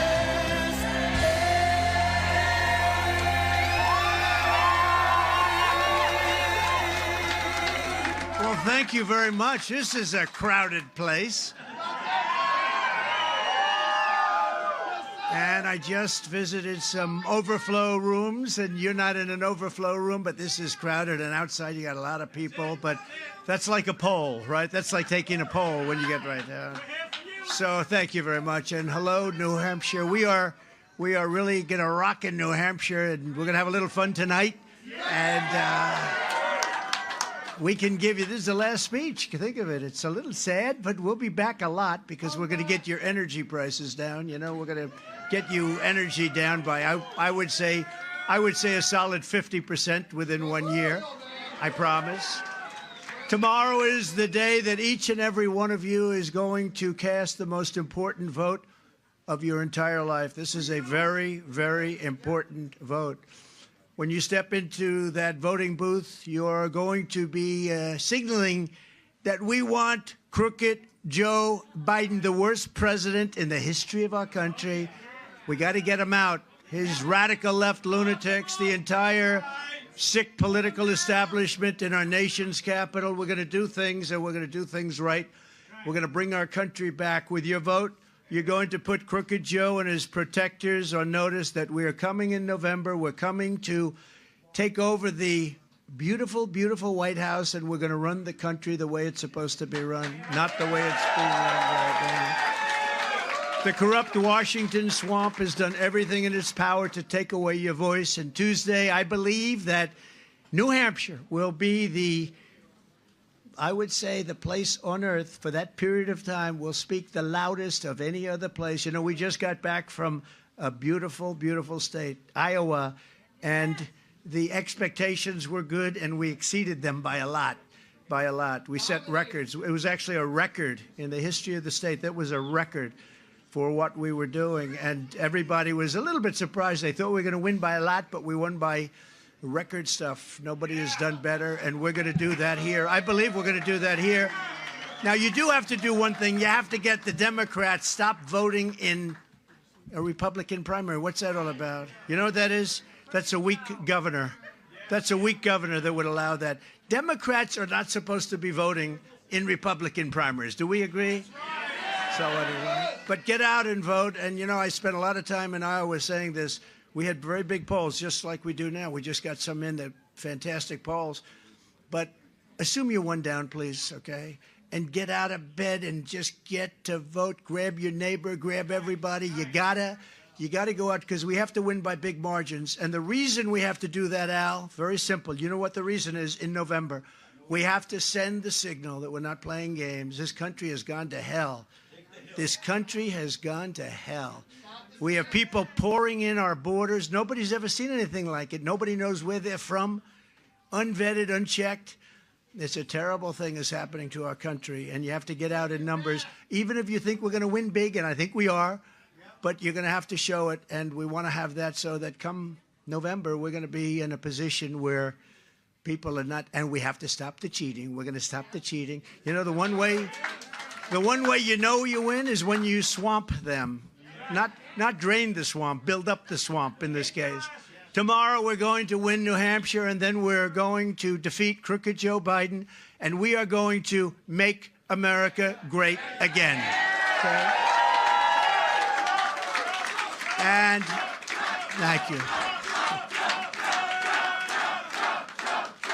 Thank you very much. And if you need information or anything, nh.donaldjtrump.com, right?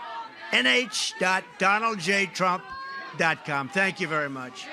Thank you very much. So every day, yeah, thank you very much. That was handled very quickly. By the way, that was handled in record time, I think. Thank you. Good job. Good job back there. Thank you very much. Every day, the Republican Party is becoming more and more unified. Thank you very much. That was a good job. Boy, that was quick. That took about 9 seconds. Thank you.